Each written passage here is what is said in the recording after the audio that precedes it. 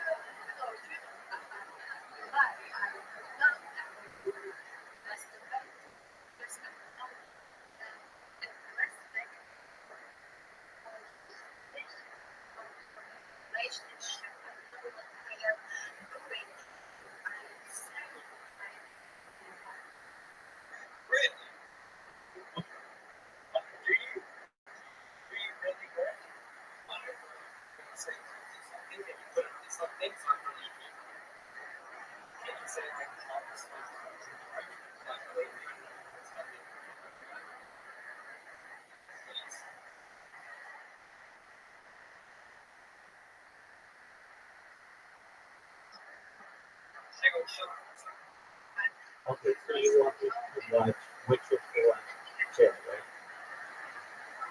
Okej, więc chcesz, żebym obejrzał zwiastun Wiedźmina, tak?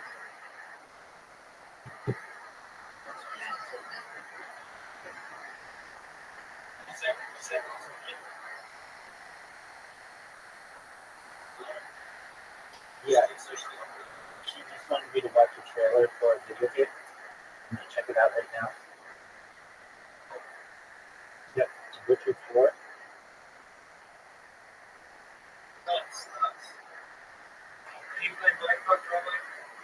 I have a Minecraft account.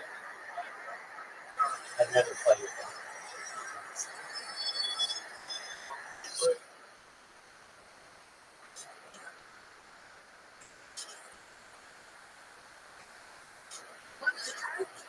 I'm watching, yeah.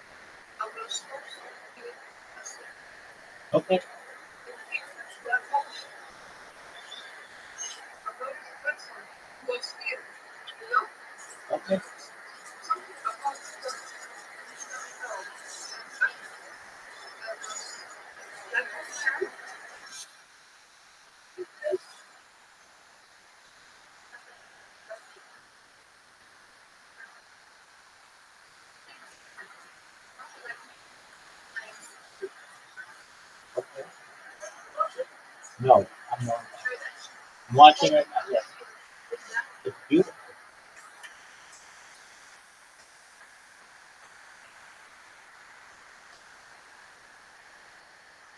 Agreed.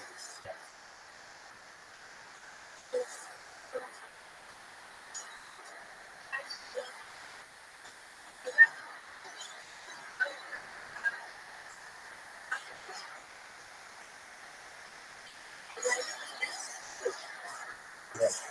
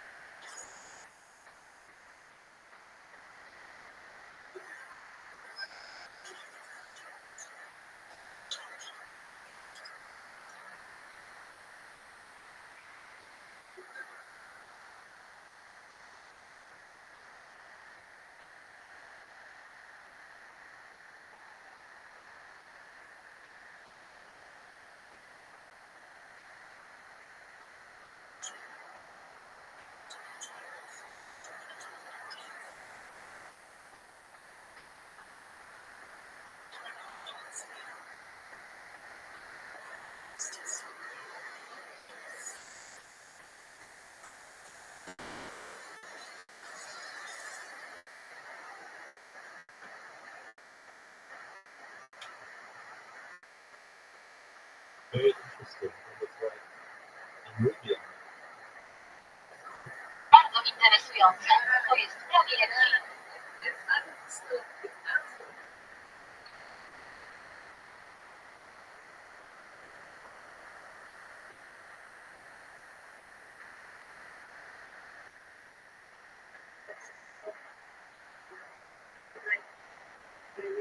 Excellent.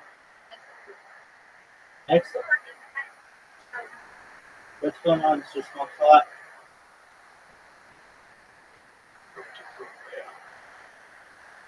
This is my friend Efrem Nasha. He is from Poland.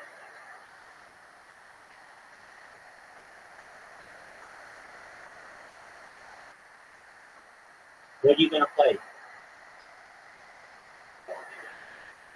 What are you gonna play? Say something about himself a lot.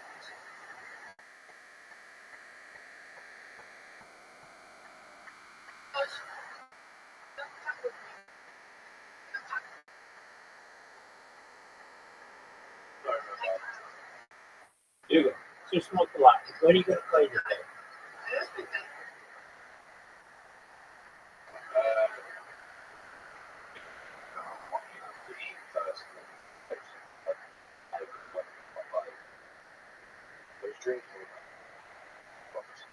What'd you drink?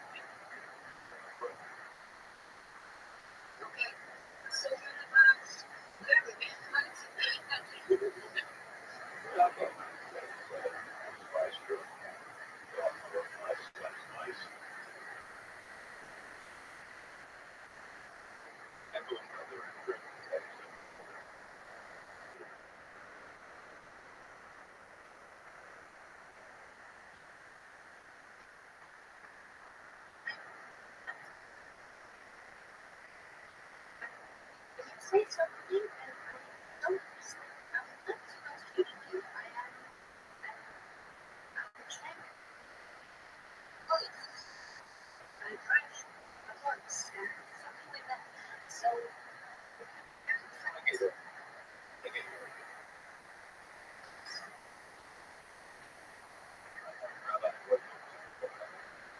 Going viral, just like every day, baby. Absolutely. With every day.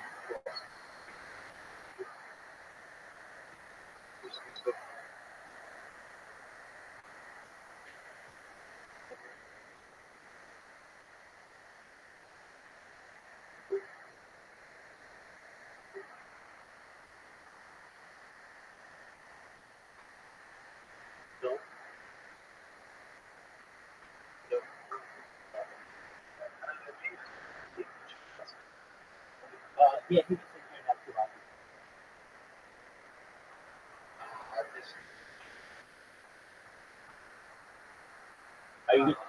Are you going to stream a game? Yes, he is. Are you going to stream a game?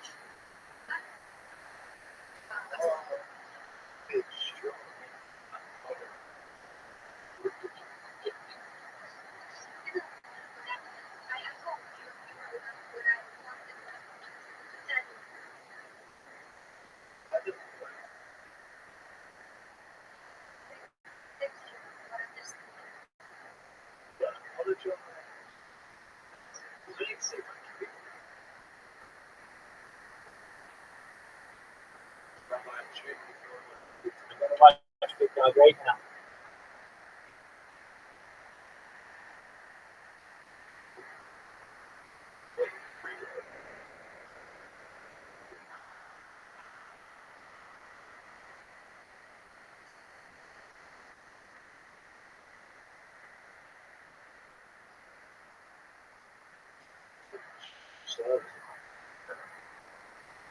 No way, really?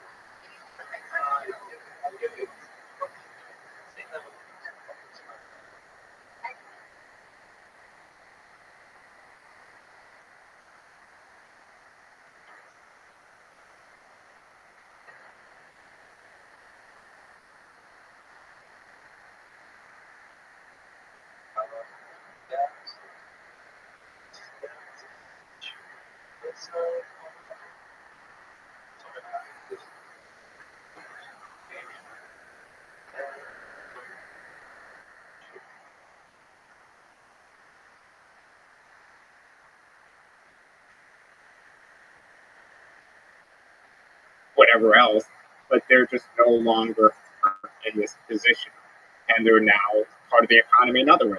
Like they'll probably be the first set of highly competent technocrats and managers and so on. They'll probably be very well compensated for their time and expertise and whatever else.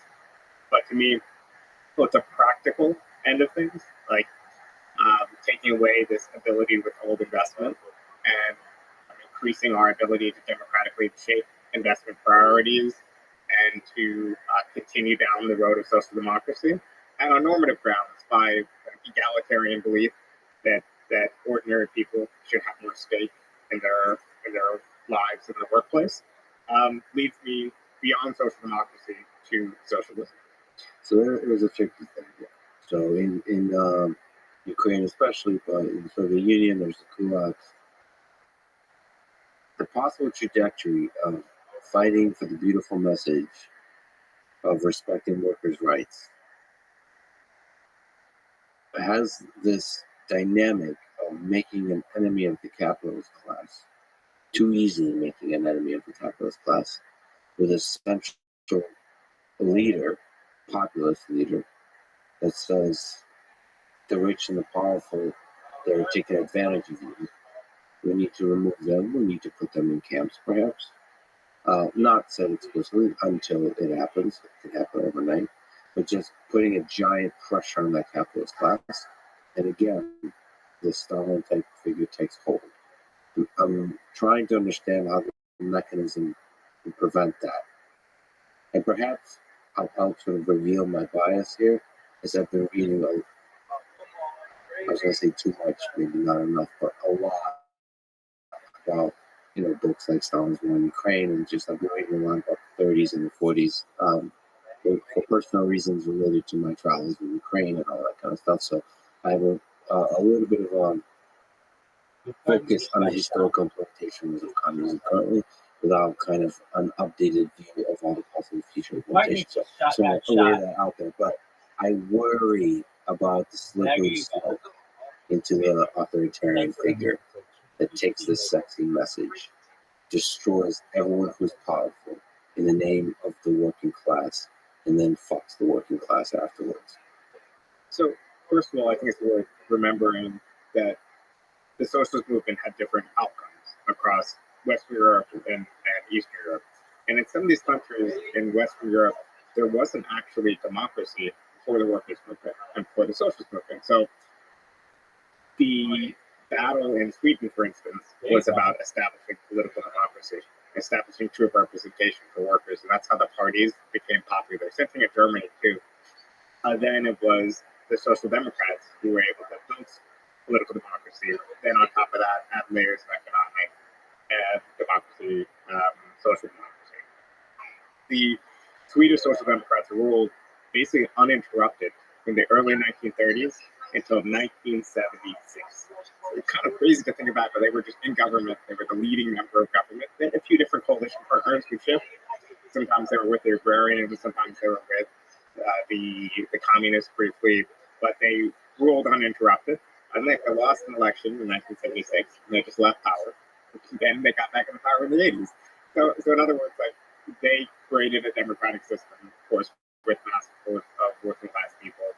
Then they truly honored the system, because when they lost power, they lost power. They let power. There's plenty of cases like that across Europe and the world and other countries like Korea and elsewhere, where the workers' movements, the most militant, the most class-centric workers, South Africa is the same way, created democratic systems. Now, Russia, I think a lot of what happened had to do with the fact that it was never a democratic country. It was ruled by a party, and the party itself was very easy to shift from a somewhat democratic party in Lenin's day to an authoritarian one in Russia. And there was no distinction then between the party and the state. So your authoritarian party then became authoritarian total control over the entirety of the state. Now, the fact that the Soviet system involved total state ownership of production meant that the authoritarianism of the party state go even deeper into the lives of ordinary people compared to other horrific dictatorships like Pinochet's Chile and so on, when maybe you could find some solace like just at home or whatever else. You didn't have the same sort of totalitarian, like control of people's lives. But I would say that socialism itself has yielded different outcomes. Now, on the question of polarization, I guess that implies that this polarization, this distinction, is a distinction that isn't real in society and that is kind of being manufactured, generated. So You mean the capitalist class and the working class, Yeah. just to clarify? Okay. So in certain populist distinctions, the division is basically arbitrary or made up. The us versus that polarization, depending who the us and who the them are. It's truly a something that's manufactured. But capitalism itself, as a system based on class division, whether you support or oppose it, I think we should acknowledge it's based on class division. That is the thing creating that polarization. Now, I think what a lot of what socialists try to do is we try to take bits of working class opposition to capitalism, to their lives, to their way they're treated at work, and so on. And yes, we do try to organize on those bases to help workers take collective action, to help them organize in political parties, and so on, to represent their interests, economic and otherwise. But the contradiction exists to begin with. And if anything, this system, which I'm proposing, democratic socialism, would be kind of a resolution of this conflict, this dilemma, this thing that has always existed since chieftain and follower and so on. We've had class divisions since the Neolithic Revolution. I think this is a democratic road out of that tension and that division of humanity to people who own and people who have nothing to give but their ability to work. So that idea is grounded in is all going all the way back to Marx, that all of human history can be told through the lens of class struggle. Is there some sense, can you still man the case that this class difference is over-exaggerated? That there's a difference, but it's not the difference of the abuser and the abused. It's more of a difference of people that were successful, people that were less successful. So I'll play devil's advocate, which is that maybe one could argue that in its purest, earliest stage, capitalism is based on a stark difference. But then since then, two things have happened.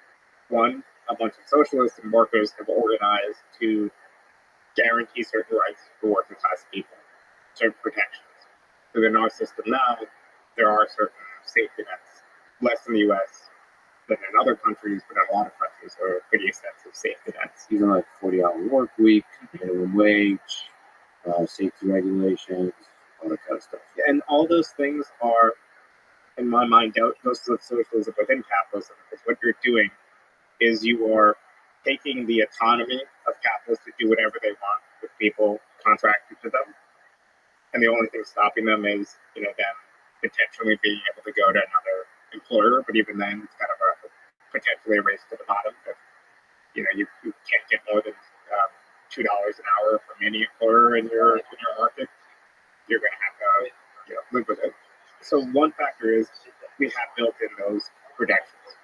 So we've taken enough socialism into capitalism that you could say that at a certain point maybe it makes a qualitative difference and not just a quantitative difference in people's lives.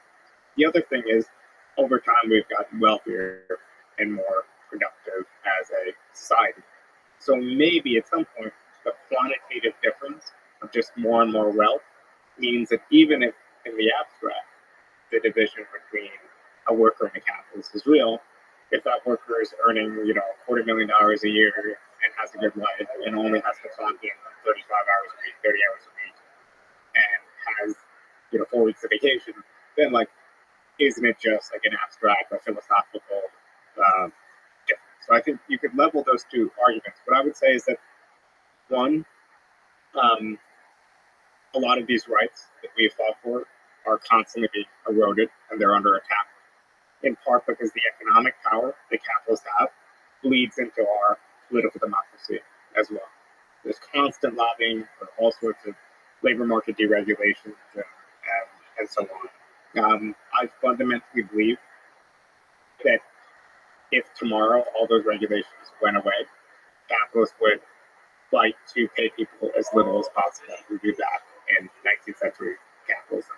And not because they're bad people, because if I'm running a firm and all of a sudden my competition is able to find a labor pool and is paying people less than me, I'm going to be undercut because I'll be able to take some of that extra savings and invest into new technology or whatever else and still gobble up my market share for them. And then also beyond that, I do think there's a normative question there, which is, do we believe that ordinary people have the capacity to be able to make certain decisions about their work? Do we believe they know more about their work than their bosses? Now, I don't think that's not true at every level, but I think there's no doubt that in workplaces, workers know how to productively do their tasks in ways that their manager might not know. I think we've all been in workplaces where we have managers who kind of don't know what you do or whatever else. And I think that collectively, if incentivized, we could have them, one, instead of hoarding that information, since they're getting a stake in production and so on, they'd be able to more freely share it and be able to reshape how their day-to-day work happens. And also with elected managers, you kind of kicked it up the chain. I think you have perfectly efficient market-based firms that could exist without capitalists. So there's a lot of things to say. Maybe within just very low level question of if the workers are running the show, there's a brutal truth. The fact that some people are better, and the workers know this. It's the Steve Jobs A players. You want to have all the A players in the room. Because one B player can poison the pool. Because then everybody gets demotivated by the nature of that lack of excellence and competence. This is just to take a crude devil's advocate perspective. Are the workers going to be able to remove the incompetence from the pool? In the goal towards the mission of succeeding as a collective. So I think that any successful model of socialism that involves the market, you need two things. One is at the micro level, you need the ability to fire people and for them to exit firms, which might be a slower process in cooperative-based firms than it is in a capitalist firm without a union.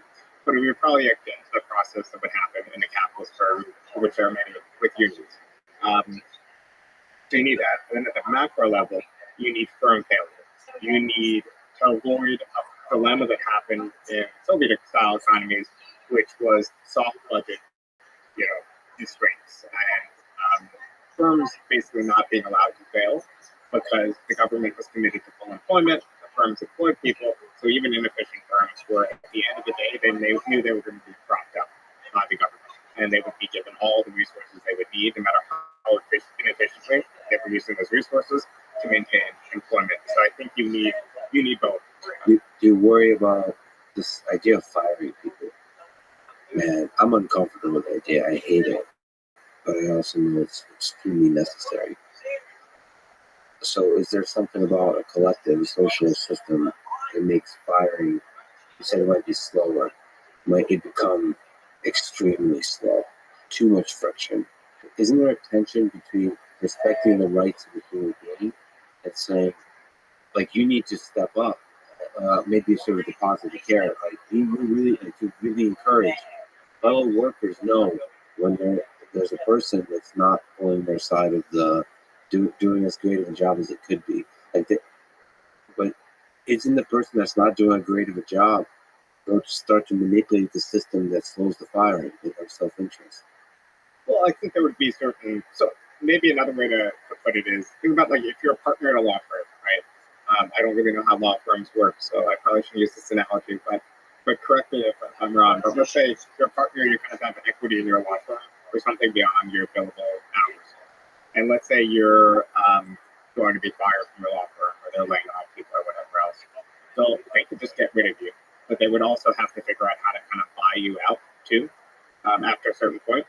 Well, I think that like in a cooperative firm, you probably have a system where you, after a certain point of working productively, you probably have a period where you get fired really quickly, no matter what. But once your job security kicks in, you would be able to, it would be a process. It would probably be like, a day or two process to figure it out. Or maybe a progressive discipline process, which is first you have to get a verbal feedback, and then maybe a written performance review, and then you could be fired. I mean, that's how it works in a lot of workplaces with either unions or with just basic job security. In most countries, that's how it works, because there's not at will employment in most countries. So I think that the real tension is if you fire someone, if you're condemning them to destitution, then morally you really feel something there, as you should as a human being concerned about other people. But in a social system or even basic social democratic system, there would be mechanisms to take care of that person. So one, if a firm is failing for any reason, they're getting out compete or whatever else, those workers would then land in the hands, just for a little bit, of the state, right?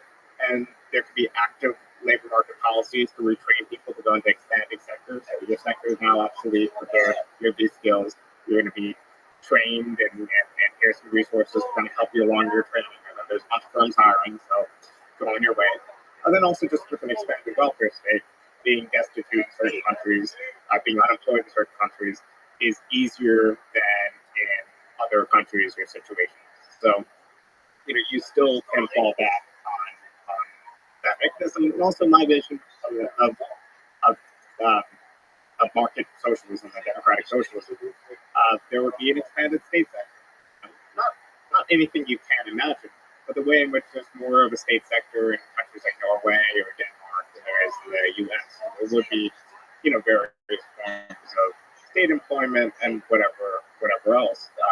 So, I think that the real question is, should being bad at your job or getting fired for any reason or getting laid off, should that be a cause to have you, totally lose your shirt? Or maybe should you just have to rebound? Maybe you have less money for consumption or whatever else, and you'll be on your way onto bigger and better things, in a few months. So a strong social net in many ways make it more efficient to fire people who are not good at their job, because then they won't be that won't actually significantly damage their quality of life. They have a chance to find a job at which they can flourish. Sure.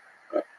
To step out into the macro, there's a tension here as well. So he said that there's inequality between the classes, the capitalist class and the working class. And so there's a lot of ways, you maybe correct me on the numbers, but you could say that the top 1% of Americans have more wealth than the bottom 50%. That's not talking about perhaps capitalist class and the working class, but it's a good sort of estimate, right? The flip side of that, if you just look at countries that have more economic freedom versus less economic freedom, more capitalism versus less capitalism, their GDP seems to be significantly higher. And so at the local level, you might say that there's an inequality. If you look historically over decades, it seems like the more capitalism there is, the higher the GDP grows, and therefore the level of the quality of life and the basic income, basically wealth, the average, including the working class, goes up over time. And you see like both sides. So I can definitely accept some of that premise. One, within capitalism, right, you want a bigger pie. And then if you divide up that pie, you'll, even if the bottom 10% of the working class share, let's say, is less as a percentage, it's still more in raw terms. So it's better for everyone. The part that I would dispute is more economic freedom versus less economic freedom. So there's obviously some countries in which capitalism doesn't work, and maybe economic freedom plays a role. Like if you're in a country like Egypt or India with a previously highly bureaucratic system to get licenses to do anything and run things through the state, or you need to bribe someone to get a corporation done or whatever else. And that's the case in which I would accept the premise of, okay, economic freedom to take entrepreneurial risk, to start something new is limited. There's all sorts of factors in which it's too difficult to start a firm, and it benefits no one really, except for whatever bureaucracy might be taking their 15% cut. But in general, I think in advanced economies, it doesn't really work that way. So think about it this way. If you're pretend like we're back, I'm sorry to go to Scandinavia again, but this is a good example. Let's say you're back in the 1970s in Scandinavia or whatever else. You're in a country with extremely powerful unions. So the unions have a lot of labor rights. The state has certain high taxation, certain guarantees on you too. But you're a capitalist there. Now, what would you do if your capitalist competitors in the U.S. were able to pay workers $10 an hour, and you have to pay them $20? You would probably, and assuming you can't just flee or shut down or whatever else, you'd probably find ways to use labor-saving technology. Right? That power of the high wages might encourage you to invest more in technology and to utilize people's times better, so they're more productive at work, so they're not just like sitting around or whatever else.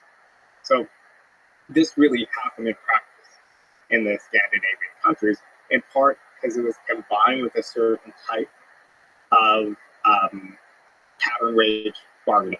So I'll explain this really simply, but let's pretend that you're in a sector with 3 different companies. Let's say an automotive sector, and I'll just say one is GM, one is Ford, one is Chrysler. Now, all these workers in your sector are all unionized. They're all Swedish UAW, whatever the equivalent is, members.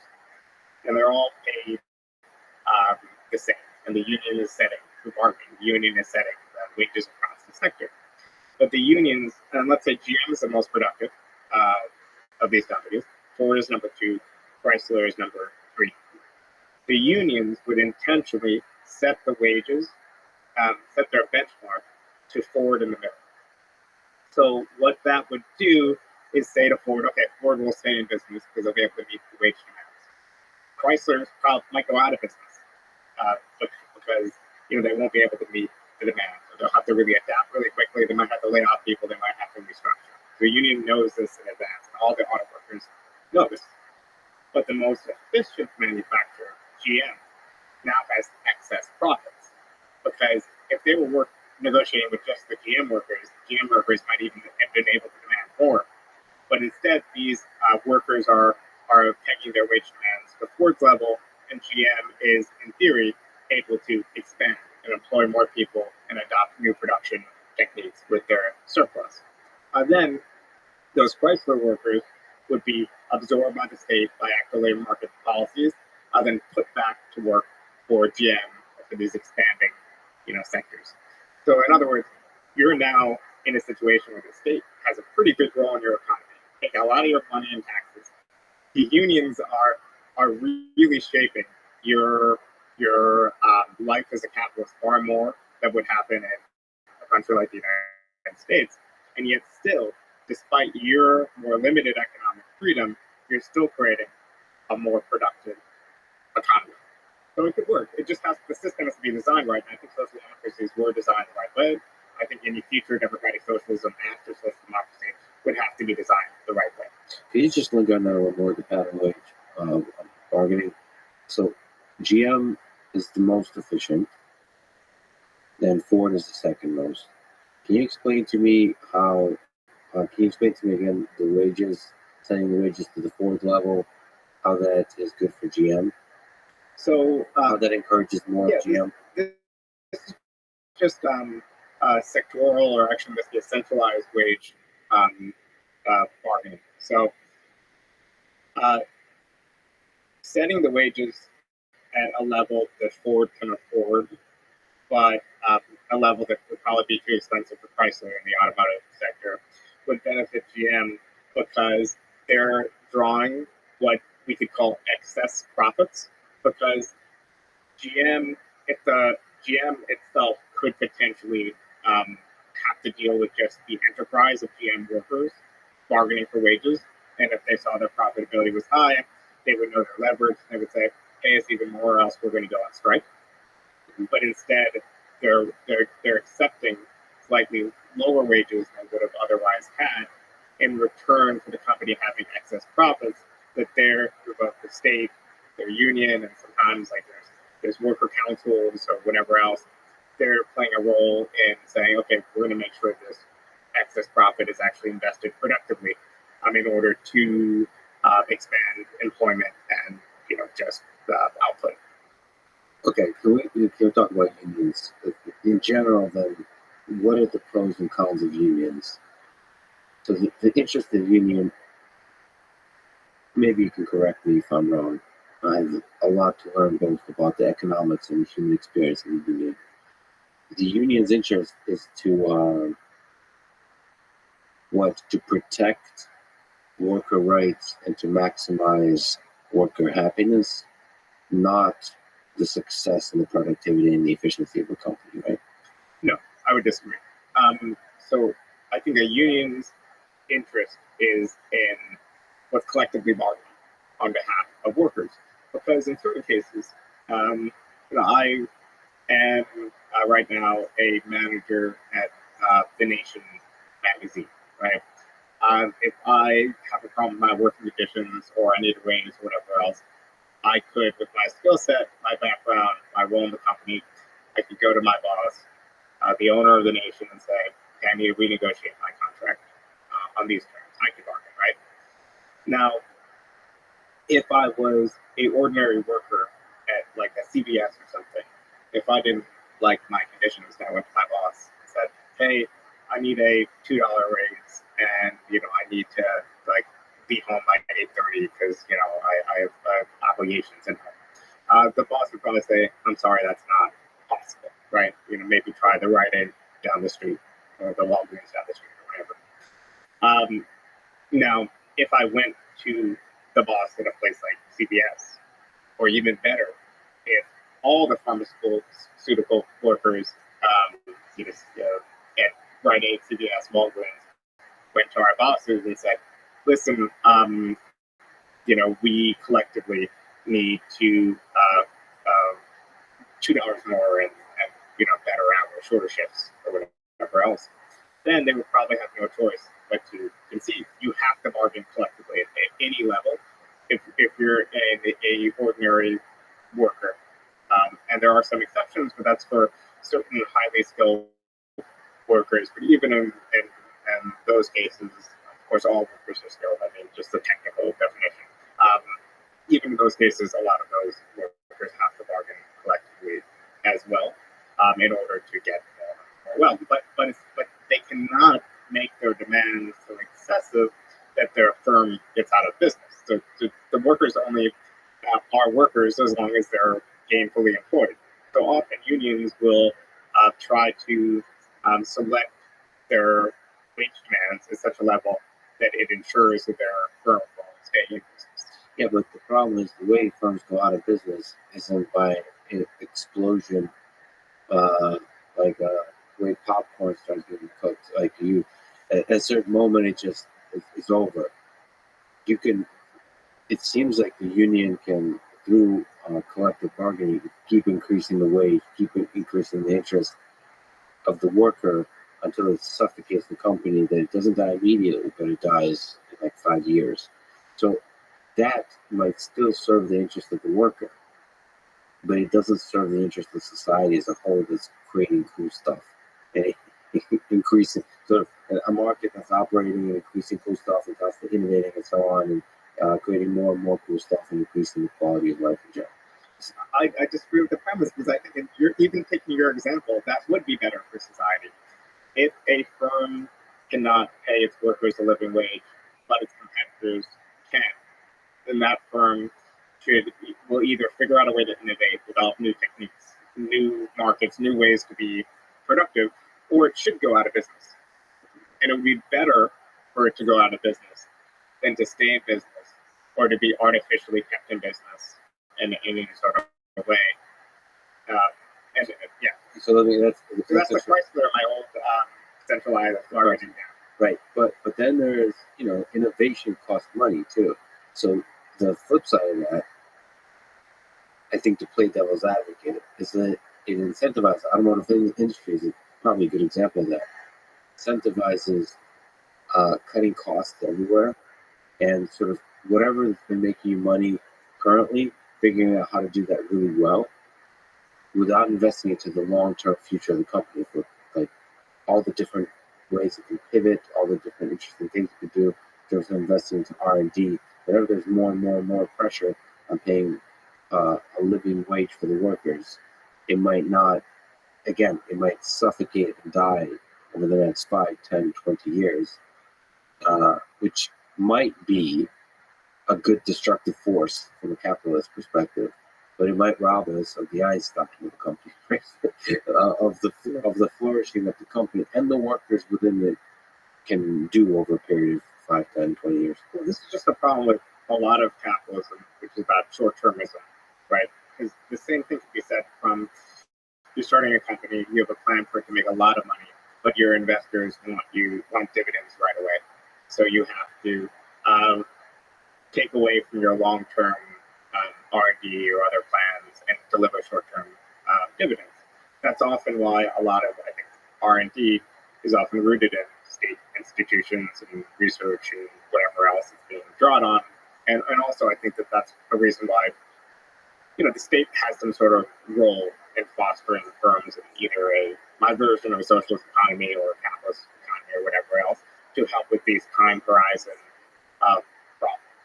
So I won't dispute that workers could play a role, wage demands could play a role in time horizon problems, but more often than that, it's coming from investors, it's coming from just a host of other market pressures that people might have. And I would say that in the real world, a lot of investment funds don't come from just retained earnings. It comes from a lot of sources. So I think this is a problem that could be solved through public policy, but definitely exists today as well. So you mentioned living wage. Is there a tension between a living wage? Maybe you could speak to what a living wage means, and the workers owning all of the profit of the company. Sort of this kind of spectrum. No, I guess the spectrum is from like no minimum wage, the lowest possible thing you could pay to the worker. Then somewhere in that spectrum is a living wage, and then at the top is like all of the profit of the company owned by the workers. So split to the workers. I mean, I think that any society is going to have to make distributional choices. You could have imagined a variety of capitalism in which workers are paid quite little, but there's extremely high taxation, and there's redistribution after the fact. You can imagine a system in which there's less taxation after the fact, but there's more guarantees and regulations of how much people are paid before the fact. In my vision of a socialist society, there would be similar way that unions work, and my example, centralized bargaining unions would work, that bargain at the sectoral level and not just at the enterprise level, like our unions do today. There could be benchmarks set for different occupations or wages. And the reason why you would want a benchmark at a worker-controlled firm is that you don't want workers self-exploiting themselves in order to gobble up market share, or because you don't want them collectively deciding, okay, we're going to invest in this longer-term time horizon and outcompete other people that way. They might say, okay, if you do this sort of clerical work, you have to be paid the equivalent of $15 an hour. That's the minimum. But on top of that, you get dividends from excess profits. And I think it would also have to be combined with public financing for expansions and for development, which could be done in quite a competitive way. So you could have a variety of banks. My vision, state-owned banks. But how would they decide who to invest in and who to not invest in, who to give a loan for expansion to and who not to? Because you don't want it to be like, oh, I'm going to invest in my nephew's firm and not this other firm, or I'm going to invest in this guy's firm because he's Italian, but not this guy's firm because he's Albanian, or whatever else. Just make it rational at the level of their goal is just like any other investment person at a bank today, to maintain a certain risk profile and to have an interest yield, and decide to invest on that basis. So if there's a huge automotive firm that's been in business for 50 years that needs a little operating cash, they could get their $50 million at 3% loan. If you have some crazy blue sky idea and you manage to get it to that point, maybe you and your friends would get it at 12% or something close to what a VC would offer today. So I only kind of go into these details not because to say that a system doesn't have to, in advance, map out all the different possibilities, but I think it does have to be willing to accept a lot of things that we know today. I can't give you a version of socialism that's everything's going to be fine, we're going to live harmoniously, and we won't have these sort of tensions, and you could hunt in the evening and fish in the afternoon and write criticism, or whatever else.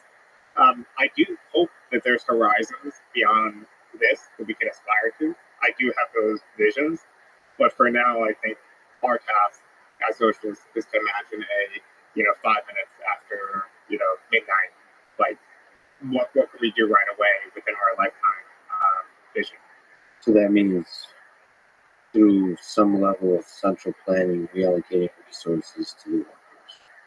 So I think the primary mechanism in this private sector under socialism would be a market mechanism, firms competing against each other to expand, connected to a system of public financing. But even at that level, the individual bankers and public banks and so on will be operating based on their own rationality, and the state would certainly shape investment decisions, but maybe no more than they do in a lot of capitalist systems. So the state already today, in a lot of countries, decide, we want to invest in green technology, so it's going to be favorable rates for people or tax credits for people investing in green technology. So the state already shapes investment. I think what should be centrally planned, and this is where I'm proud to sound like an old school socialist, is things like healthcare, things like transit, things like our natural monopolies of lots of types. I think can be done very well through planning. We already have plenty of examples, but a lot of this society, I think, would be the private sphere of worker-controlled cooperatives competing against each other, weak firms failing, successful firms expanding. And the banks, you're saying publicly or privately owned? Publicly owned. Let's just put it all on the table that it's almost guaranteed that every system has corruption. So I guess the bigger question is, which system has more corruption? This one with central planning and worker cooperatives versus unfettered capitalism, or any flavor of capitalism. I think any system has potential for corruption. I think it depends on how good your civil service is, how much oversight do you have to resolve a problem once it arises. How does corruption happen in a social system? So you have to, again, I apologize, but the large scale examples, so we can look at Soviet Union, China, and Sweden are fundamentally different nations and histories and peoples and economic systems and political systems, but all could be called in part socialist. And so there's a ridiculous almost caricature of corruption in the Soviet system, the gigantic bureaucracy that's built, where somehow corruption seeps in through kind of dispersion of responsibility, that nobody's really responsible for the corruption. I just had a conversation with El Calderon, who fought the cartels in Mexico, and there was a huge amount of corruption in Mexico, but it's not like even seen as corruption. You understand when a cop pulls you over, you get this money, and so on. And so that kind of seems to happen in certain systems, and it seems to have happened in socialist systems more than in capitalist systems in the 20th century. Or maybe I'm wrong on that. No, I mean, I think in a lot of countries it's seen as the cost of doing business, right? Now, in particular countries built on a system of central planning, where the state allocation of resources, where the state what produces and allocates, and things run through bureaucracies, then I think you're much more apt to have corruption than in a system with just a smaller sphere for the state. So, for example, if you're in a hypothetical version of the U.S., you might see a lot more corruption like the post office, but you wouldn't have that corruption in your workplace, so you kind of learn to go around that. For one thing, even in state sectors, you can have, and this often is the case in democratic countries, you have a transparent civil service where people who are corrupt are prosecuted by judges, where it's frowned upon, and it just, over time, it goes away.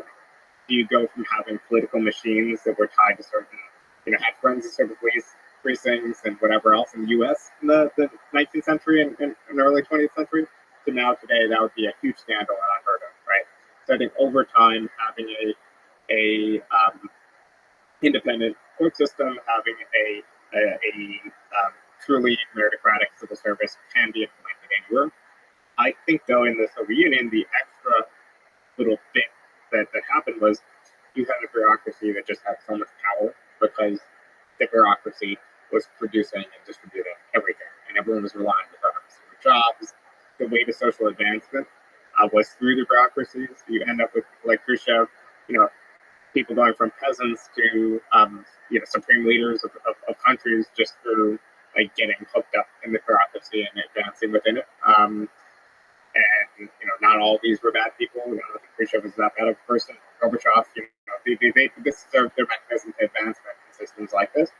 In the vision of democratic socialism that I propose, the state doesn't have that overriding power to begin with. But I think in either case, corruption has arose in many different systems and has been successfully dealt with.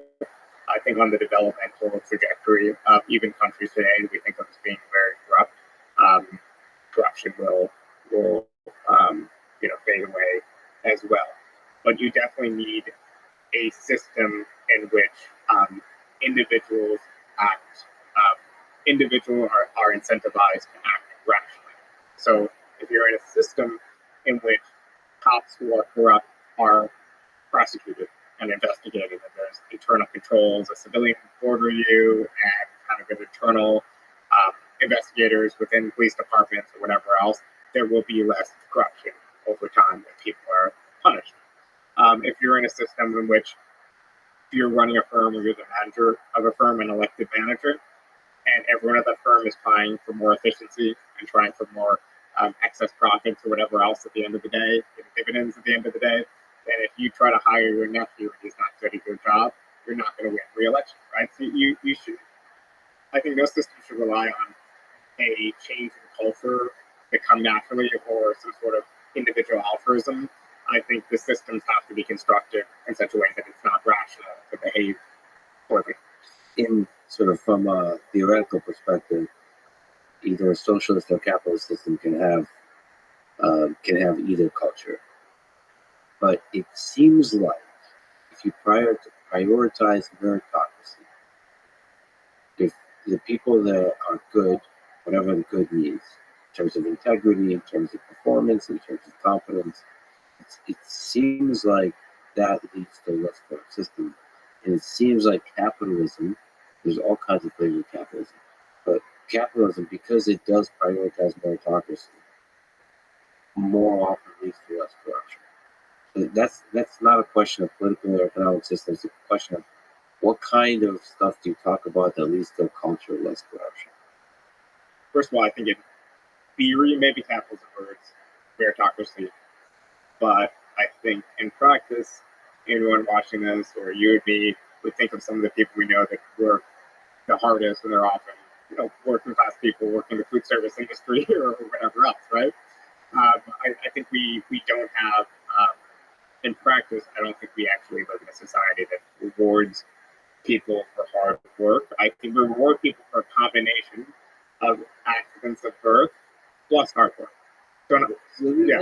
Let me push back because, yes, so I agree with you, but let me push back on a subtle point because I like to draw a difference between hard work and meritocracy. Because as a person who works really hard, like I work crazy hard, but I've also worked with a lot of people that are just much better. The hard work does not equal skill, good, productive. I just want to kind of draw that distinction. But I agree with you. I don't think our society rewards directly hard work or even high skill. There's many examples, at least we can see, that it does not do so. So we have an unequal distribution of talent, of course. So if we lived in a society in which there was some level of acceptable inequality, and it's a normative kind of the question of how much we would say is acceptable, right? And that inequality was based on this unequal distribution of talent, then I think that would be fine with me, right? That would actually be a meritocracy. What I see in the U.S. is often, okay, so if you are a upper middle class or rich kid and you get a good education, K through 12, out of those people, there will be some that work extra hard and go on to do incredible things or are very successful.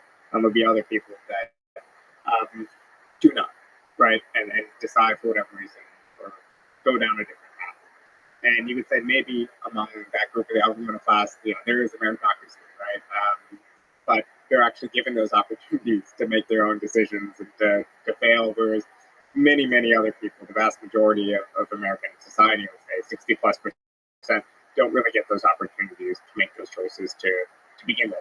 And I would aspire to the type of world, at least as a first step, in which our only inequalities are based on our unequal innate distribution of talent. Yeah, I guess a lot of people worry that when you have a socialist in any degree central planning, or perhaps a collective of workers, that it won't result in that kind of meritocracy that you're talking about. But you're saying that no, it's possible to have that kind of meritocracy. Think about it this way: the workers themselves are incentivized and are shaped by market forces too, right? They're trying to respond to consumer needs and preferences. They're trying to expand market share. They're trying to make money. So it requires no kind of leap into these people are going to be more altruistic or whatever else, even on purely bourgeois terms, the same way you would maybe justify competitive capitalist firms. I think you would justify this system as long as you think that people elected management would perform just as well. I think based on the experiences of cooperatives, we've seen that they can. And then at the state level, state bureaucracies have their own sort of sets of incentives. But in most systems that already have extensive state bureaucracies, these people at high levels are appointed or elected. They're held to certain standards.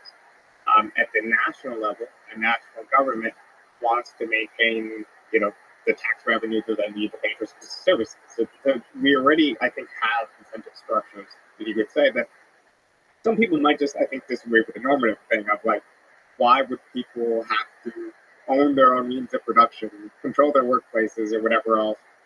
Why do we need this level of equality? Can't we just get by with our existing system, but just like make things a little bit easier for capitalists to make money and enable them to benefit, whatever else? I mean, that's a normative question.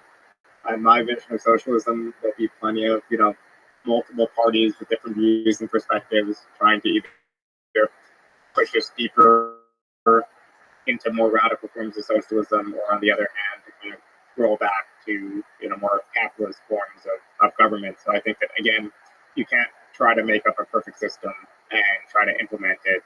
You have to, do it as a process democratically and so on.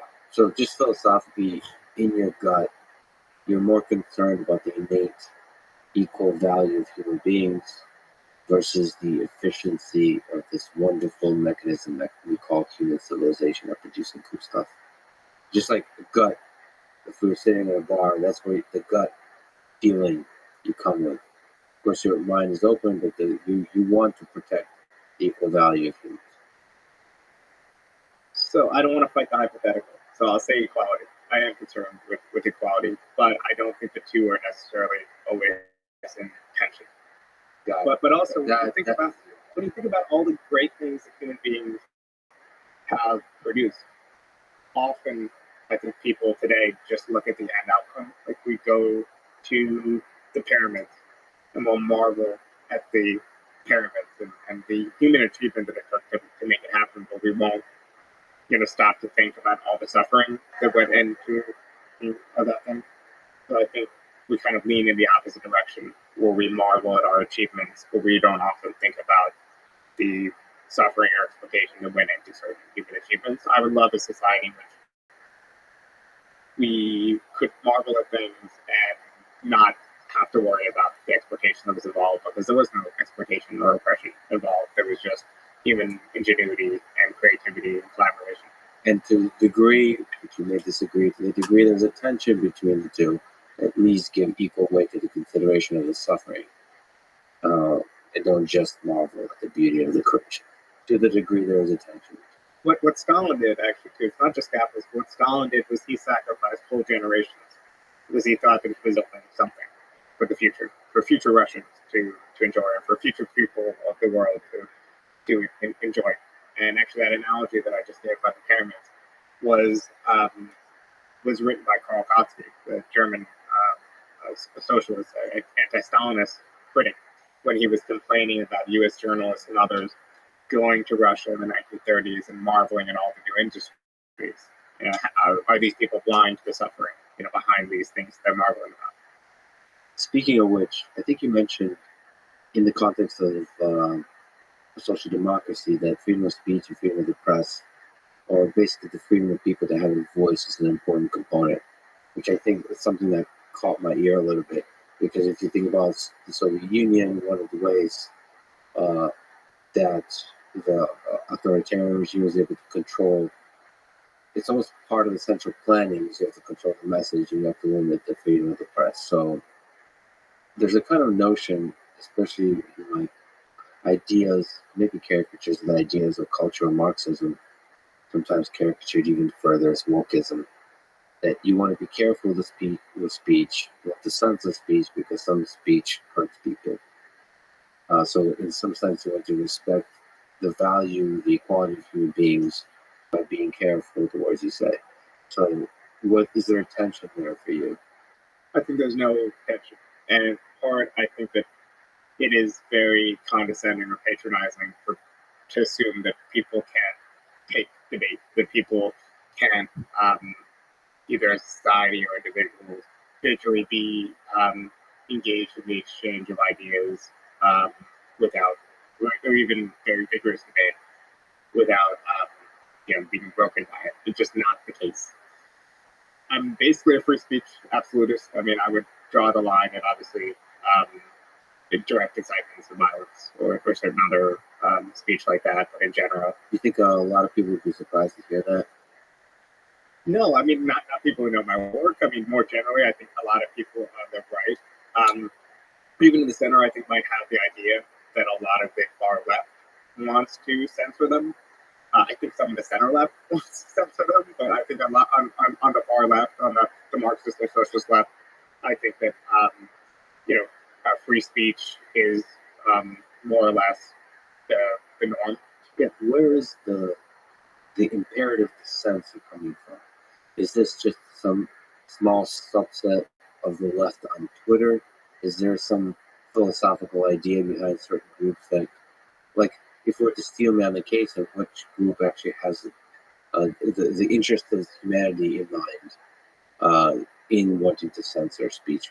I think we might need to just take it case by case, for example, by example. Because honestly, I would have to think about a particular case. But let's just say generally that a lot of American liberalism rightly sees the revolution around the civil rights and later the extension of this rights revolution for gay rights and so on as being a very positive achievement for the last half century, and I completely agree.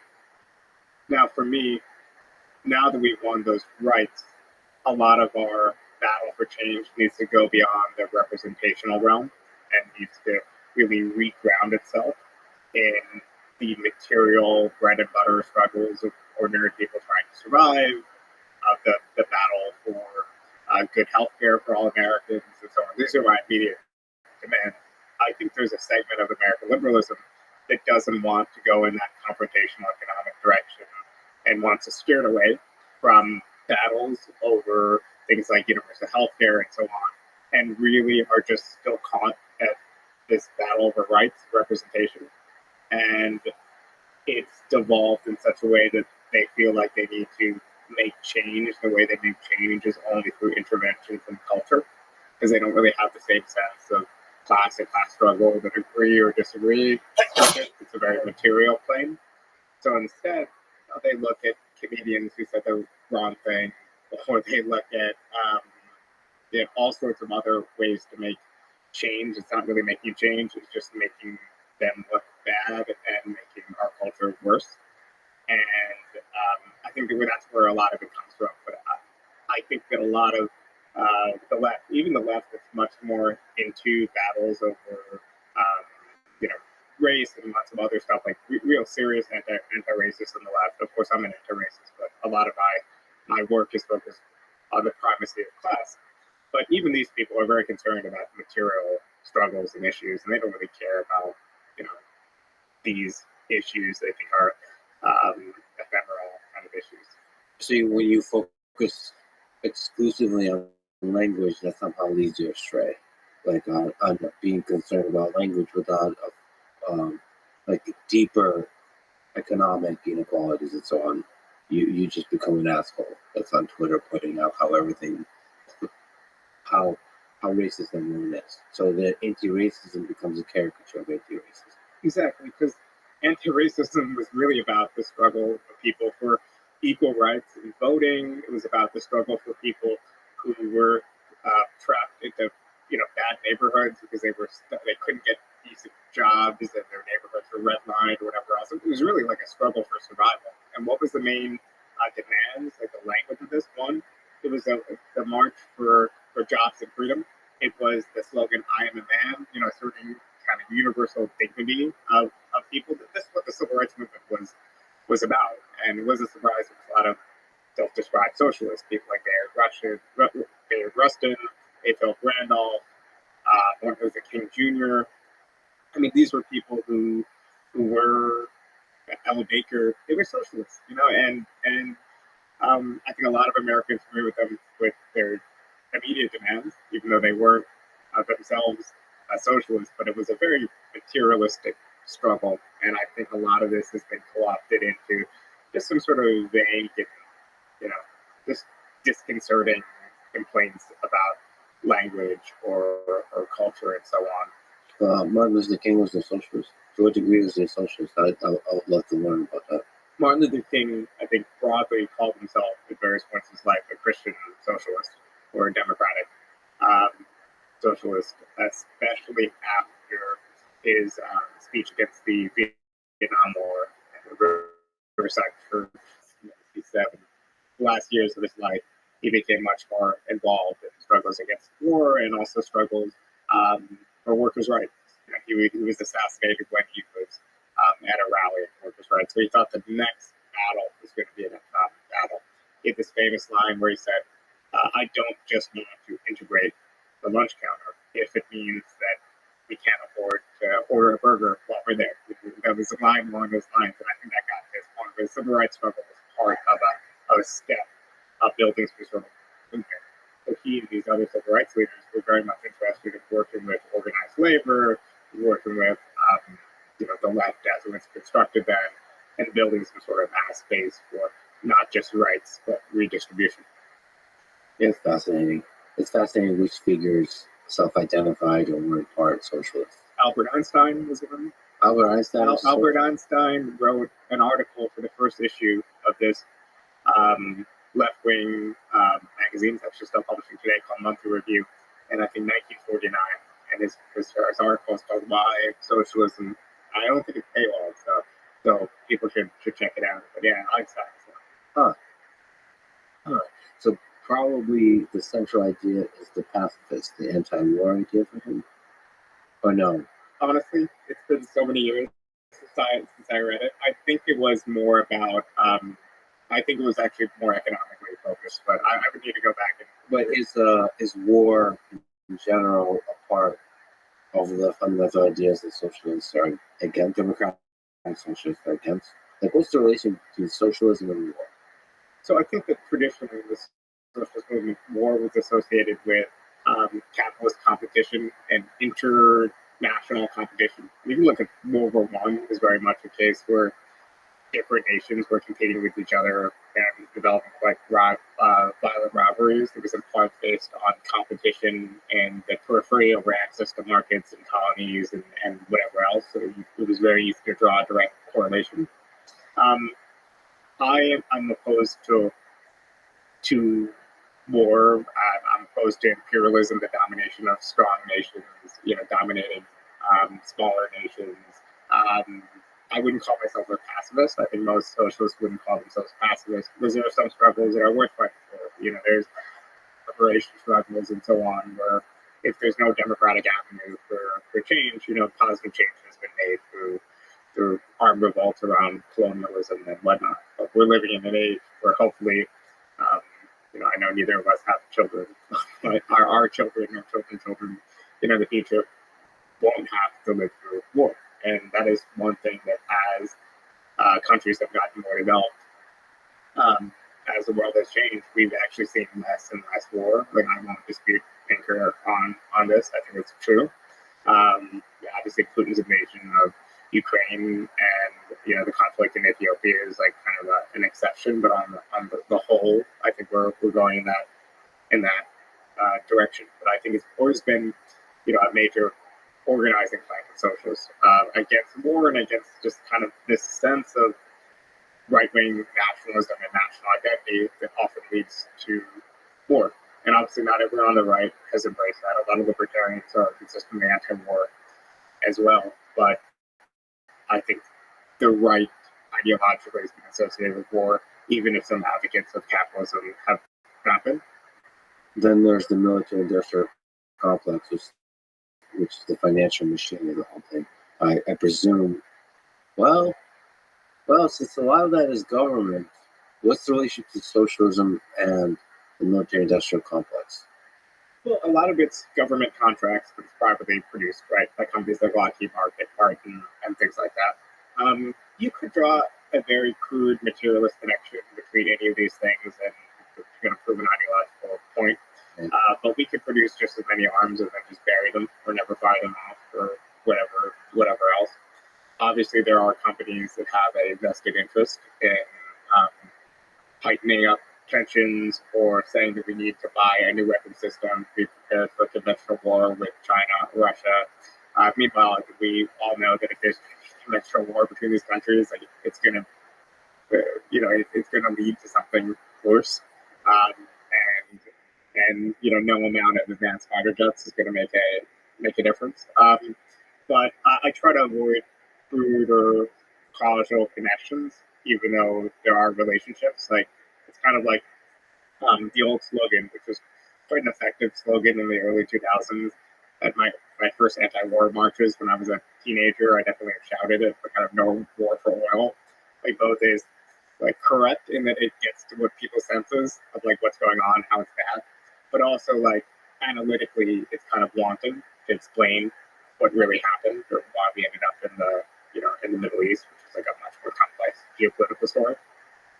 Yeah, and it is a story of geopolitics. It's perhaps less a story of capitalism or socialism. It's a story. It's a geopolitical story that I think actually operates outside of the economic system of the individual nations. It has to do more with, honestly, in part, egos of leaders, and And there's a international battle for resources, but surely there's alternatives. Yeah, definitely. And I think that part of what being a socialist is about dreaming in the long term about a different sort of world without, in my mind, needless divisions of people into nations with standing armies. You know, I'm sure we'll still have pride about where we're from, and there'll still be distinctive cultural features and so on about where we're from. We definitely would, at least for the foreseeable future, be divided into places as like administrative units. But the idea that there should be a Mexican army and an American army and a Russian army and a Ukrainian army is just on the face of it. I think in the long run would be seen as ridiculous. Just like we see it as ridiculous today, looking back at the idea that, you know, a lord from London would, you know, be engaged in civil strife with a lord from like Liverpool and a bunch of peasants would die. You know, just kind of on the face of it, just seems kind of ridiculous. These different places would have their own banners and lords and armies. And I think in the long run, you might have to zoom out 1,000 years, but in the long run, people will say the same about nation states and standing armies and battles over, you know, specks of dirt that mean nothing in a cosmic sense.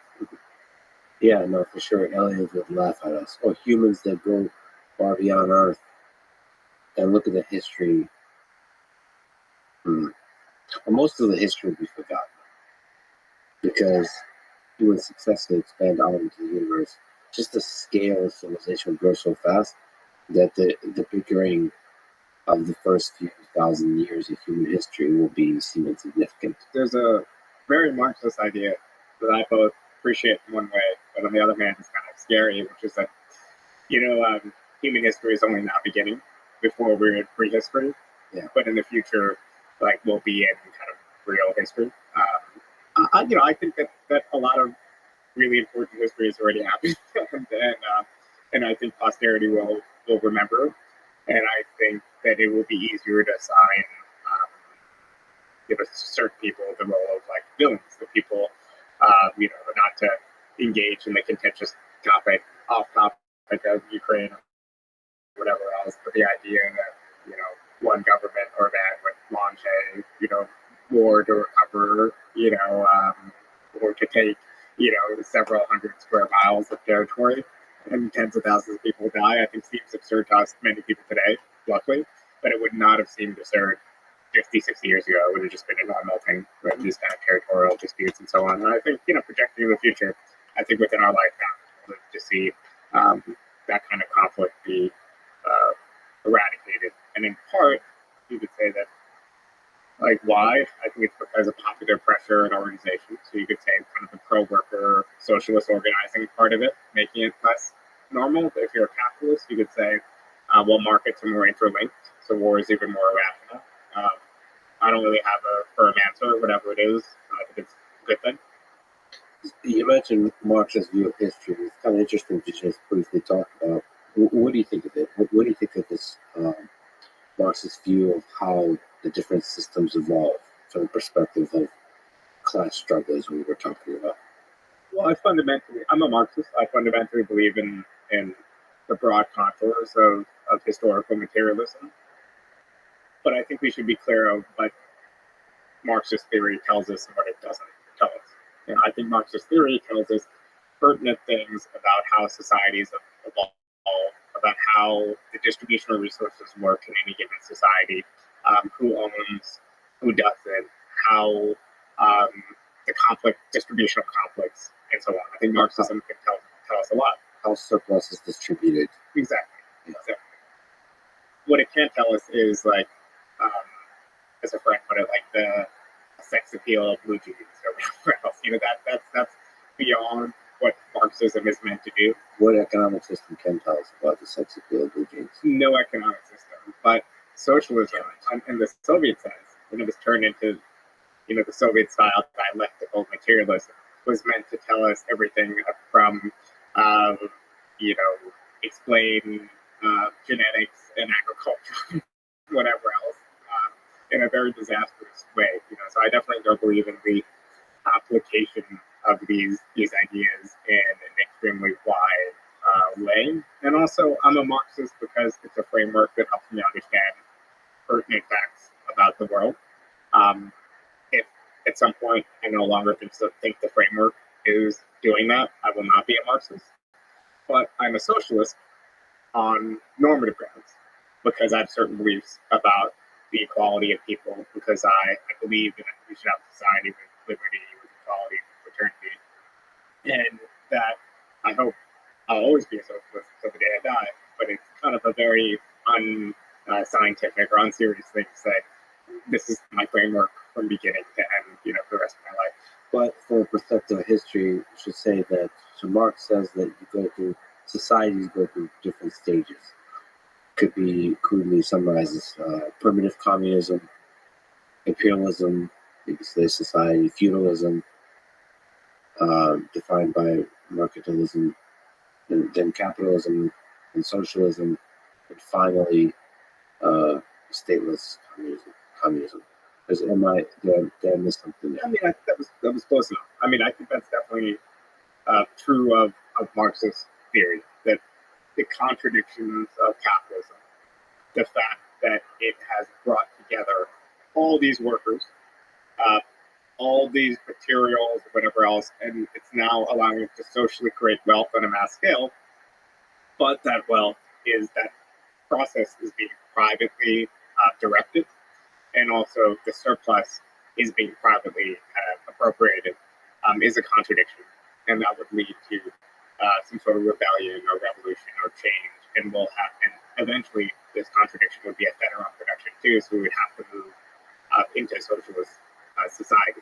But actually, just to backtrack, so in terms of contradiction, so it starts when we're in the village, hunter-gatherers. That's what we call primitive communism, where everyone's kind of equal. It's kind of a collective, right? All right, maybe you can just let me hold on a second. And then inequalities form of different flavors. So that's what imperialism is one dude rises to the top and has some control, different flavor. That's what feudalism would, where you have one dude at the top, and you have merchants doing some trading and so on. And then that leads to capitalism. You have private ownership of companies, and they result in some kind of class inequality. And eventually that results in a revolution that says, no, this inequality is not okay, it's not natural, it doesn't respect the value of human beings, and therefore it goes to socialism, where there is, under Marx's view, I guess, some role for the state. The state is doing some redistribution, and then the pure communism at the end is when it's, it's a collective where there's no state centralized power. So This part of that as well. no, I think in broadly, the Marxist theory of history is about different modes of production that exist at various times, based on material conditions. So in the early times of this theory, there was not much surplus being generated, right? And there was generally egalitarian societies. Then, as we became agricultural, as society developed, there was more surplus being produced. Then there was a group of people, the ruling classes of their age, that controlled and distributed that controlled that division of labor and appropriated more of that surplus for themselves. And they weren't involved in productive labor. In early primitive society, everybody's involved in productive labor. Later on, you had castes of priests who did nothing but kind of pray and write and kind of lecture people, right? And you had kings and rulers, bureaucrats, traders, and so on. You have a more complex division of labor, but also more inequity deriving out of that.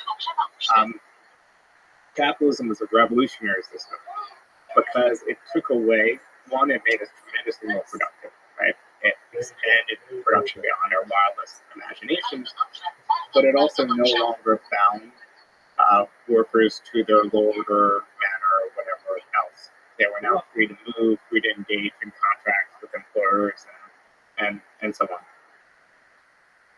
on. But even though workers were not producing all this tremendous wealth, and even though productive forces had been matured in such a way, they were ultimately taken away from all the wealth they were creating. They got some of it back. They were in wealthy societies, but they were all there collectively together producing this wealth, and that was a potent force. So Marx theorized that would lead to a revolutionary change in a socialist direction. I think, in fact, what we saw was that, yes, workers are dependent on capitalists are dependent on workers, but the dependency is obviously symmetrical in the sense that workers are also dependent on capitalists. But in fact, it's an asymmetrical dependency in that ordinary workers need their jobs more than capitalists need the contribution of individual workers.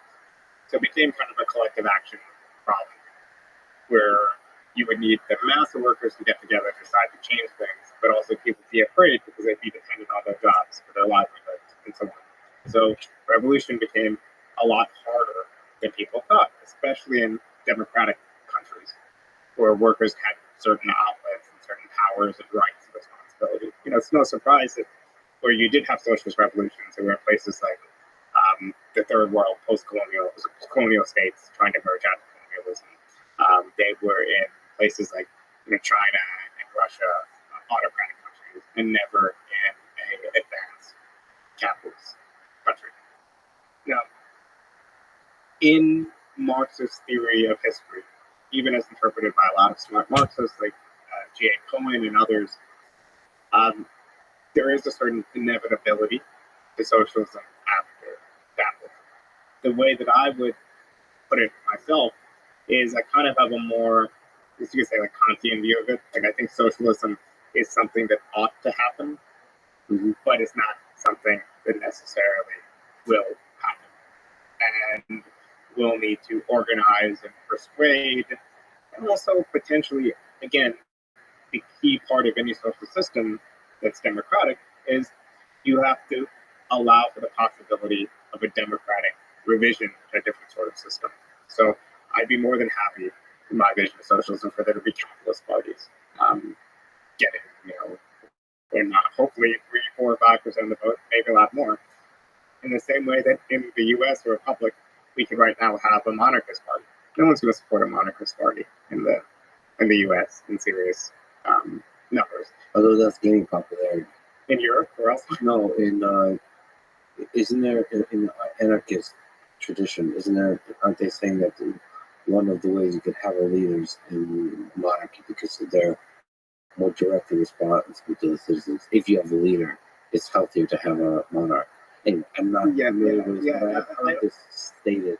In the left-wing anarchist traditions, like anarcho-syndicalism or whatever else, their slogan is kind of no kings, no gods, no masters or whatever, so no bosses. So they definitely would not agree with that, but I'm not familiar enough. Anarchism runs a gamut from left to right in interesting. I'll have to ask about I'll have to ask about that. But yeah, okay. So you don't believe Marxist theory of history in the sense that every stage is a natural consequence of every other stage. Of course, you would predict that somebody like you must exist in order for those stages to go from one to the next, because you have to believe ought in order for action to be taken to inspire the populace to take actions. So, two things. One is I do broadly believe in Marxist theory of history because it's just explaining how productive forces develop, the relations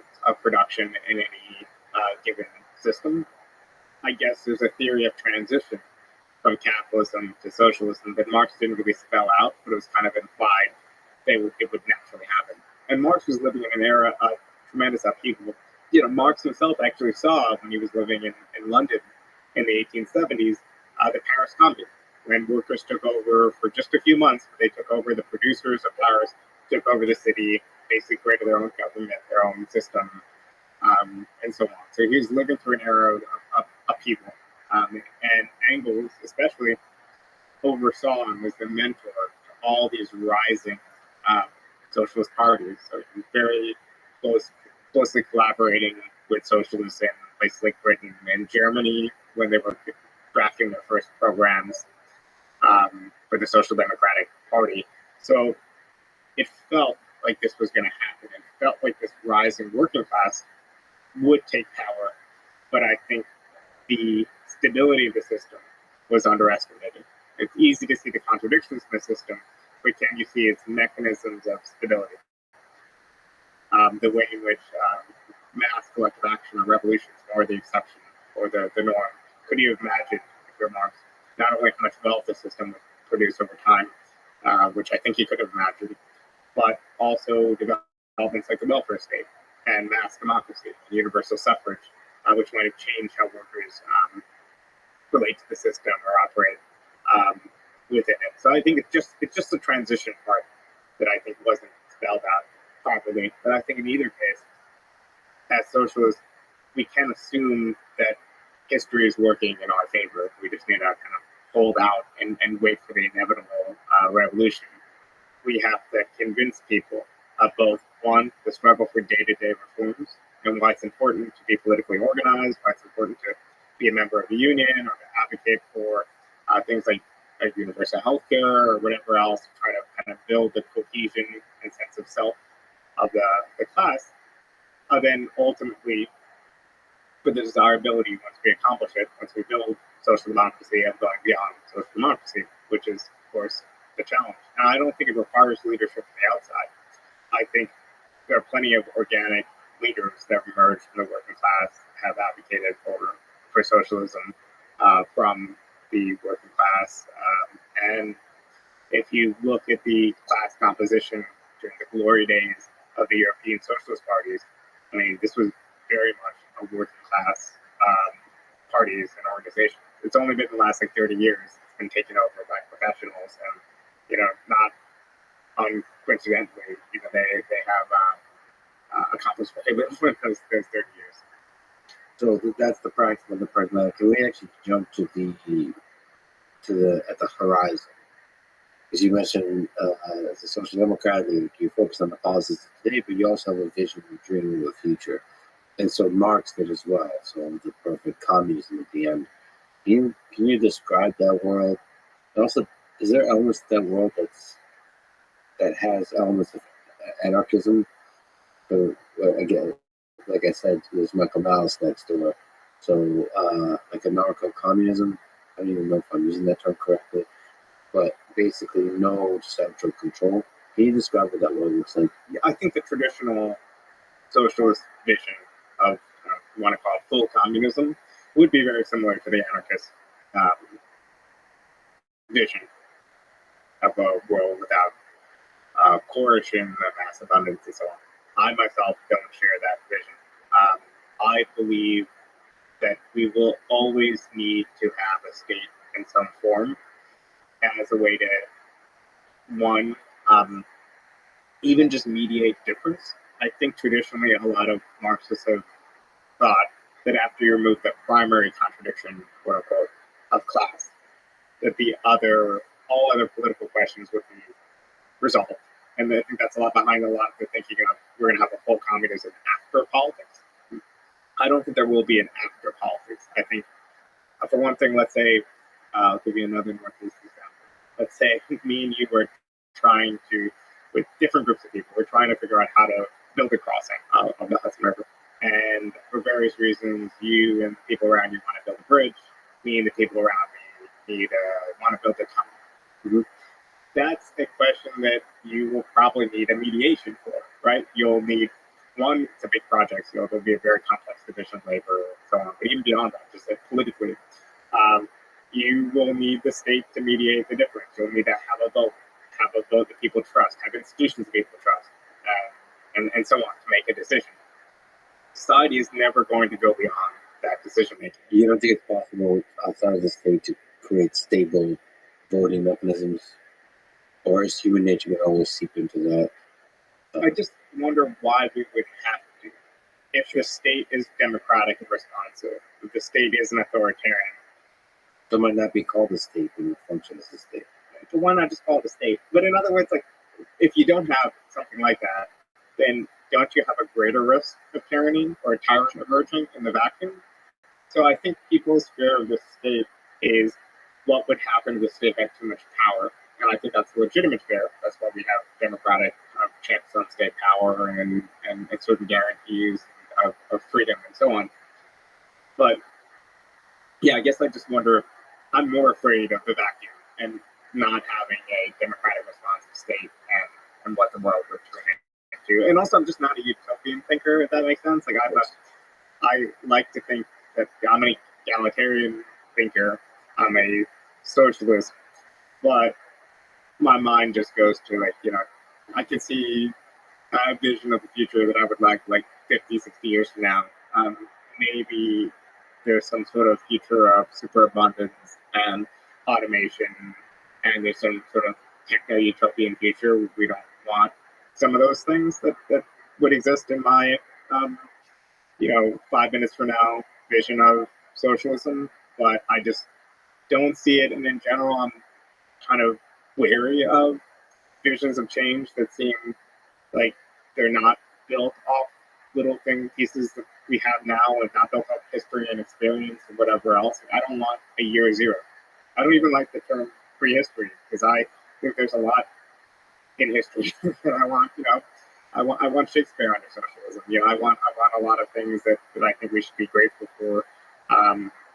There's a part of tradition that I think that exists that's hierarchical and exploitative and whatever else. But there's another part of tradition that's our sense of place and belonging and our connection with the past and hopefully the future. And I want to keep that.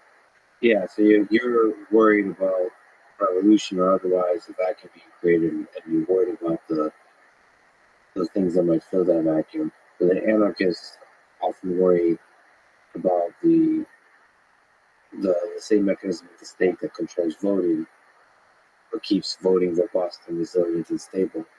The same mechanism also having a monopoly of violence.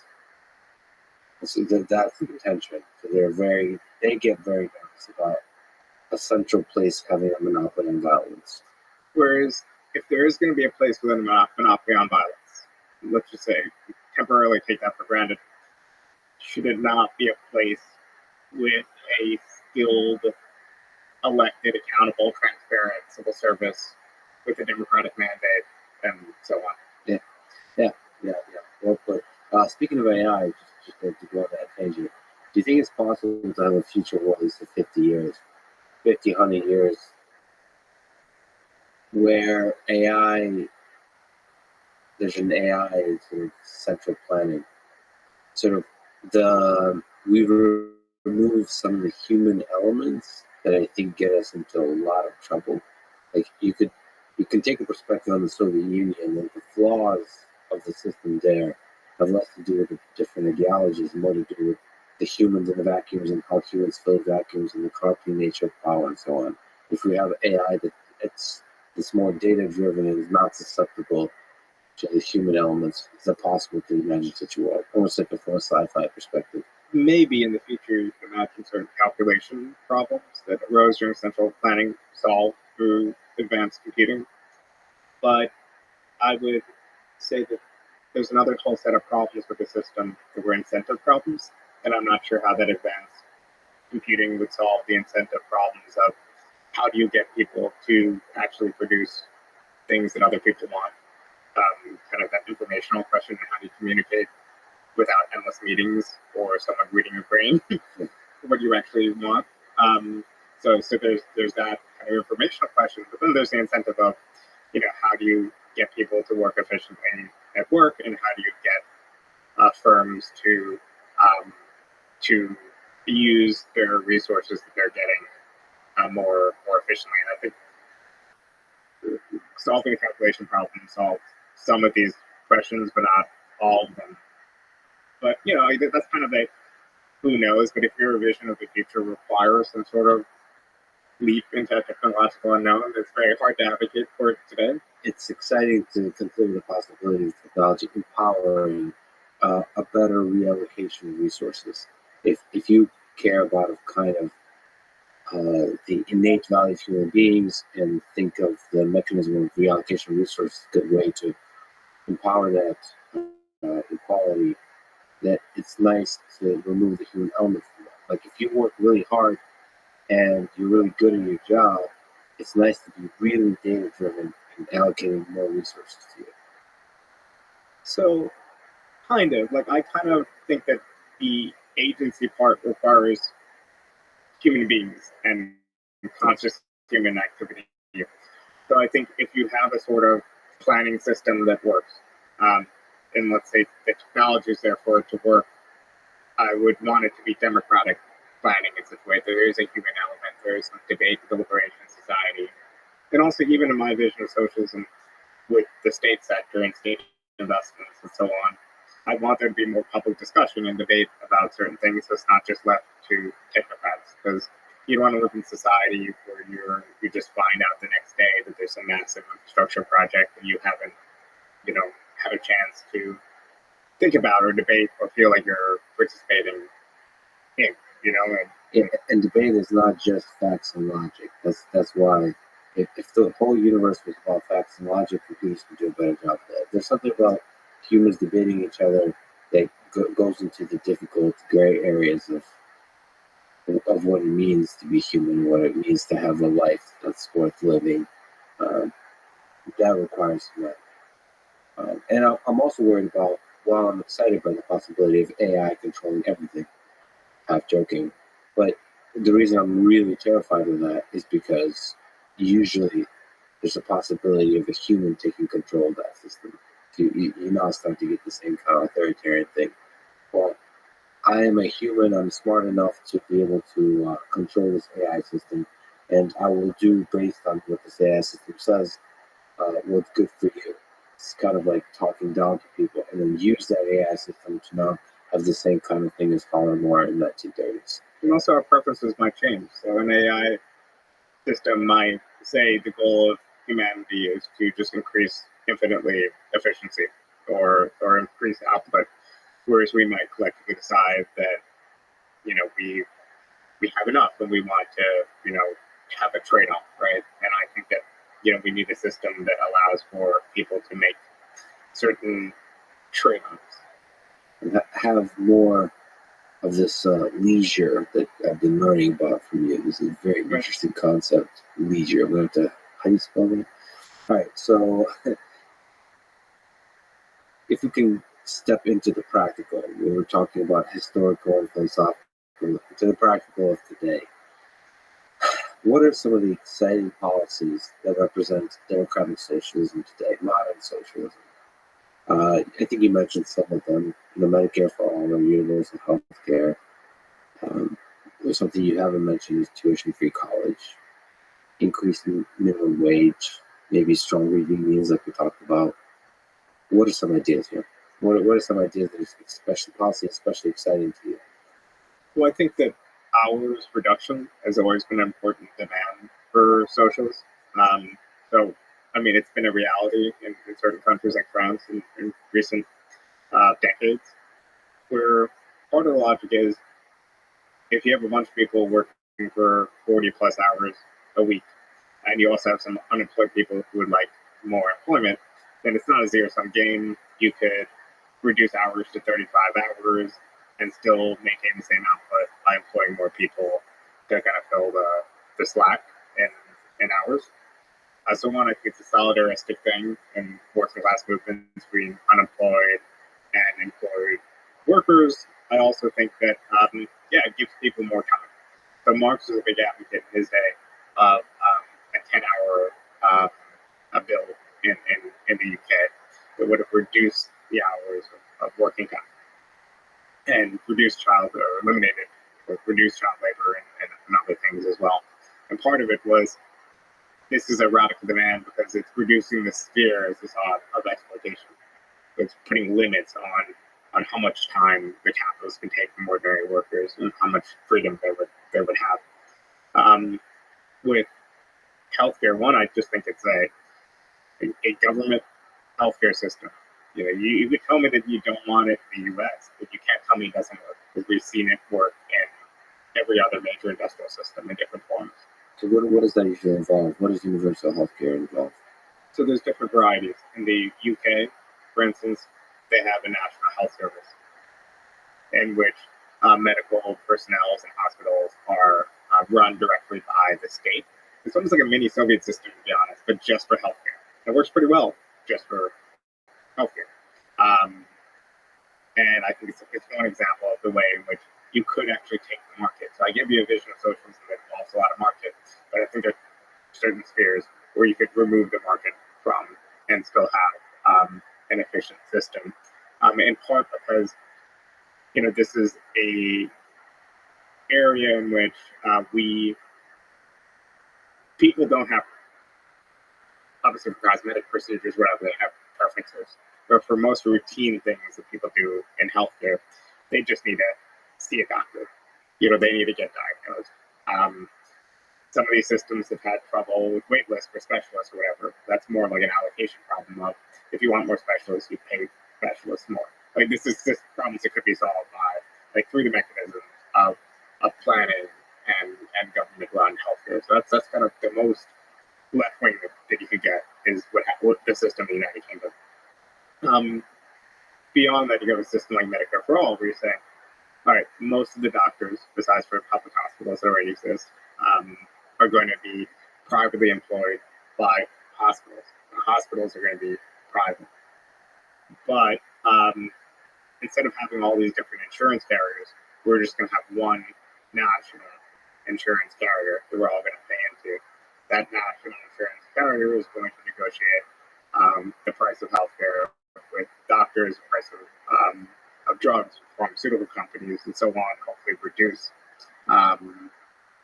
prices and to implement a different little bit of planning into the system, because if there's only one big national insurance company, that company has a lot of weight and power, but you can still visit your same doctor, and there's still some it's not as radical of a shift in that direction, and that's a dominant demand of Bernie Sanders and the left right now. There's 30 plus million people in the U.S. that would be insured that currently aren't insured when moved to the system.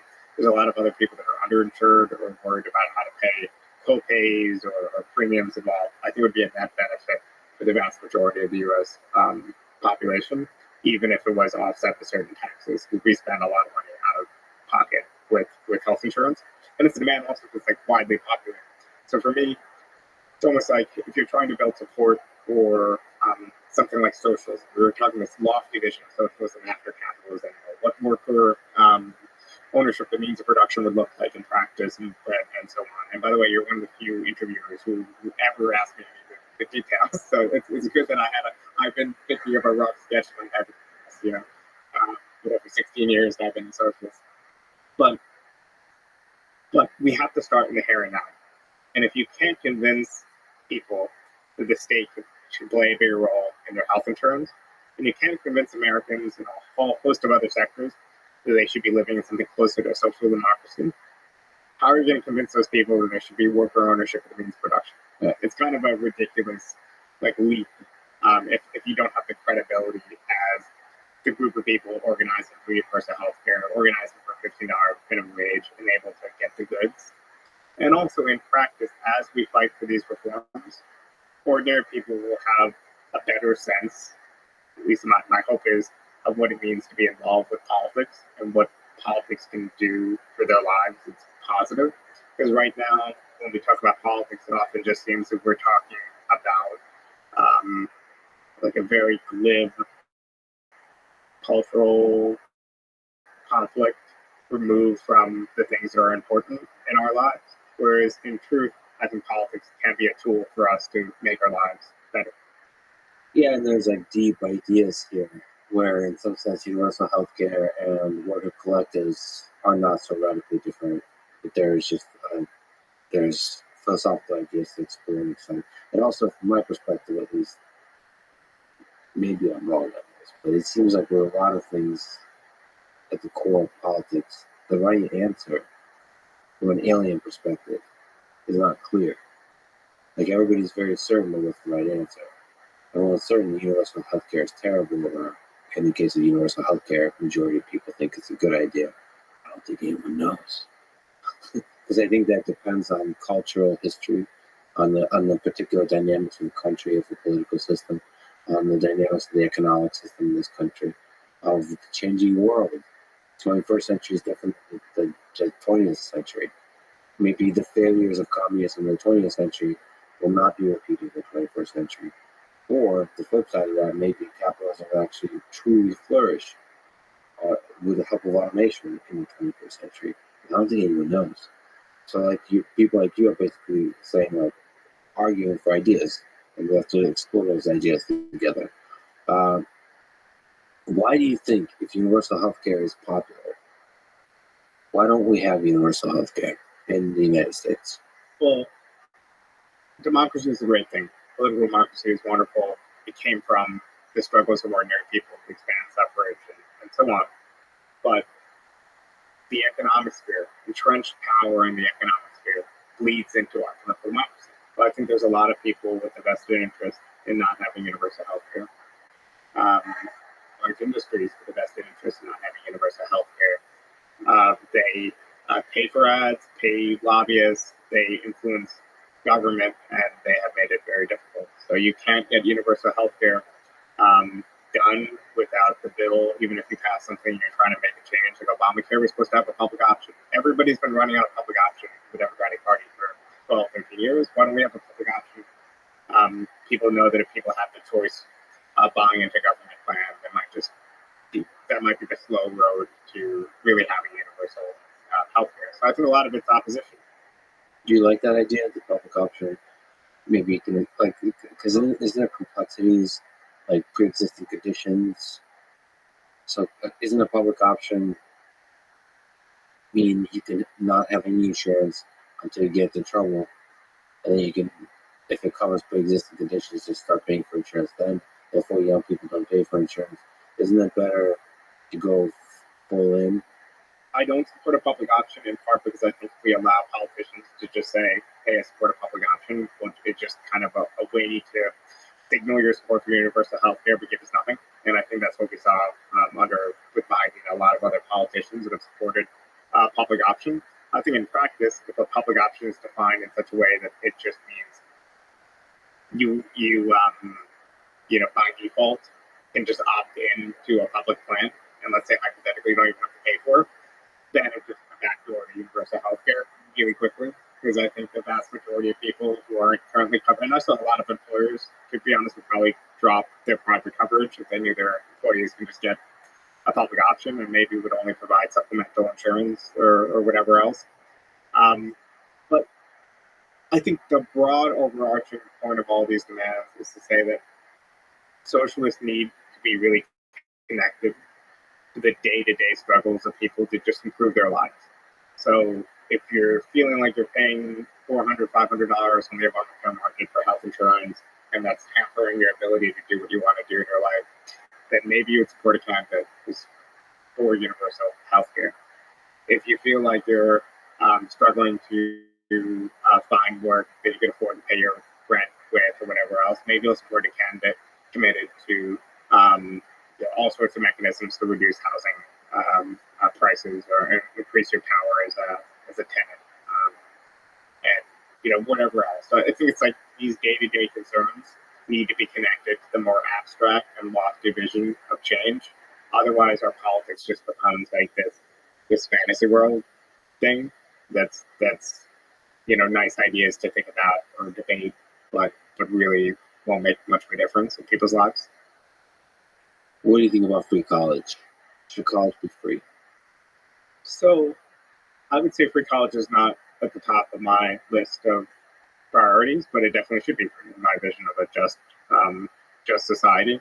What is it in your top? Just to clarify, is the universal health care up there? Yeah, universal health care is probably far higher in my priorities than free college. I think right now the way our system is built, when someone goes to college, they're given credentials, they're given degrees they carry with them for the rest of their life. It gives them a chance to join kind of a privileged part of the labor market, right? It's not a zero-sum game.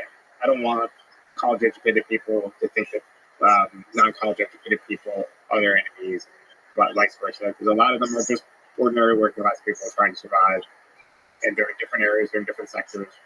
Some of them are in nursing sectors where they need a college degree, and so on. But if you just make college tuition free, but you don't also make trade skills and other things free for someone to learn how to become an electrician or a plumber or whatever else, then to some degree you're privileging one sector of the labor market over another. So I would advocate just if something like that free, you just have to make sure that you're doing it in an egalitarian way, and that one, the options, the routes to college are more equal. So there's more investment in K through 12 education, so that more kids in rough neighborhoods have the chance to go to college, and for those that choose the trade route from any part of the country, that they're given the skills and resources for vocational trainings, and those are also free.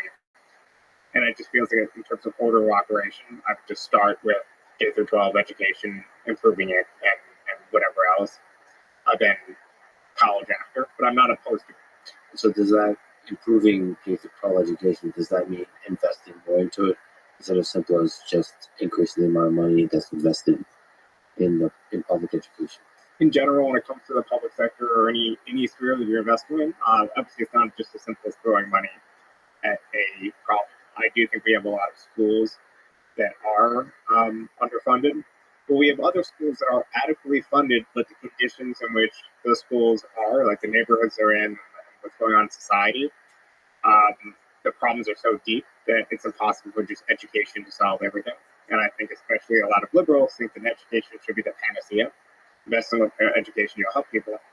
If kids are living in poverty, if they go into school hungry, whatever else, like education is not going to give them everything they need to succeed. Sometimes I think, put too much weight on education. And of course, you could define education more broadly, which is like the care of the flourishing of the young mind, whatever that is.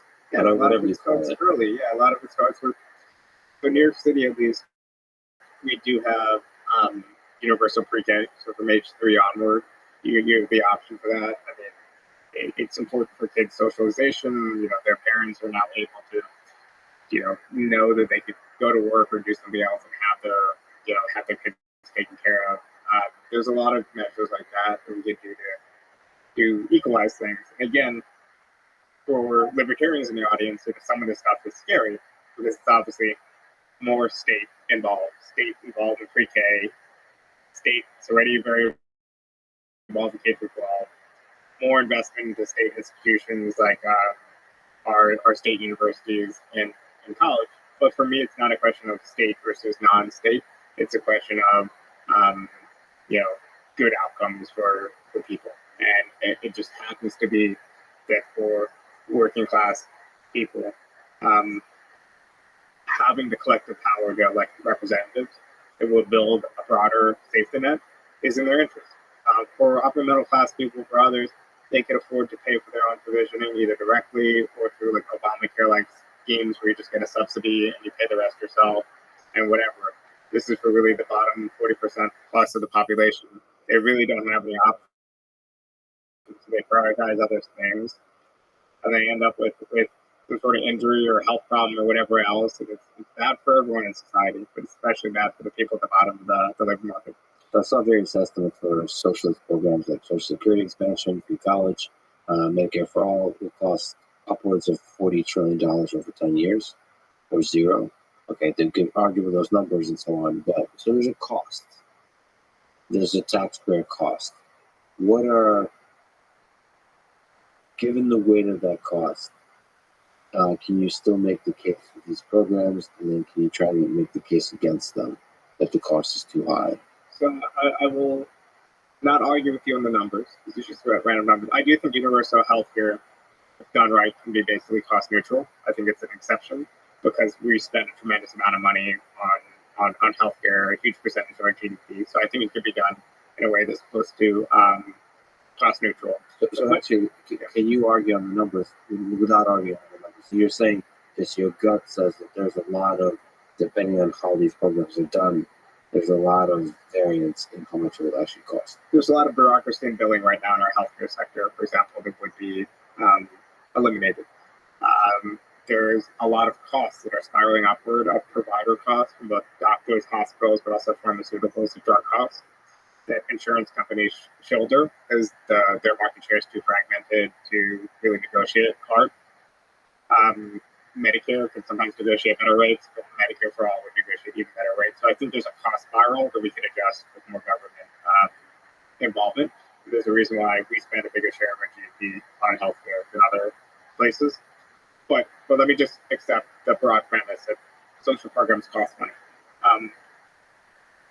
Now, I think that one, for ordinary people, most of them, the trade-off, like even hypothetically, if taxes on lower middle class and working class people in certain cases go up, the trade-off would still be in their benefit because they're the ones who would be consuming more of those goods, and also our tax system and whatnot is progressive. So the rich will pay more, the majority will consume more of them.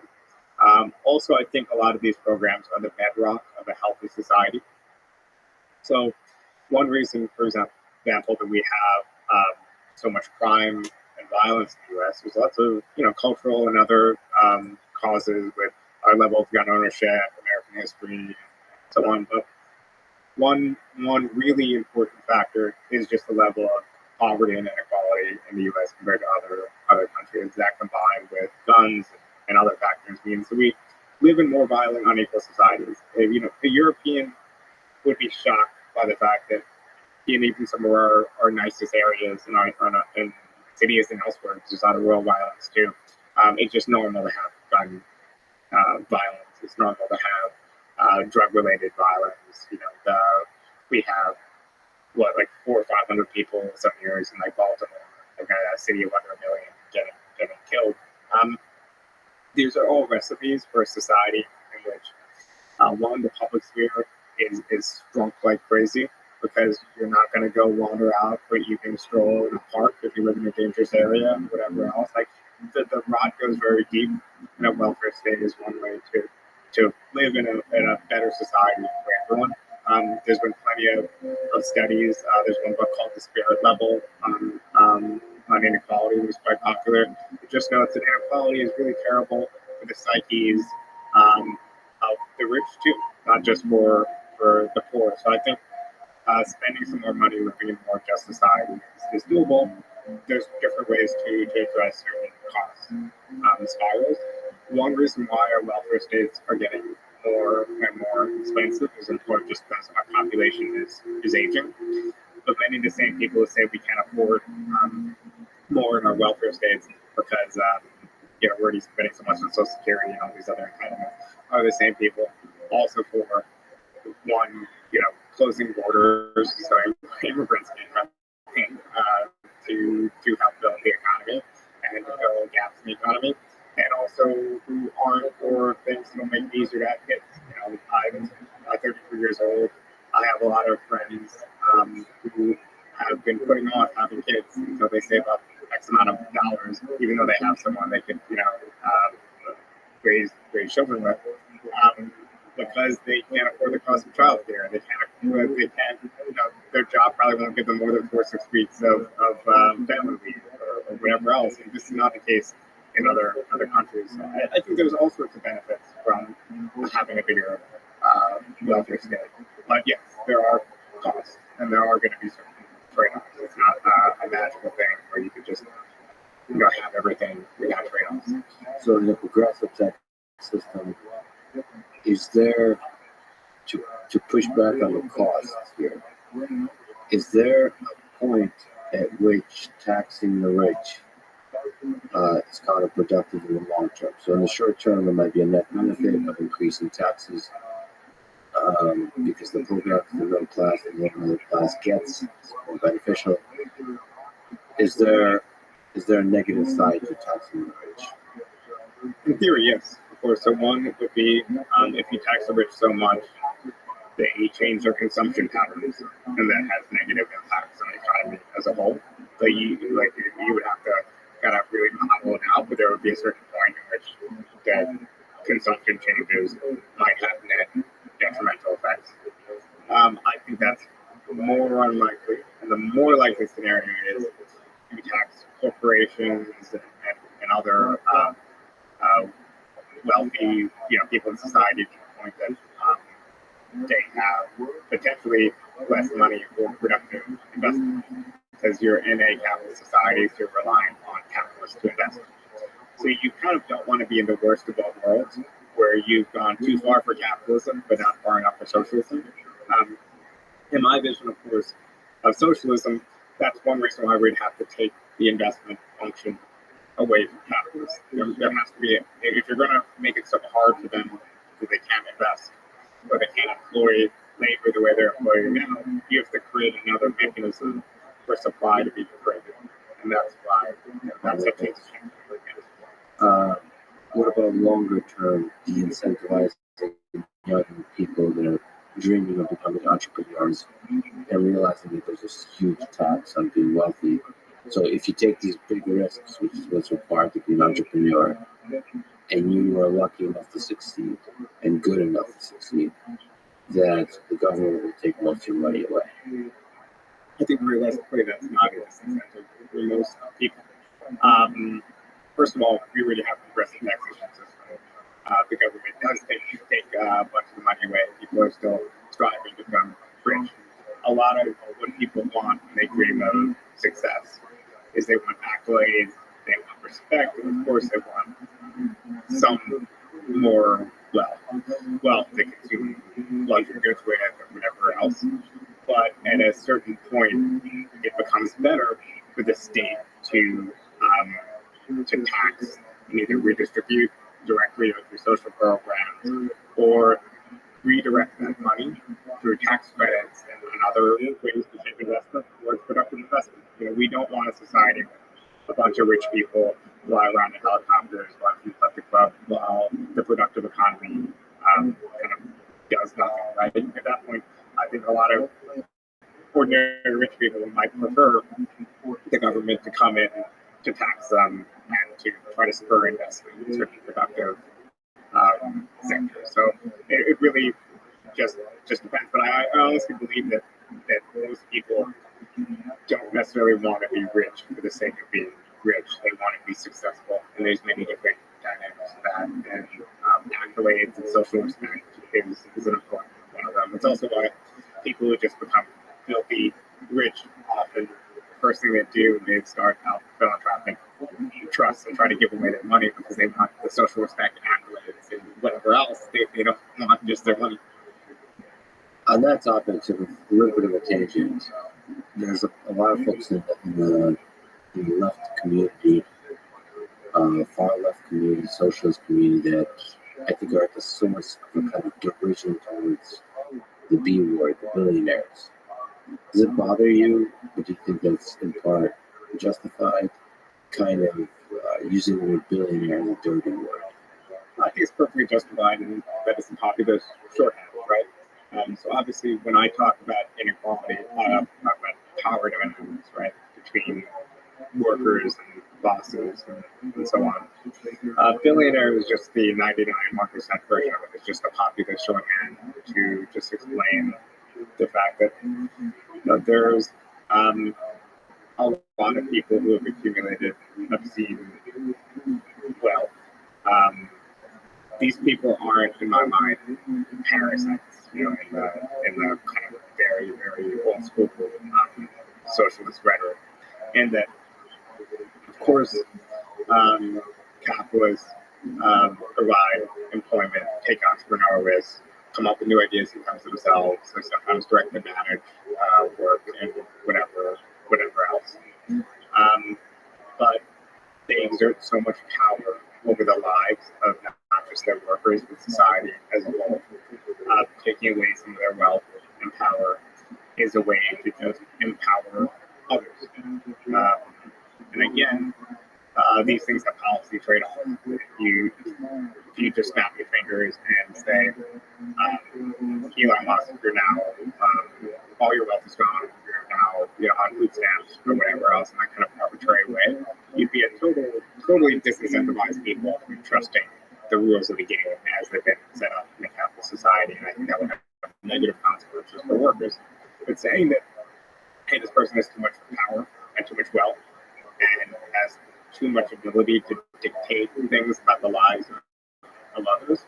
I think it's just simply a fact. And I think it's true in the cases of people who are good people and have risen to this position. And that's true in the cases of people who are maybe not so good people and are who have risen to these positions. So I agree with you in part, but I have to push back here. So one of the problems I see is using billionaires as shorthand to talk about power inequality, wealth inequality, often dismisses the fact that some of these folks are some of the best members of our society. So outside of the however the system is creating inequalities, a young person today should dream to build cool stuff, not for the wealth, not for the power, the fame, but to be part of building cool stuff. Now, there's a lot of examples of billionaires that have gotten there in shady ways and so on, and you can point that out. But in the same way, we celebrate great artists and great athletes, and great literary icons, and sort of writers and poets and musicians and engineers and scientists. We should sort of separate the human creator from the wealth that the system has given. That's what I worry about. It's like in our system, some of the greatest humans are the ones that become rich. And so we sometimes mix up that if you want to criticize the wealth, you sometimes criticize the human and the creator, while that should actually be the person who inspired people. So, I would agree with that. LeBron James, if he's not already in his lifetime, would be a billionaire. And he got his money largely through just being an incredible athlete, excelling in his field more than anyone, slash for Michael Jordan. I think he's my number two. He might be a better one. We'll see. I'm willing to keep an open mind about the LeBron versus Jordan conversation. But, he got that through his merit, and he's been rewarded. And of course, he's been rewarded because he's created vast amounts of wealth beyond what he's getting. This is just his share of his salary cap league. Whenever he's doing an endorsement, obviously that company is just thinking that he's worth more than what they're paying him for that endorsement. And so, to the extent with Elon Musk, people see innovation and they see someone who will put himself out there with sometimes crazy ideas because he's trying to think about the future and trying to just push things forward instead of just sitting on whatever money he has now and just investing it, earning 6% return for the rest of his life.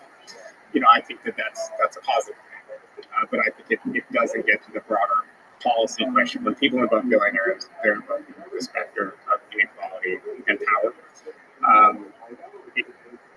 It's not normally the rhetoric that I use because I propose and I use more traditional socialist rhetoric and terms, but I think it gets to something real. So often with these sorts of shorthands we use in politics, they're imperfect, but they speak to a real thing. Yeah, they feed on the fun that folks like AOC and Elon have with each other. It feeds, it inspires, it serves as a catalyst for productive discourse. Okay, speaking of which, you said you're a fan of Bernie Sanders. Would you classify yourself as a Bernie bro? What's the technical definition of Bernie? Is that it's a subset? No, I'm sorry. You're a sophisticated philosopher, writer, economic and political thinker. Of course, you would call yourself a Bernie bro. I'm a famous Bernie bro. Because it was made up by liberal journalists to smear Bernie and his supporters during the 2016 campaign. Even though disproportionately his supporters were like young women in their 20s, but whatever. I think I ride for Bernie. There's worse things in the world being called a bro. So. What do you like about Bernie Sanders, and to what degree does he represent ideas of socialism? To what degree does he represent the more traditional sort of liberal ideas? I love Bernie. Most of all, I like his clarity. He's by far the best communicator we have on the left. He speaks with a moral force. He's relatable, and and he has taken a lot of socialist rhetoric from academia and brought it down into its core in a way that's comprehensible for ordinary people and speaks to their daily lives. So when Bernie does a speech, people can finish his lines because they know what he's going to say. They know what points he's going to hit. Because socialism, in my mind, should not be a complicated thing. Now, when we get to more abstract discussions about what a future system would look like, when we get to the policy trade-offs today, I think we need to put on a different hat. We should embrace all sorts of nuance and contradiction and complication. When it comes to the core moral and ethical appeal, I think Bernie grasped that and how to communicate it. Bernie Sanders was politicized a very long time ago. I actually once told him, I've only met him a few times, but one time I joked that in his book, he mentioned that one politicizing moment in his life was when the Brooklyn Dodgers left town. He was devastated because he was a Dodgers fan, from Brooklyn. And I said, this is like 2020 campaign, this may be 2019, this is Bernie, right? I said, you do not need to keep reminding people your age. Yeah. But he was politicized through the Young People's Socialist League, which was an old offshoot of the Norm Thomas Socialist Party of America. So very old school socialist tradition.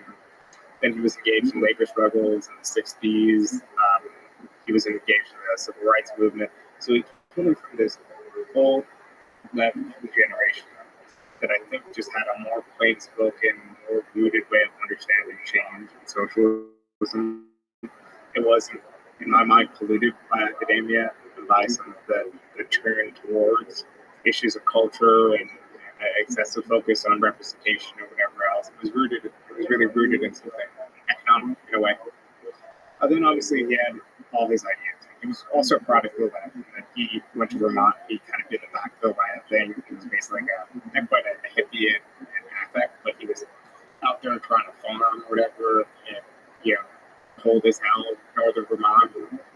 And then he decided to do politics, do electoral politics. And he failed for a long time. He did third-party politics. He kept losing races. Eventually, he became savvy and luck and things he learned, the mayor of Burlington, Vermont. And he just kept with the same message. In my book, I talk about, I quote, I think, a Bernie speech from the 1970s, one of his early campaigns, and I compared it to a Bernie speech during his 2016 campaign. It was virtually identical. Millionaires were swapped with millionaires and billionaires. Speaking of billionaires, which is beautiful. I think there's something great to what he offered American politics, and also all around the world. There's a socialist pole in politics, whether you agree with it or not, in all these countries in Europe, and any rich country, Japan, and so on. In the U.S., we really didn't have that. The furthest left you could go was Chris Hayes, MSNBC, or whatever. I'm very glad that there's a socialist pole, and I think we have Bernie to thank for it. To the extent that a lot of self-described socialists don't think Bernie is a real socialist, it's in part because he stays grounded in people's day-to-day lives and struggles. I don't think he thinks often the way that I do and other people more disconnected or step removed from day-to-day politics think about the future contours of a socialist society and so on. But I think he's morally committed to a egalitarian, different sort of future. And I don't think at least I haven't heard him talk about sort of this big, broad history and future, so the Marxist ideology and so on. Not that he's afraid of something, it's just not how he thinks about it. Yeah, I think he's a practical thinker, and also, he is running, even if he should be afraid of it too, because he is he's a major politician running for president. I think what people want is they want the left wing of the possible, or at least the segment of the party that was voting for him, that everybody pointed was voting for him. They wanted something that was a step or two removed from what they had now, what was visionary, but not so far removed that it seemed like a scary leap. And I think we lost a chance in 2016 to elect someone that I think would have beaten Trump, or at the very least would have been close. Do you think the Democrats screwed over? Yes, not in the way deliberate or direct over him, but they put their thumb on the scale for sure. I mean, it's not even conspiracy theory. There's all this stuff in the debates about Clinton, Clinton's people being fed questions and whatever else, and just the tone of the media. The media was extremely dismissive and hostile to him. I look at Bernie still does the Fox News town hall, where they're just him speaking to the people, and he's not afraid of going on, any sort of outlet and making his case. But I think a lot of the liberal media, in particular, always had it out for Bernie Sanders. What was that? Because that was really annoying. This is really annoying how dismissive they were. I've seen that in some other candidates, like they were dismissive towards Andrew Yang in the same way. So forget the ideology. Why are they so smart sometimes towards certain candidates? What is that? Because I think that's actually at the core, to a degree, if Democrats or any party fails, that it's that smugness. Because people see through that. I think a lot of these people are friends, even if they don't know each other, they're friends because they went to the same schools, they know the same people, they have the same broad just ideology and worldview. So they had a sense of what the Democratic Party should be, who should be running, and who is going to win, and also what was serious and unserious. So Bernie would say some things about the world that objectively to a lot of people seem correct, or at least pretty close to correct. And a journalist would just look at him like he's from outer space. To some extent, this also happens to people on the right. People on the right often say things that I find repulsive or just wrong. But there's parts of the media that would describe their certain views as illegitimate or outside the boundaries of acceptable conversation. I think there should be a few things outside the boundary of acceptable conversation, hate speech and so on. But there's this attempt to say their views are illegitimate, and therefore anyone who votes for them for any reason is illegitimate too. And that's one reason why they feel a lot of resentment and ultimately end up fueling the extremes of American politics, that people feel like they're not being listened to. Yeah, and some of it is also style of speaking and personality, where if you're not willing to sort of play kind of a game of civility, or there's like a proper way of speaking if you're a Democrat, if you're not doing that kind of proper way of speaking, people dismiss you.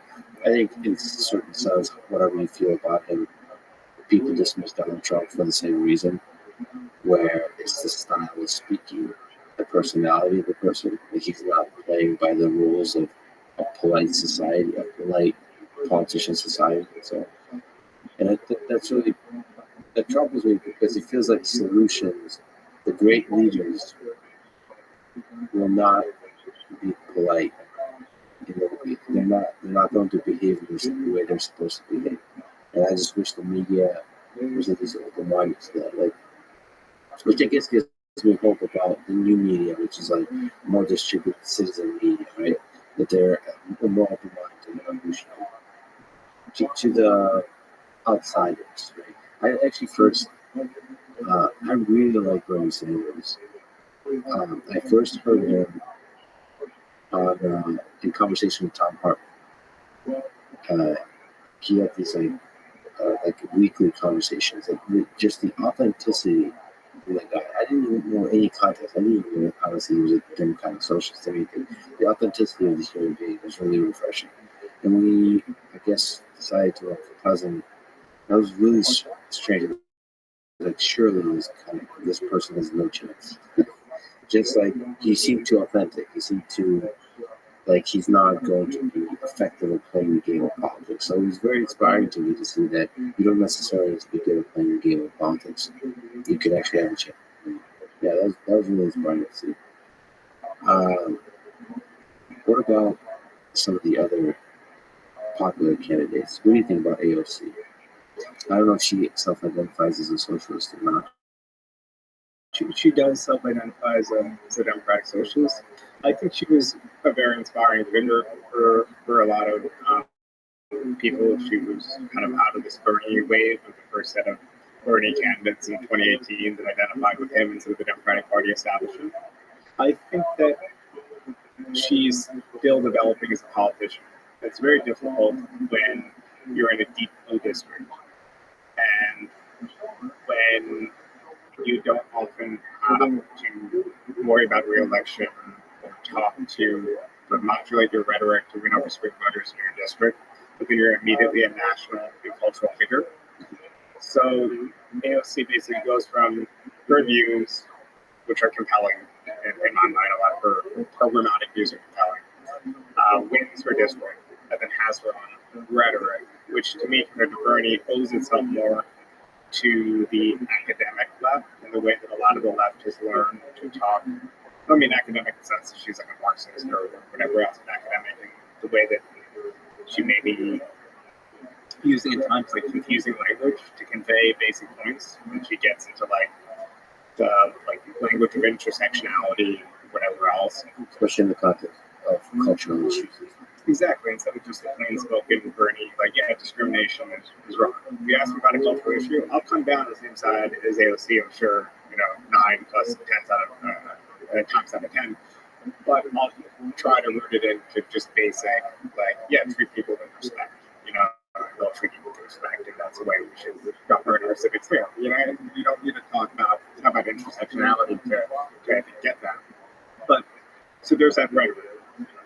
But she's not just a regular congressperson in a deep blue district. She's also a national and international cultural and political figure. So she's now a spokesperson because of large media event of her surprising upset election and her being, young and being really connected to this post-Bernie moment.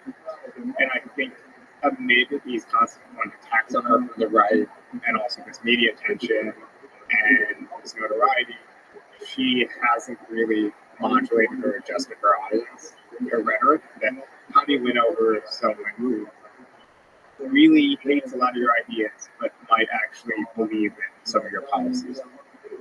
And I think she's been ineffective, quite frankly, in the last year making that transition. Whereas I think other politicians who are not so far left, who don't identify as socialists, people say John Fetterman has managed to become more effective. And I don't think it's a question of character or whatever else. And I like AOC, so I don't want to put it so harshly. But I think a lot of it has to do with her being a congressperson in a deep blue district and Fetterman being running for statewide office in a quote unquote purple state. But at her best, she doesn't. But it's like glimmers. It's kind of like I don't know what's sport are you biggest fan of? I'll give you a sports analogy. Like the end. NFL is up there, soccer is up there, but probably UFC. Okay, well, I can't give you a good analogy for any of those, but it's like a raw prospect. Someone who shows glimmers of hope, so they were drafted really high, and they bounced from team to team, and you're like, I'm clinging on to an AOC stock, but I think that she needs to be self-critical enough, and her team needs to be self-critical enough to know that the goal is not merely to be a national cultural figure and win re-election in your deep blue district. The goal has to be to become truly a national political figure, which will require changes. A unifier, an inspiring figure about the ideas that she represents. Definitely, and she has other things against her, like obviously class focus, but there's no denying, I think, some of the hostility in her is sexism. It's rooted in, I think, people wanting to see her fail or whatever else. But that's only some of it. I think some of it otherwise is her struggling to relate to people who don't have a lot of her starting points as far as moral and ethical beliefs.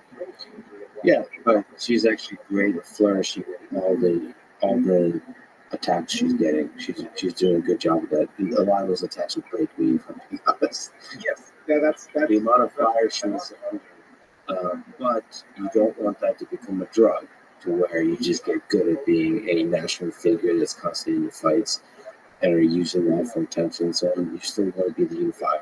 And that's the tricky switch. Do you think there's a chance there's a woman in which she's able to modulate it enough to be a unifier enough for president? And when? I think she's very far away from being able to do that. I think that even other politicians are also polarizing within the squad in terms of what they say, their ideas, whatever else, are very effective communicators. They get a lot of more and others. I think AOC. I mean, that's my hope, right? My hope is that someone like AOC could. The last year plus has not been extremely promising in my mind. In part because she's continued to position herself as a lightning rod cultural figure. Whereas I think a national political figure needs to pick their spots and also pick their moment for changing their rhetoric and adjusting to their audience. And I think she does it in certain environments, but that needs to be your national message when you're out there. You need to be speaking towards the not already converted. And I think Bernie does that. Bernie strips his politics down to the basics. So I agree with you spiritually, but we also have an example of Donald Trump winning the presidency.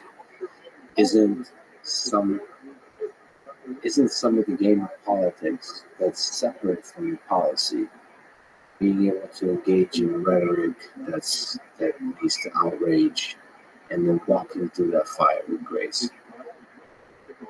First of all, I think Trump is kind of a unique personality in American history, so it's hard to compare anyone to Trump. But don't you think AOC is comparable in terms of the uniqueness in the political system we're in, or no? I think Trump much more of a firebrand, anti-establishment force. In that, and I mean this for what's worth, because I disagree with Trump, but he was willing to set fire to the Republican establishment, right? He was able to self-fund largely his campaign, and he was a media figure without them.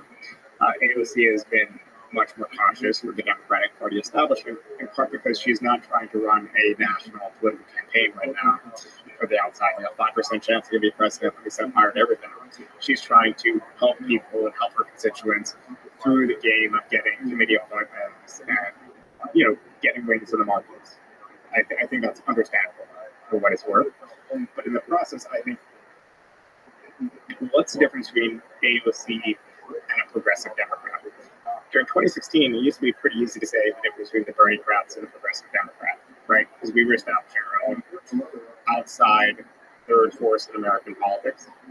Where you could knock on the door of a lot of people who would end up voting for Trump, and they would say, "Oh, I have a lot of respect for Bernie, whatever." You're still going to not vote for him, but he wasn't considered part of the Democratic Party milieu.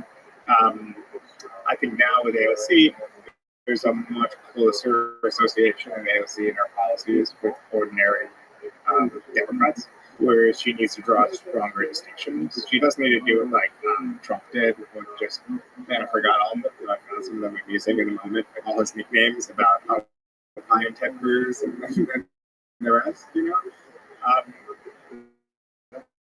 But I do feel like she needs to, differentiate herself a bit more, but also just keep her language simple. Trump was more complex than Bernie in his literal language, but he was repetitive, and there was kind of a rhythm.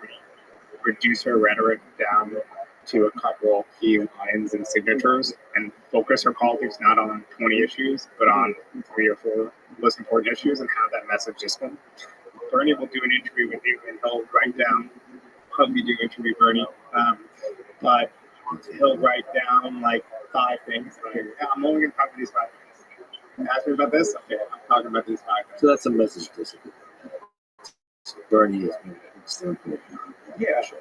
So, but I think that's not that could be. I think she could develop it. Listen, I'm answering your question. I think not the way I should answer it, being someone broadcasting to people on the left and elsewhere. I hope AOC goes in that direction. I just think that she has a lot going against her just because she's already a national figure and she's in a deeper blue district. But we need to root our politics then in working class people in a lot of districts that the type of kitchen table conversations are, I hate that cliche, I just used it, but a lot of these conversations are just different in their tone and cadence, and it's not just a question of Fetterman or Tim Ryan in Ohio just white working class voters. I mean, working class voters of any race. There's their day-to-day needs and the day-to-day things they want to talk about is just at a different plane than a Met Gala cultural statement. Yeah, I mean, it's clear that you respect her more and would like to see different ways. I mean, she's young, so the different trajectories that she could develop that would ultimately make her a good candidate. I'm just looking at odds here, and I disagree with you. I'm buying AOC stock here, given these odds. So, in terms of Democratic, who's going to win the 2024 election? So, like, who's running and winning? On the Democrat side is 18% chance for Biden, 7% chance for Kamala Harris, Gavin Newsom at 6%, Michelle Obama at 3%, Hillary Clinton at 2%, and AOC at 1.5%, and Bernie at 1%. So I would not buy AOC at that mark. I would buy Biden like crazy though. I'm not a gambling man, but I would totally toss a G at Biden that amount. AOC at 1.5% chance. I don't think she runs. You don't think she runs? Yeah. Okay. I don't think Bernie will primary Biden either. I mean, if Biden doesn't run, then obviously it's not a big deal. But I just feel like. Do you think Biden runs? Yes, I think Biden probably runs. He's the incumbent president. He's the incumbent president, so it's very hard to imagine another Democrat being able to be better than him. All right. What about the competition? I think Donald Trump is the best thing for the Democrats. Here, just because it would create this turnout mechanism, this excitement around we have to stop Donald Trump. He's attacking DeSantis. I mean, already he's trying to, the sanctimonious thing. But yeah, I kind of like Trump's kind of like the Don King of American politics. Yeah, it's interesting the kind of dynamic chaos he's created. It probably led to more people being interested in politics. Well, almost guaranteed it led to more people being interested in politics, but maybe not in a healthy way. Maybe it created an unhealthy relationship with politics, where it's created more partisanship. For me, I don't have a problem with partnership. It's what kind of partnership. So I think Trump has cultivated like a lot of right populists relationship with his supporters, almost like a leader-follower relationship, and it doesn't actually enhance people's knowledge of politics and the issues, but actually just leads them to fall. They'll just know that should be something different. Eugene Debs, the great American socialist leader of the late 19th and early 20th century, used to say, I'm not your Moses. I can't promise to lead you to the promised land, because if I can lead you there, you just follow me there. Someone's just going to lead you straight out as soon as I'm gone. And I think there's something nice about that kind of blind following, leader follower kind of dynamic on the left at its best. That said, in a way, at least the political race in the United States has turned out, it seems like it's turned into a bit of entertainment. And there having personalities and characters is really important. So in terms of policy and actual leadership, yes, maybe having a leader like an authoritarian big leader is not good, but maybe for the race it is. For the drama of it, you just want to have drama and attention on people who are actually going to turn out to be good leaders. That's a weird balance to strike. Yeah. Earned media is what they always talk about, right? In political campaigns, like, the more you can get on TV, the better. Even like, I really like Betterman. He just won his campaign, but a good part of his early campaign, he pivoted from talking about issues to just talking about Dr. Oz living in New Jersey and kind of having the troll campaign against him, which I found amusing, but also it was effective. Obviously, he won, but it's a bit depressing because I would have rather a whole campaign cycle about care and jobs and other issues. Yeah, yeah. I mean, this is the hope is that people just get better at that kind of social media communication. So I do actually think there's something about doing political speeches that makes you sound less authentic because you have to like do so many of them. It must be exhausting to like, day after day after day make the speech. You're going to start sort of replaying the same stuff over and over as opposed to actually thinking about the words that are coming out of your mouth. And then the public will know that you're not really being that authentic. Even though you believe those things, it's just tough.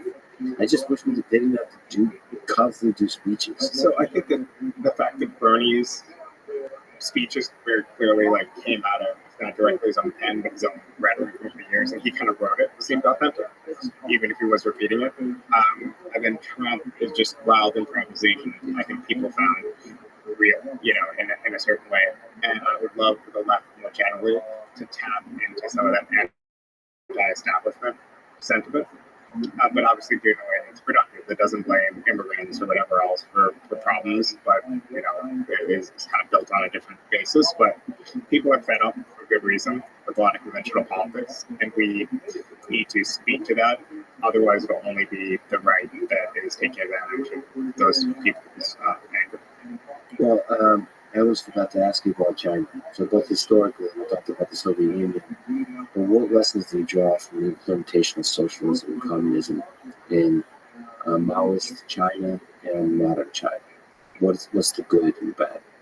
Well, I think it's very similar to the Soviet case in that socialism came to China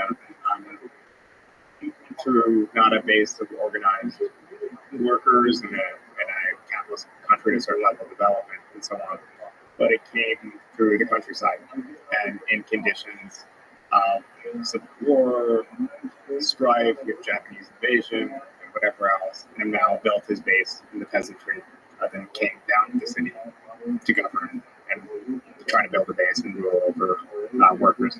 So it's kind of an inversion of classic socialist theory. Now, the same thing what I said before about Stalin and assessing the Soviet Union has to apply here. Because obviously, I oppose authoritarianism, and I obviously did all sorts of moral condemnations. I should do, but to look at what the Chinese Communist Party actually accomplished, I think we kind of need to take a step backwards from our moral opposition to the means in which they accomplished it and just look at development. China benefited greatly from the Communist Party's implementation of basic education and healthcare. So in a lot of China, you had one of the conditions for women were absolutely terrible. There was still foot binding and all sorts of terrible backward practice. You had a huge, vast majority of the population that was illiterate, didn't have any access to basic education, and you had no health access, especially in the countryside. So those are the three good things that China did: improve the status of women, get everyone into primary education, and improve a lot of healthcare. Besides that, their agricultural campaign was a failure, just like Stalin's, for many of the same reasons I mentioned before. The Great Leap Forward and crash industrialization didn't really work either. In a way, is China better than India or other countries that didn't have the basic education and a strong state authority and the health improvements, whatever? Maybe, but I think that's why we need to sometimes go beyond just economic measures of success. Because if you told me tomorrow the U.S. will grow at 3% if we maintain democracy, but it'll grow at 8-9%, everyone will be wealthier if we move to some sort of authoritarian government, I think you're asking the wrong question if we're going to make a decision based on growth, right? Because it has to be based on some sort of principle. But the same dynamic from the beginning of the Chinese Communist Party ruling over people, emerging from the outside, through armed conflicts, and ruling over ordinary Chinese people have continued. Since Deng Xiaoping, the policies have been better economically, and often at times, not always, but technocratic governance has been quite good. But that doesn't mean that the party has a democratic mandate or should have the right to govern as they see fit. It's clearly, it doesn't have that mandate in spots of the country or in places like Hong Kong or elsewhere. But to me, nothing that the Chinese Communist Party does has anything to do with socialism. I think even by their own definition today, it really doesn't. It's a sort of nationalist, authoritarian, developmental state that has done some good things to improve the living standards of the Chinese people, other things that were counterproductive. And as a democratic socialist, I certainly don't support that state, but I also hope that the U.S. and Biden will find a way to avoid, intense robbery and competition economically spilling over into something worse. From a democratic socialist perspective, what's one policy, one or two ways you could fix China, if you took over China? What would you like to see change? The Democratic Party comes before the Socialist Party. So I would say there needs to be multi-party elections in China, and state censorship and control over the press and other words needs to be done with. As far as their immediate economic policy, I think the idea of maintaining strong state control of certain commanding heights of the economy while liberalizing other spheres has done quite well in China's case, lifting people out of poverty. But again, there's something really lost in society, even if it's getting wealthier. If you're great, if ordinary people don't have the ability to participate in dissent freely. And the Chinese authorities have allowed some, it's not North Korea, it's not a totally totalitarian state. There's been workplace protests and all sorts of local anti-corruption protests and things like that. But it's up, the government decides what's permitted, what's not, at what particular moment. And I think in the long run, even if it can survive, there's a better way to do things, which is just quite simply a democracy. The thing is, though, the rest of the history China is looking at is this dark aspect. So building on top of the fact that it seems like under Stalin and under Mao, under Stalin's Soviet Union and under Mao, China has seen a lot of economic growth. And then one dark aspect of that, while under the Great Leap Forward, upwards of 70 million people dead. Today, I think there's a large number of people who admire Stalin and admire Mao. What they admire is the stability and the strong leadership. So there's a lot of people who miss the Soviet Union, right? The reason why they miss it is that it was a system they knew. It provided the basics of their livelihood. Then afterwards, like look at Russia in the 90s, people were in chaos. The Communist Party had a huge amount of support, democratic. Anti-democratic measures had to be taken, ironically, against the Communist Party to keep it from regaining more of a foothold in Russia. But we don't need that trade-off. We could have a form of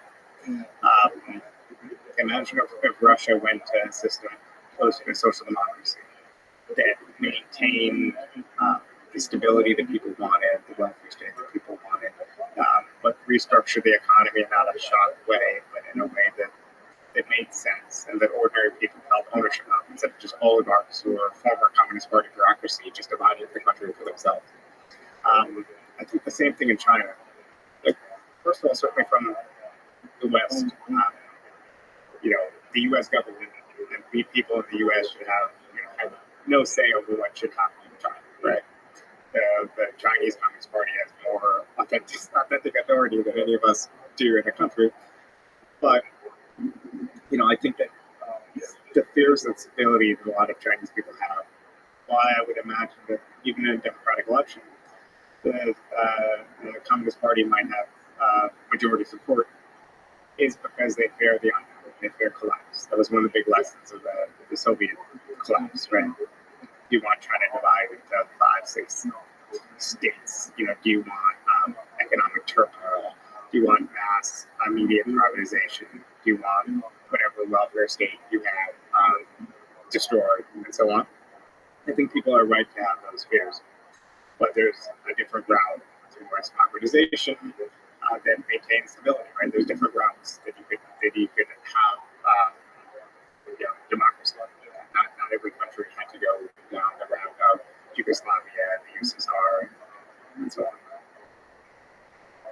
You are the founder of the magazine Jacobin, on which I'm a subscriber. I recommend everybody subscribe, whether you're on the left or the right. The magazine does tend to be on the left. Does it officially say it's socialist? Yeah, we're a socialist publication. We try to be interesting. So we try to have articles that kind of have debates and contestation and whatever else. But we're all socialists.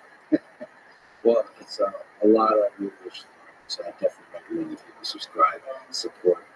I only like the product of the 21st century. Only subscribe to the digital version, but I guess there's also a paper version. Yeah, there's 70,000 subscribers in print. Yeah. Does it come with a scroll? I don't even know. Is it paper? Do they even publish paper magazines? I'm gonna mail you a bunch of copies. No, it's perfect bound. Long issues. Our Jackman's publisher, Rabbi, has recently did a redesign of the publication, so it looks really good. It's up there in the design award competition range. Nice. It's sexy. I can show it off to all my friends. Put it in your coffee table. You don't even have to read it. First, I need to get a coffee table, but yes, I'll get home. That's what respectable does. Listen, I've upgraded my life. I haven't had a couch, I don't think, ever. So I got a couch recently because somebody told me that serious adults have a couch. They also got a TV because serious adults have a couch and a TV. And as you see, it's been here for maybe a month. I still haven't unboxed it. So I'm trying to learn how to be an adult. Looking up on YouTube how to be an adult. I'm learning slowly. After that, I'll look at this leisure thing. Anyway, what's the origin of Jacobin? What was the mission? What's the interest? So I started Jacobin when I was between my sophomore and junior year of college. Basically, I was already a socialist. I was involved in Democratic Socialist America. I was in the youth section, the Young Democratic Socialists. I was editing the kind of youth online magazine called The Activist back then. And to be honest, I had my ideology, I had my views. I had a group of people around me that we would debate together and occasionally write this other publication, The Activist, and so on. And it's just a product of creative ignorance in the sense that I knew I had the capacity to maybe pull off an issue or two. I just had no idea how long I would keep doing it, and it just eventually consumed my life slowly but surely. Like I had different plans for my future, but I ended up just being a magazine publisher. I literally didn't know what a magazine publisher was, but it just kind of happened. What's the hardest part about a magazine? Well, the hardest part is obviously the things, just like any enterprise, right? The things beyond your control. Like you could put out something that you think is great or interesting, but you need the feedback of people actually subscribing to it. And you occasionally encounter periods where you feel like you're doing your best work, but you're not getting the audience response. And I think you just need the kind of the self-confidence to just keep doing it. And obviously, if you're totally obscure and crazy and way off the mark, you're never going to build that audience. But I think a lot of publications have tried to, same thing I guess goes with future shows, whatever else, they try to adapt to what everyone else is doing right away when they don't achieve success. Whereas for me, the early issues of Jacobin got very little resonance and took a while for it to build into something. But a lot of it was just the confidence to just keep going, keep publishing what I would want to read, and just hope that I'm not so much of a weirdo, that I'm the only one. Is there some pressure you can speak to on the audience capture? Because it is a socialist publication, you have a fan base, a readership base. Is there times you feel pressure not to say a certain thing, not to call out bullshit, not to criticize certain candidates, all that kind of stuff? Yes, definitely, of course. I myself am looser on the self-censorship than other people. That's only because I've, gotten this far, just shooting for the hip or whatever. Occasionally, you'll come to a rash judgment, right? You'll speak too soon or complain about something too soon, and you'll have to kind of either apologize or kind of reconsider or whatever else. But on a host of issues, I have views that maybe not all of the left has, but I know that the core of my politics is politics against oppression, against exploitation, against all the things that we talked about. And if you know that's at the core of your politics, then you could maybe say, you know what, I don't think the left should respond to the real racism that's still around the world by adopting like an excessively racialized rhetoric. If that makes sense.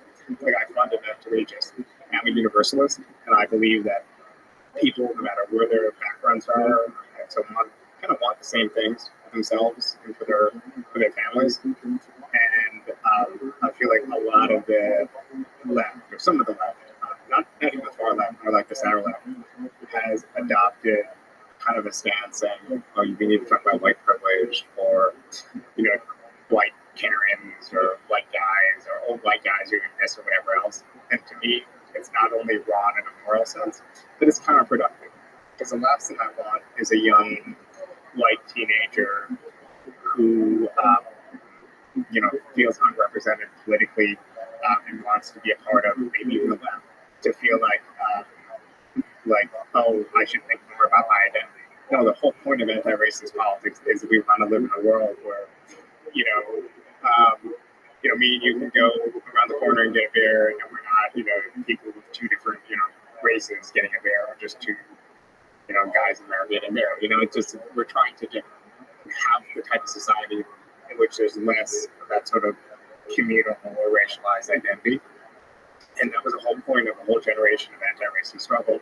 But now we seem to be kind of reifying it in the media and culture and in politics. And that's one issue where I've been kind of banging the drum on this to the point that it's annoying in certain parts of the left. I don't think there's maybe extreme opposition among socialists, but it's more like, why do you keep focusing on this? Let's focus on our real enemy, the right, instead of criticizing, this part of. No, I think it's really, I'm really glad you do this. I'm really glad you're beating the drum, because I think that's one of the reasons that the left has not had a broader impact, or is not heard by more people that could hear its message, is because the othering of, like, as if there's two teams of, as if it's black and white, as opposed to having there's a common humanity and a common struggle amongst all of us. You also wrote the book that we mentioned a few times, The Socialist Manifesto, The Case for Radical Politics in the Era of Extreme Inequality. What's the framework of the characters? So a lot of it's a look at socialism's past, present, and future, basically. So a lot of it is historical. The opening chapter uses a pasta sauce factor as a way to explain certain Marxist concepts, but also theory of change, like how we get from, let's say, pure capitalism to more regulated, unionized and social democratic systems, and then beyond social democracy into my vision of socialism. That's kind of the first little bit. It's a visionary kind of like look at the future of socialism. But then I try to explain why some of the past social movements have gone wrong. Because I think we can't take for granted. I think a lot of people want to live in a different or better society. Really look at past examples and they're skeptical. I think there's good reason for skepticism. So I try to explain both the successes of certain systems like social democracy, but also what happened in Russia, China, and kind of more of a historical overview. Then the book kind of ends in the present. It ends with looking at the Bernie Sanders campaign, why it resonated, looking at some of the problems facing the US, the UK, other advanced economies, and why I think the socialist message is still relevant. Because for the longest time, I'm 33, I became a socialist as a teenager. And for the longest time, it seemed like I was just a member of the historical society, keeping alive an idea that no one was interested in anymore. And now, it's heartening to see more young people interested in the idea. But we actually need to, I think, have a clearer sense of what we stand for and how we make our movement, like it used to be, more rooted in the working class. So if anyone rewinds the tape, they go to when we first started talking about early socialism. When I was talking about the German Social Democratic workers' movement or all these different early parties, I think at various points I use the word worker and socialist movement interchangeably because, in fact, at the time it was pretty interchangeable. Socialism was the ideology that had the appeal of the working class movement. You couldn't really separate between the two. Now, obviously, socialism is like a fringe ideological current among a very small minority of the working class, which is fine. But we need to get to the point, I think, ideally, where when people talk about unions and people protesting and social movements and socialism, they all kind of are one and the same as part of the same broad movement. How did you become a socialist? What was the personal story or the idea to call you out? So I'm the youngest of five. I was the only one of my family born in the United States. So it was very obvious to me that my life outcomes were very different than life outcomes of my siblings. My three older siblings, didn't go to college after high school. Some of them got their degrees, much later on as adults. But I was from a pretty young age, had access to a great public school district, and was put on the track for going to college. This is kind of the outcome. And like I said, even my grandmother was illiterate. My mom didn't have a lot of educational opportunities early, in her life. She actually graduated from college the same year I did. She later got her kind of degrees and whatever else, but to me, it was obvious that so much of my life outcomes weren't just a product of hard work or my family's sacrifices, which of course I had the same family as my siblings, but the product of state institutions helping out, evening things out. Public school district, public library, like all sorts of after school programs, all that was the domain of the state and we benefited from it. So in essence, my core was the social democratic belief. The state should redistribute a bit, build its public institutions, be an equalizer. Now, how I became a Marxist and a socialist was much more random. I was just intellectually interested in it. And eventually I kind of merged the two together, where I merged together my more pragmatic, practical interest in day-to-day concerns and reforms and so on, with my loftier intellectual interest in Marxism into the politics I have today, which I try to kind of balance, do both. And I think a lot of socialists in the organization that I joined as a teenager, the Democratic Socialists of America and elsewhere, try to do the two, try to maintain some sort of balance between care and our vision of the future. What do you think Marx would say if you were to read your book, Socialist Manifesto, and do a review? So I think Marx would say that my vision of a socialism after capitalism maintains key elements of what he would of the commodity form. So a lot of what Marx was concerned about was what markets do to human relationships in a negative sense. His early writings especially focus a lot on the alienation of labor. My vision of socialism, at least in the near term, a lot of that is about decommodifying certain sectors, so reducing the market in certain sectors and reducing alienation, but not eliminating it. It is about eliminating exploitation and oppression. So knowing Marx and knowing how critical he was of certain other socialist strands and tendencies, and he would often write very snarky notes and letters to people like Engels, being like, this guy, LaSalle, he's a total asshole. Then he would send a separate note to LaSalle saying, hey, can I borrow $5,000? This is actually true. He did the vote, I think, the same month. So he would be really good at Twitter, is what you're saying. Oh, he'd be the best at Twitter. And also, he was a journalist before with his work for the New York Tribune. He was very clever, very snarky. He would be awesome at Twitter. I think him and Elon would have a good back and forth. But I think it'd be critical some parts, but I think the strangest part for him would be reading the historical sections and seeing the way in which his ideas, which was fundamentally ideas about human emancipation, were used for evil, for hardship, in ways that are the opposite of emancipated, but in some cases, enslaved people. And I think he would definitely not want to be associated with them. He probably would rather be associated with me than them, but even then, let me go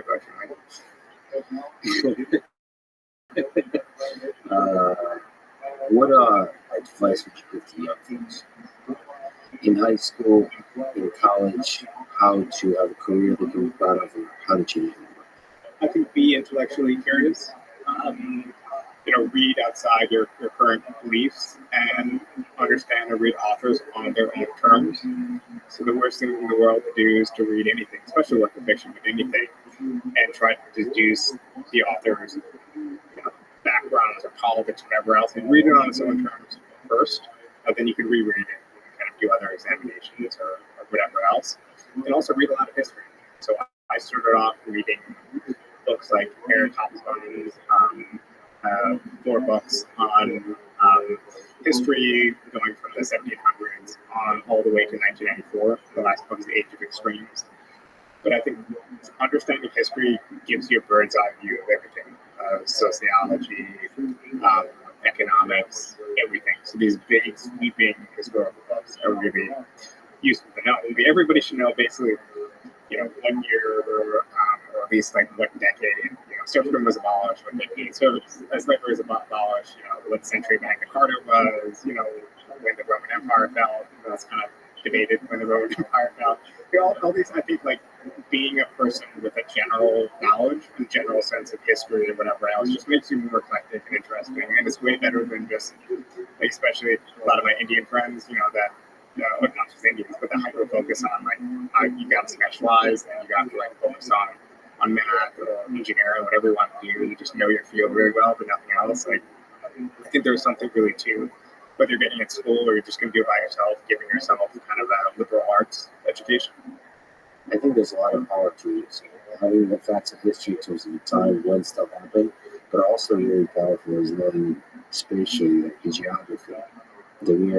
We're a point on the map, and there's interesting dynamics that happen throughout history of all the different nations in Europe, of all the different military conflicts and expansions and wars and the empires and all that kind of stuff. It really puts into context how human history has led to the place we are today, because all the different geopolitical conflicts we have today, even the politics of the day, is grounded in history. Maybe less so for the United States, as has a very young history, but that history, even for the United States, is still there, right, from the Civil War. Understanding that gives you context to when you tweet random stuff about this or that person or politician and so on. Yeah, very true. Very true. One of the regrets I have currently is I have perhaps been too focused on the 20th century in terms of history, the present and the 20th century. A lot of people write to me that there's a lot of lessons to be learned in ancient history as well. So not just in American history, but just looking farther and farther and farther. Yeah, that feels like it's another time, it's another place. It totally has no lessons, but in your mind, just like that, it's the same thing. Yeah, and also we're no smarter than them. We just have more crude knowledge in part because of them. Yeah. But they were just as clever as us. What do you think is the meaning of this whole experiment we have going on Earth? What's the meaning of life? Well, I think there's no broad meaning of life. There's always an accident, but we ourselves need to make our own meaning. And for me, a lot of it is about posterity, trying to do something worthwhile while on Earth, but also leaving something behind. It could just be relationships with friends or family. In the future, maybe having a family and kind of leaving behind that sort of legacy, little bits of yourself, but also, again, being able to learn the same way little bits of my parents and my grandparents in me. But then also, I think in a social sense, zooming out from just the individual and the family, leaving the world behind a little bit better.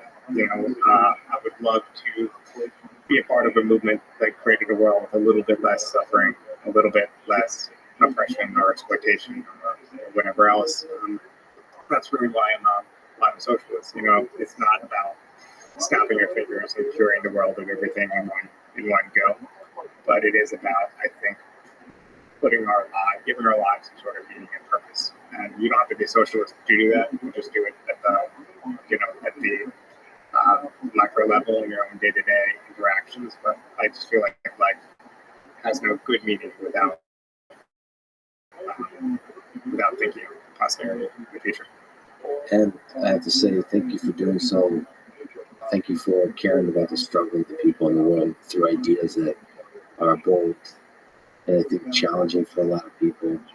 In a time when socialism is something that can be attacked aggressively by larger numbers of people, still persevering and still exploring those ideas and seeing what of those ideas can make for a better world. It's beautiful to see. Oscar, thank you so much for talking to you. Thank you for all the work you do. I can't wait to see what you do next. I appreciate it. Keeping an open mind with these conversations and to your audience too. It's nice to have a space where people can debate and think at length and don't have to worry about soundbite culture. Thank you for listening to this conversation with Bhaskaras and Kara. To support this podcast, please check out our sponsors in the description. And now, let me leave you with the words from Karl Marx. Democracy, the road to socialism. Thank you for listening. I hope to see you next time. This week, we examine the influence of exact science, an underground base from which we situated also in Mexico. Modern day history, which lies deep in the Mesa. My friend is telling me that the volcano seems to start to erupt. If that volcano goes up, we have nowhere to go. That got my attention. So if you say scared, I would say that I got the realization that what that meant. I went cold for like a fraction of a second. But that meant that just my adrenaline started to kick in. And it was a very, very strange experience because now you have tunnel vision. It's about survival. The following is a conversation with Natalie Cabral, an astrobiologist and scientist at the SETI Institute, directing the Carl Sagan Center for the Study of Life in the Universe. She explores some of the harshest places on Earth, including free diving in volcanic lakes, all in the pursuit of understanding living organisms beyond Earth. For this, he holds the woman's world record for diving at altitude, both scuba and free diving. She's amazing. This is a Let's Read Me podcast. To support her, please check out our sponsors in the description. And now, dear friends, here's Natalie. You are the director of the Carl Sagan Center for Research at the SETI Institute. SETI, of course, stands for Research for Extraterrestrial Intelligence. One of the things you do as part of that is travel to some of Earth's most extreme and dangerous environments in search of organisms that live in conditions analogous to those on Mars. First, let me ask what the job posting for the work you do looks like. Is it like Shackleton's ad in 1900 that said people wanted for hazardous journey to the South Pole? Small wages, bitter cold, long months of complete darkness, constant danger, and also where do I apply? That's funny because there was really a job application. In fact, when you're a scientist, you have questions in your mind and you have hypotheses and you start to list the kind of thing you need to answer. And when you see the kind of thing you have to answer, then you kind of know the places where you need to go to do that. As far as science is concerned, it started with analyzing data from the Mars missions, and I had written a PhD about water on Mars, first looking at channels and the history evolution of water. But then, during my postdoc, I started to look where that water was coming. Interestingly enough, everybody was about channels and water and whether catastrophic or whatnot or sewage. But when you were talking about pounding water like lakes or ocean, people were starting waving their arms a little bit. So it was a little bit of a battle, interestingly enough, yeah. But that got us on track with my husband. We were working together, and we started developing the idea, the concept of lakes in impact craters. So why in impact craters? Just because the Viking mission at the time, which is what we were working with, the resolution and the topography were so poor that there was really no way of telling where you had a real low in the topography. The only thing you knew was the hole in the ground was an impact crater. So when you saw that, What was the Viking mission? the Viking mission landed on Mars in 1976, and there were 2 landers and 2 orbiters. So they were really our first feet on the ground on Mars, but they were not moving. And that was the data you were looking at. It was already the 90s, but we didn't have yet the Mars Global Surveyor and whatnot. We still worked for 20 years. We worked on that. I did my master and my PhD thesis on Viking missions. You mentioned that the places you go to are defined by the questions you want to ask. Let's just step back. What questions have always come to your heart? Well, that's the thing. That's why I was looking at those images and saw some lakes.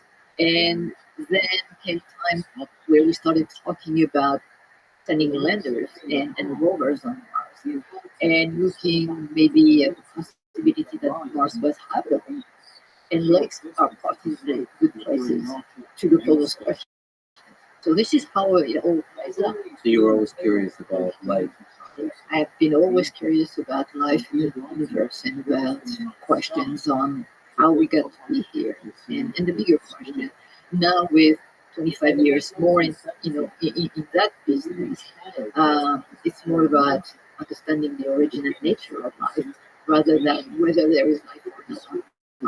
I mean, this was really for me a stepping stone to bigger questions, but they were definitely important because they helped me frame my way of thinking about this question. And so, looking at Mars, at lakes, understanding what the conditions were 3.5 billion years ago or close to 4 billion years ago, then I knew the type of environment I needed to explore here on Earth as analogous to be able to understand what type of life still survives in those environments and what kind of instrument and what kind of resolution do I need to actually detect it.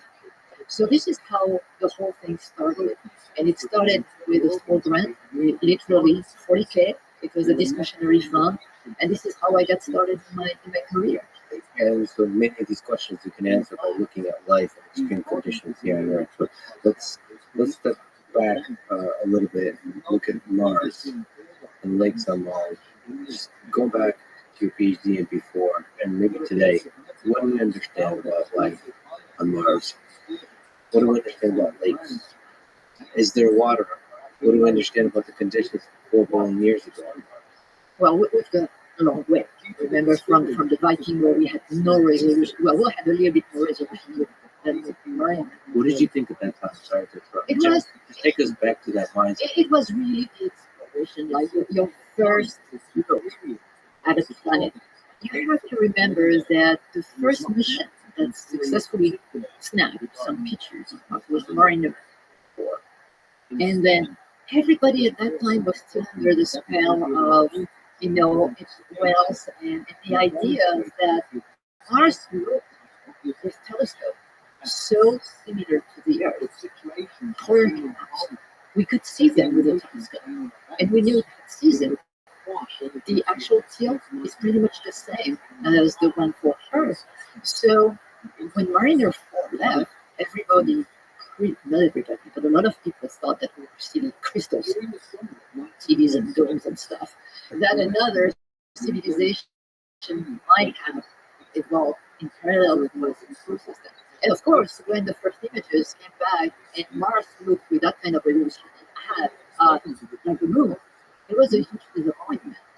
Then Mariner 9 came, and that changed everything.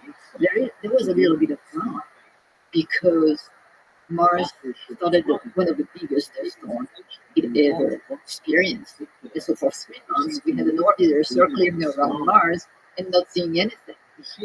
But then, when the dust cleared, all of a sudden, we started discovering volcanoes, valleys, ancient channels, dune fields, polar caps, and see what I'm talking to you. I don't need to invent any words to describe Mars. And although the myth of extraterrestrial civilization on Mars was gone, all of a sudden, the imagination of the scientists started to pick up because right away we were seeing something that was familiar, that we could describe. So right away, Viking would put on the fast track, and the idea was so Mars looks so much like Earth would have been, although it's arid and there is little atmosphere, etc. Could there be life? And of course, behind this, at the time, there were people like Klein and Sagan, just thinking about how can we test the idea of biology of life on Mars. So this is what Viking did. But of course, at the time when the two landers arrived on Mars, we didn't have the context of the geology of the environment. We didn't have much data at all. So the data that the Vikings sent back was very confusing. Some people still think today that we discovered life on Mars at the time because some of the experiments turned out to show a strange signal. But most of the community think that it can be explained by chemical reaction that we see today. So it was so confusing that NASA decided, okay, if we want to be serious about life on Mars, we have to understand the environment because life and environment coexist. So as cause or effect, the planet is going to give you the physical chemical environment for life to happen. These are the boundaries. But once life is here, it's going to change everything. One of the biggest impact of life was to inject oxygen into the atmosphere of the Earth 200 million years ago. And that changed everything, including our signature in space. So there is this correlation. So if you want to understand one, you have to remove the other from the equation. It's kind of a two-and-one equation. So even though oxygen changes our signature today, what if all life on Earth died and now we fast forward a billion years? What would be the traces left? And so the question I'm trying to ask is, if life had existed on Mars, what would be the signs that we look for? That's a very good question. The thing is that if you draw a parallel with Earth, it took 82% of Earth's history, geological history, to go from very simple life, microbial life, to complexity. And when I'm saying complexity, I'm not even talking about us. I'm talking about animals.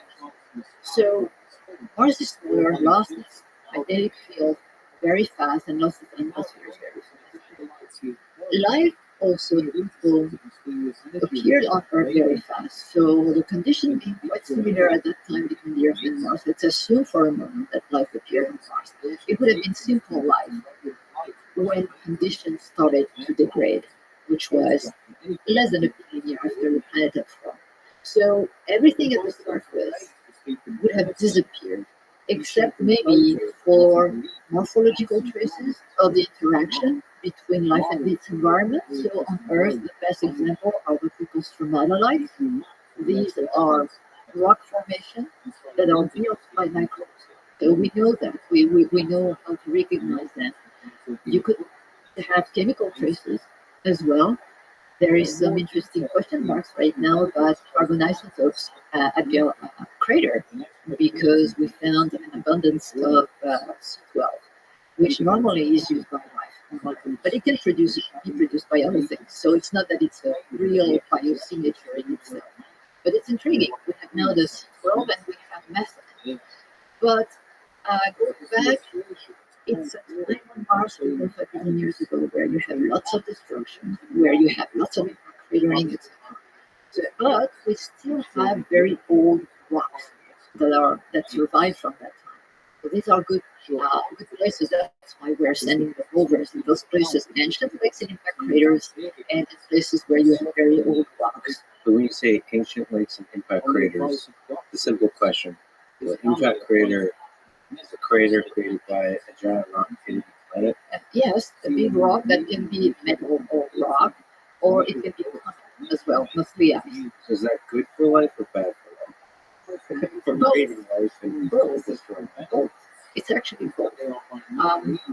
Interestingly enough, the building blocks of life, the bricks, the stuff we are made of, carbon, nitrogen, oxygen, and nitrogen, and phosphorus, they were included on our planet.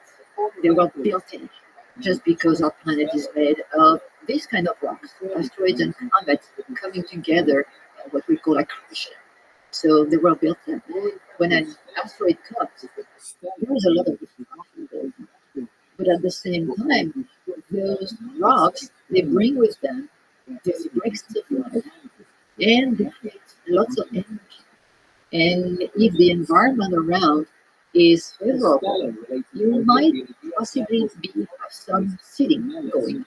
That's one of the aspects of what we call panspermia, which is the fact that comets and asteroids have the building blocks of life embedded in them, and that given favorable conditions, they might be able to sustain that. This is a What percent of you, when you're looking up at the stars and wondering about this stuff, thinks that panspermia is what happened on Mars or on Earth, which is the building blocks of life that came from elsewhere?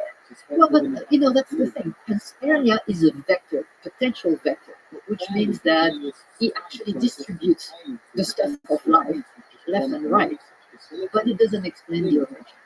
It's not the environment. It just promotes maybe, and we still have to prove it. But what we know is that the stuff we are made of is very abundant all over the world, including in interstellar media. So it's all over. It's all over. The idea is that maybe it just waits to have the proper environment. And we know what it needs here on Earth. It needs water, it needs energy, shelter, and nutrients. So you're fundamentally interested in the origin of life and the big leaps that in evolutionary history that could be like an origin of something, origin of eukaryotes, origin of photosynthesis, origin of whatever. I just think if we're a civilization here on Earth and we survive another few hundred years, I think it would be a good idea to take a big gun and just shoot life out there, like a life gun. Basically, try to create panspermia. It's a good backup solution. So one way is to actually copy our brains and actual humans, some complex information, and send it out there. Another way to preserve life is just to send the basic building blocks, send a bunch of bacteria, a bunch of whatever the rugged organisms are on Earth. Just send a bunch of those. These are not the building blocks. They are actual organisms. So But is that a natural cut, or do we want to? Because you said building blocks. yeah, bricks of life, the carbon, nitrogen, etc. They were produced by the death of previous stars. So this is how they were produced. And stars like ours started to form 10 billion years ago. That doesn't mean that the sun is the only kind of star that produce, life or enable life, but actually was produced 10 billion years ago. Now, what you're talking about is a little different. Right now, there are many efforts to do the type of thing we're talking about, which is to put our DNA on whatever kind of substrate and preserve it in vaults, either in different places on Earth or on the moon. Some people are already thinking about putting DNA on the moon. As far as brain is concerned, it's drawing towards transhumanism, which is the enhancement of who we are through AI and machine learning. Of course, having backups is a good thing. To me, I would say that taking care of our planet and going back to a place where we are in equilibrium with our environment would be also maybe the best backup possible. And let evolution do its thing. Right now, we are like teenagers with enough brain to create cool tools, but we don't have enough brain to understand yet the consequences of what we are doing. And right now, we are making awareness. So the question is whether we are going to be able to move forward and learn from the mistakes we're making to become a mature civilization. You probably heard of the Drake equation. That would be the L at the very end, the duration, which Duration of intelligence civilization. exactly, and or at least uh, the length of time a civilization remains detectable. It can disappear from the radar screen literally for a number of reasons. The first one is destroy itself or being destroyed by external events, or it can become so intuitive and with the universe and so advanced that it disappears because it melts really in the background and it's not visible anymore. There are some wild theories out there saying that civilization might be so advanced that you cannot distinguish them from physical processes. And that was an example. It doesn't say that this is the case, but some people said, imagine that in fact all the dark matter that we see or we theorize about is in fact some sort of a biological process. So you can think about a number of things. Personally, I believe that what you talk about preserving our information is kind of what life is. We need to look at ourselves as not different of what the little cell that started off was. And this is what tells you not about the origin of life, but in fact the nature of life, which is a lot more interesting. Because the nature of life is really what is going to give you some universal signature to look for it all over the place, and not only around ponds of water for life as we know it. But the nature of life is telling you that life wants to get the most information possible around its surroundings. And complexity is, in fact, the ability to gather, exchange, and preserve the most information possible. And so, what you're saying is kind of preserving the kind of information we have. So, in the things that we are doing, as life happens, and I say happen because we don't know what life is. We have 123 definitions of life, and some people are saying we don't have any definition, we only have descriptions of life. And that's true, and that's true. So think about it for 2 minutes. We are looking for something we don't know it is, but we have a few clues about the nature of life. There are some really good theories. The first one was Schrödinger, right, in the 40s. Right now, there is a guy named Jeremy England. It's another biophysical theory of life. It says life is the inevitable result of thermophysics. This is the best way to beat entropy, to fight entropy. But when you look at what we are doing, if you want to know what the nature of life is, look at our languages. And they can be very different languages, but they all have the same purpose, right? Exchange information, understand, store information, and also whether it is with somebody at the outside or thoughts in yourself. That's the same thing the cell was doing. But now when you're looking at life and at the structure of our languages, life started with nothing, so it's an episode. You got together to create inorganic molecules. Then you have complex inorganic molecules.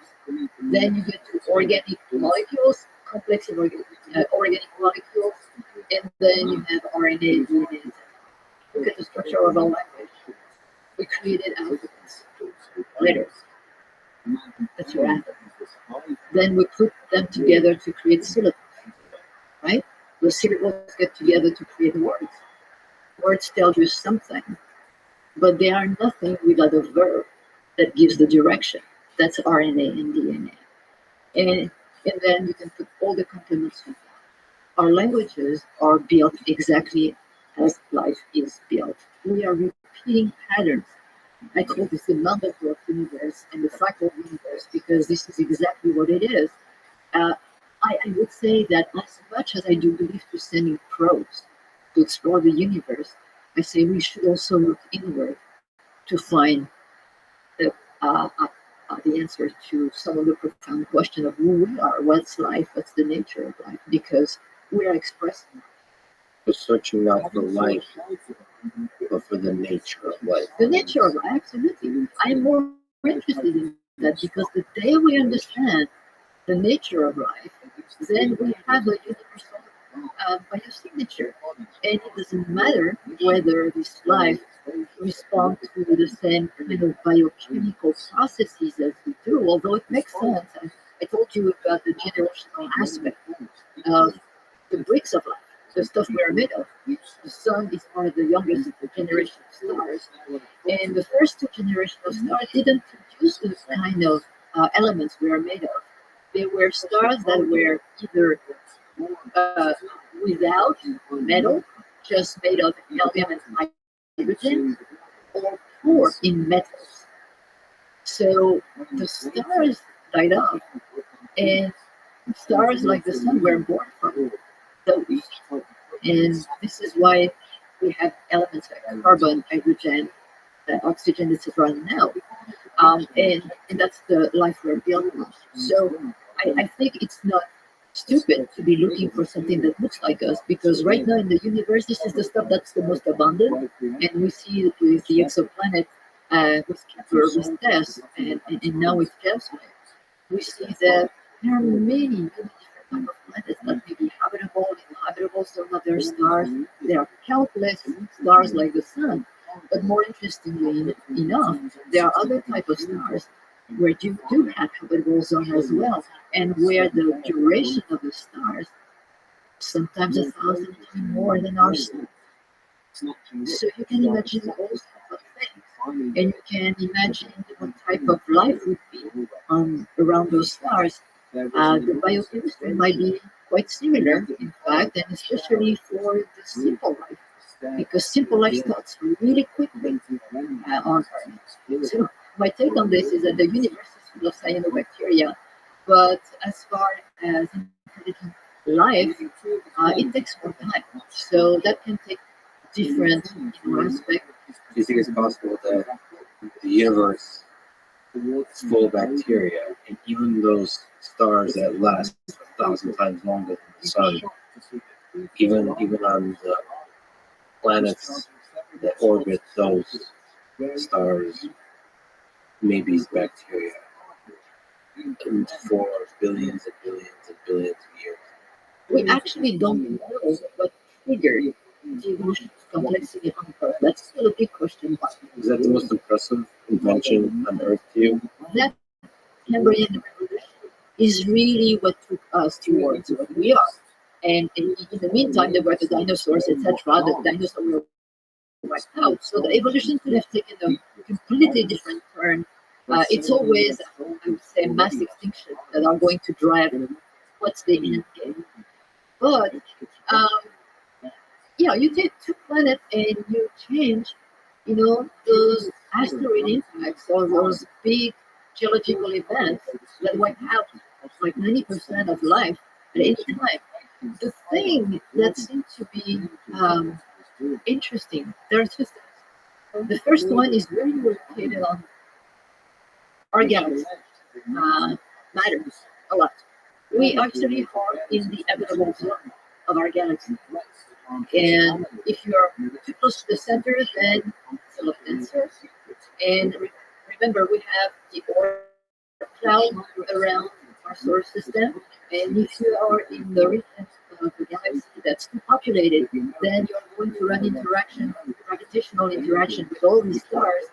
And since it's more dense, you will have more of the comets that are living in the Oort cloud being ejected from the Oort cloud and coming towards the inner solar system and collide with planets. So you will have more of these impacts if you are too close to the center of the galaxy. Not to mention the radiation. There is a place in our galaxy where it's a really bad neighborhood. You don't want to be there. You wouldn't be able to survive.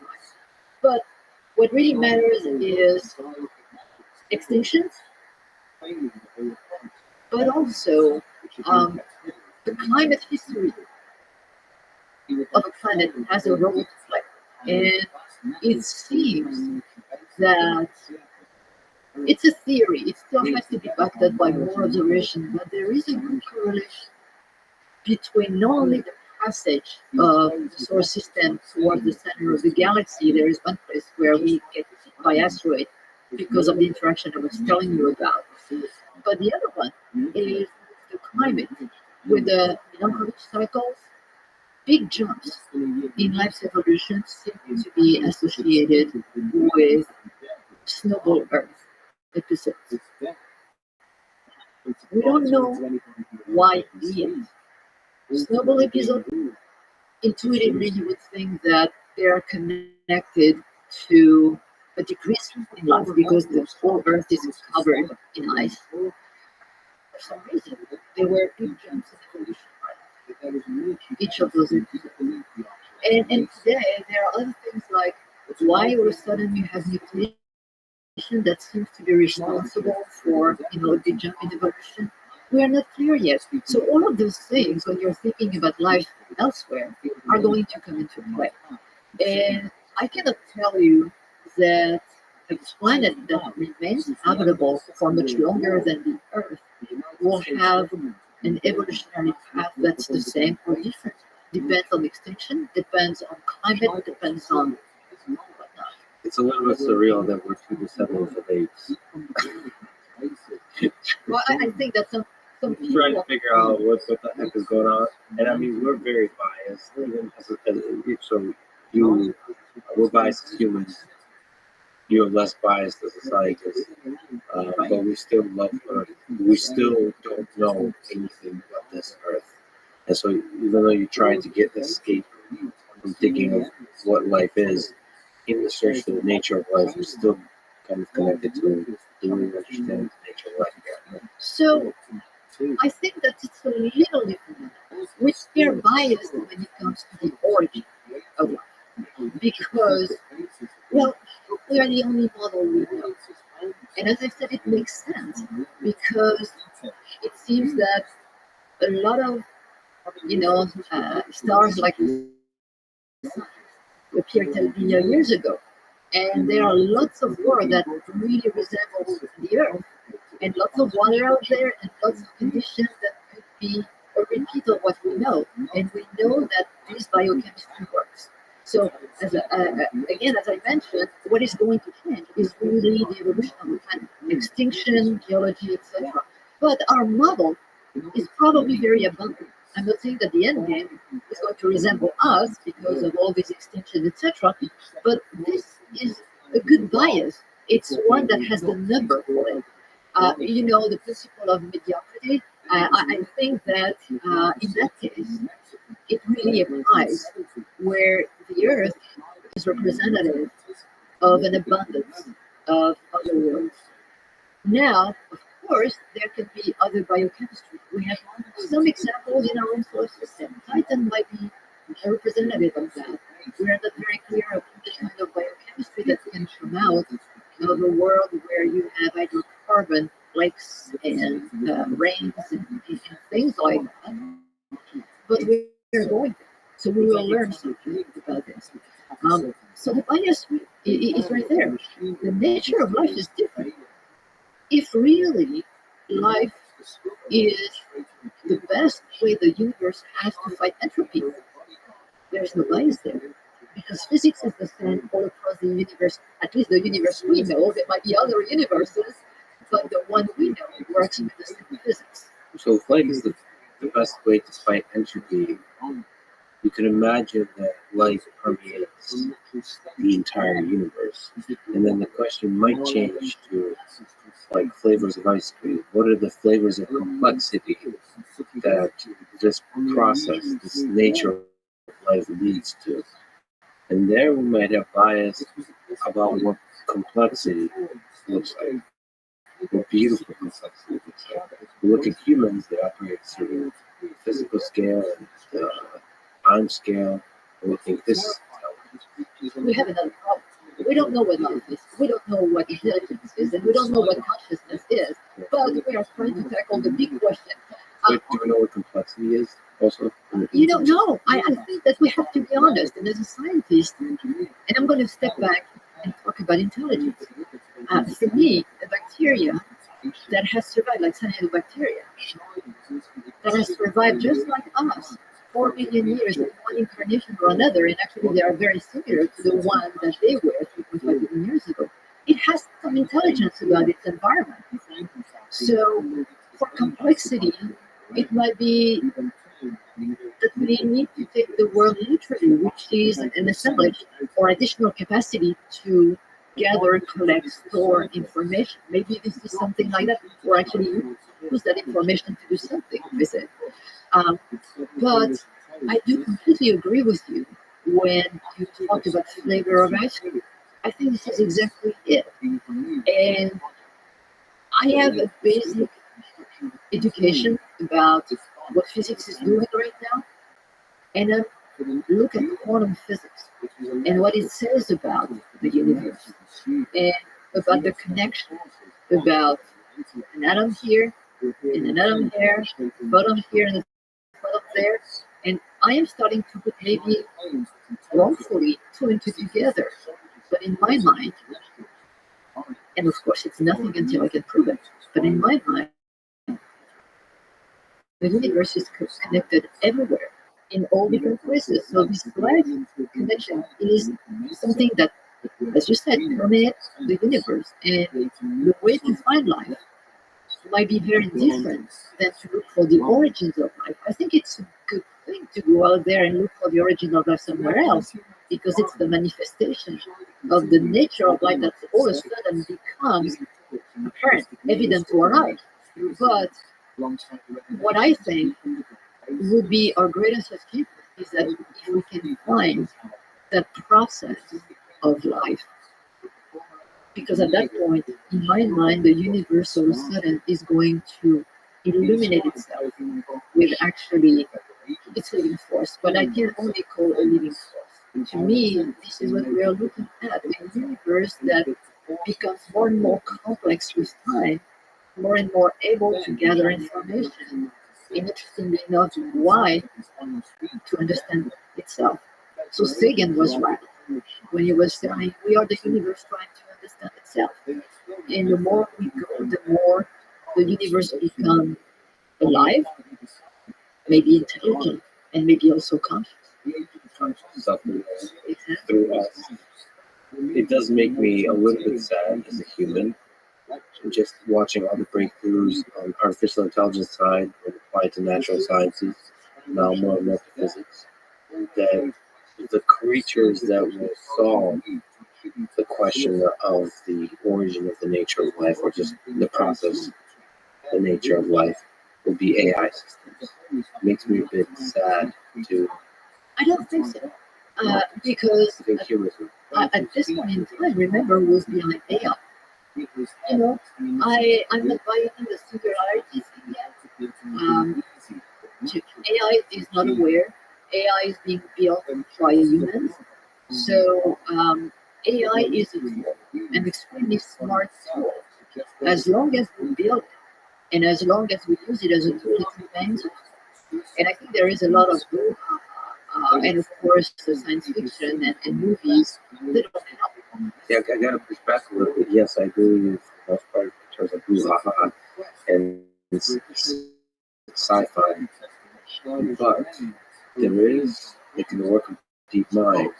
You can look at chess, so it can look at protein folding. So chess is a simple one. First look at what Alpha Zero, which is their game engine, was able to discover in our stockfish about chess humbles the best human players. Not just it's better, it comes up with ideas that humans don't understand. And so the AI now is telling you, even though it's programmed by humans, the AI is saying that sacrificing a pawn here is a good idea, sacrificing a queen or a bishop is a good idea. And then you start to kind of intuit as a human why. You don't deeply understand.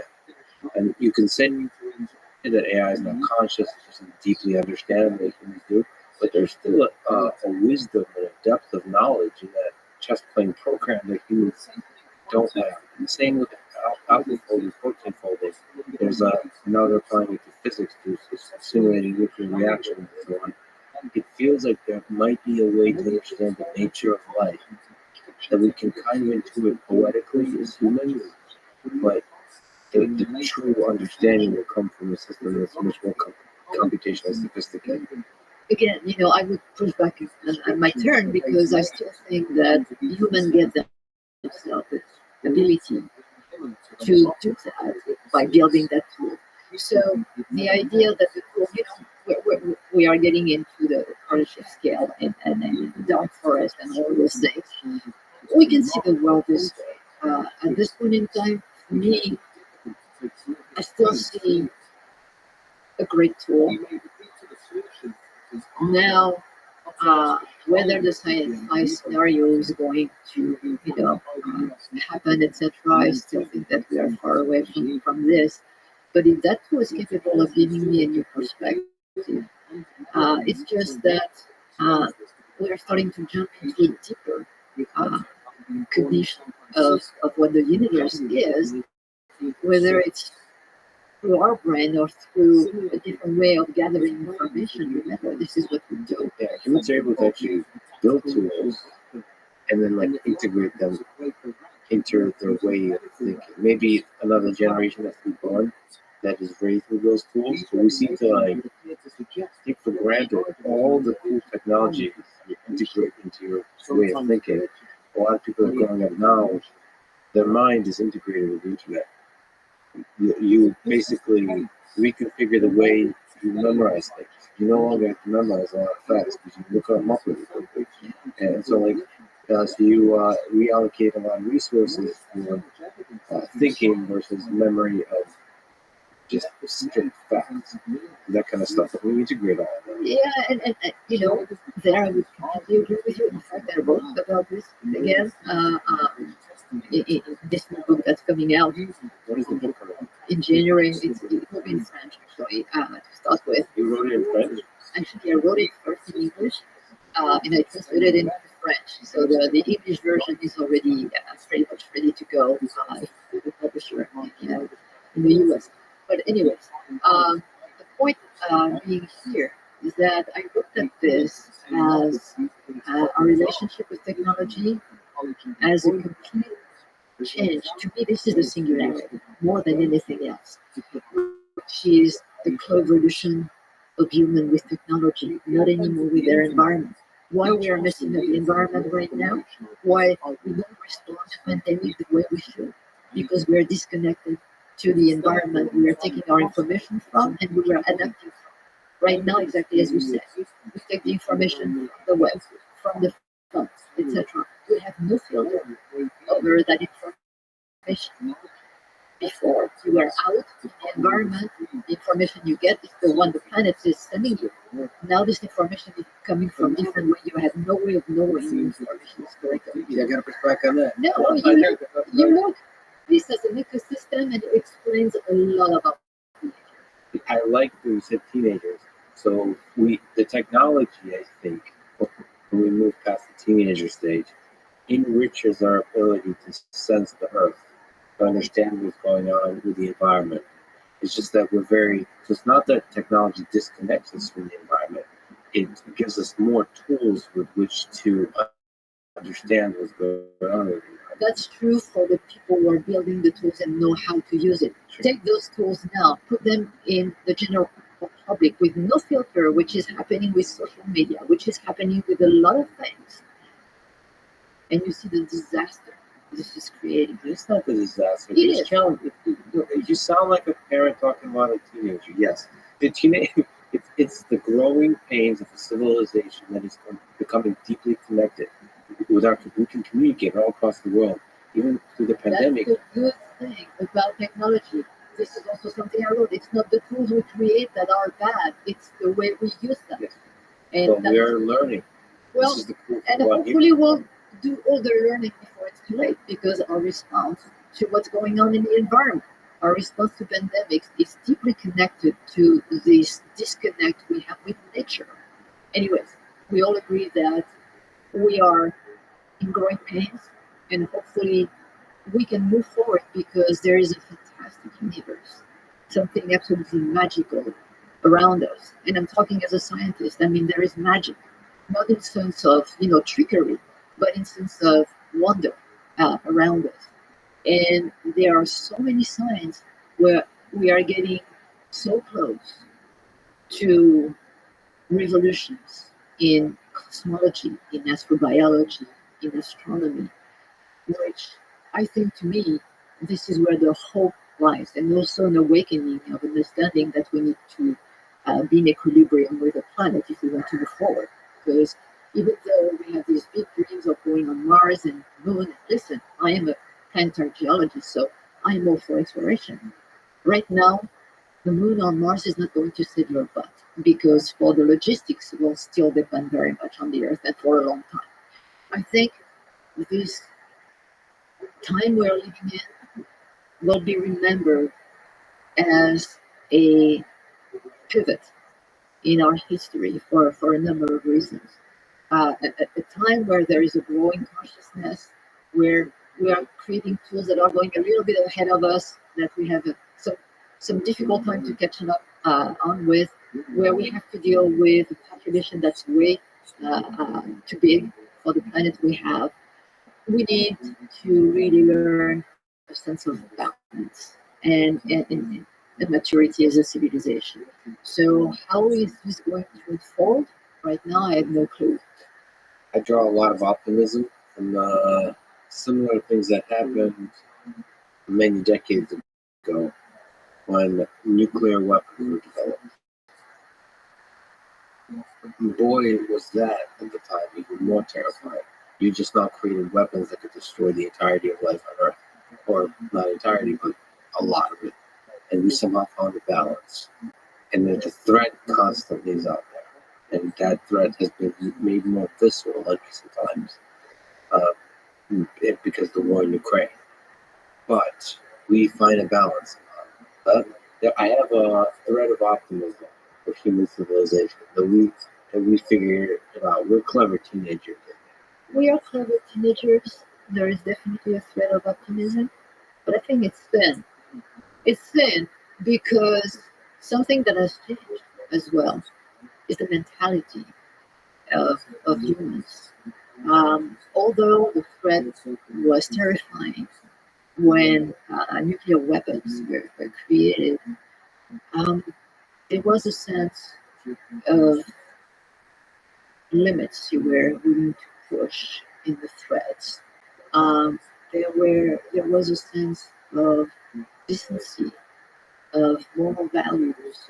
It was not perfect, but it was at least a time where people could come together from very different perspectives and agree that something was more important than destroying everything. But that's so hilarious you say that. Yes, you're talking about a small slither of humans, which is the scientists in the Manhattan Project, perhaps. No, That was absolutely also not. the time when over 100 million people were tortured or murdered. No, I in agree China with that, and and Europe. absolutely. I'm not talking about scientists here. Actually, I'm talking about politicians. We've gone beyond that point now. This is what I'm worried about. I mean, torture, etc. Unfortunately, well, we are apes.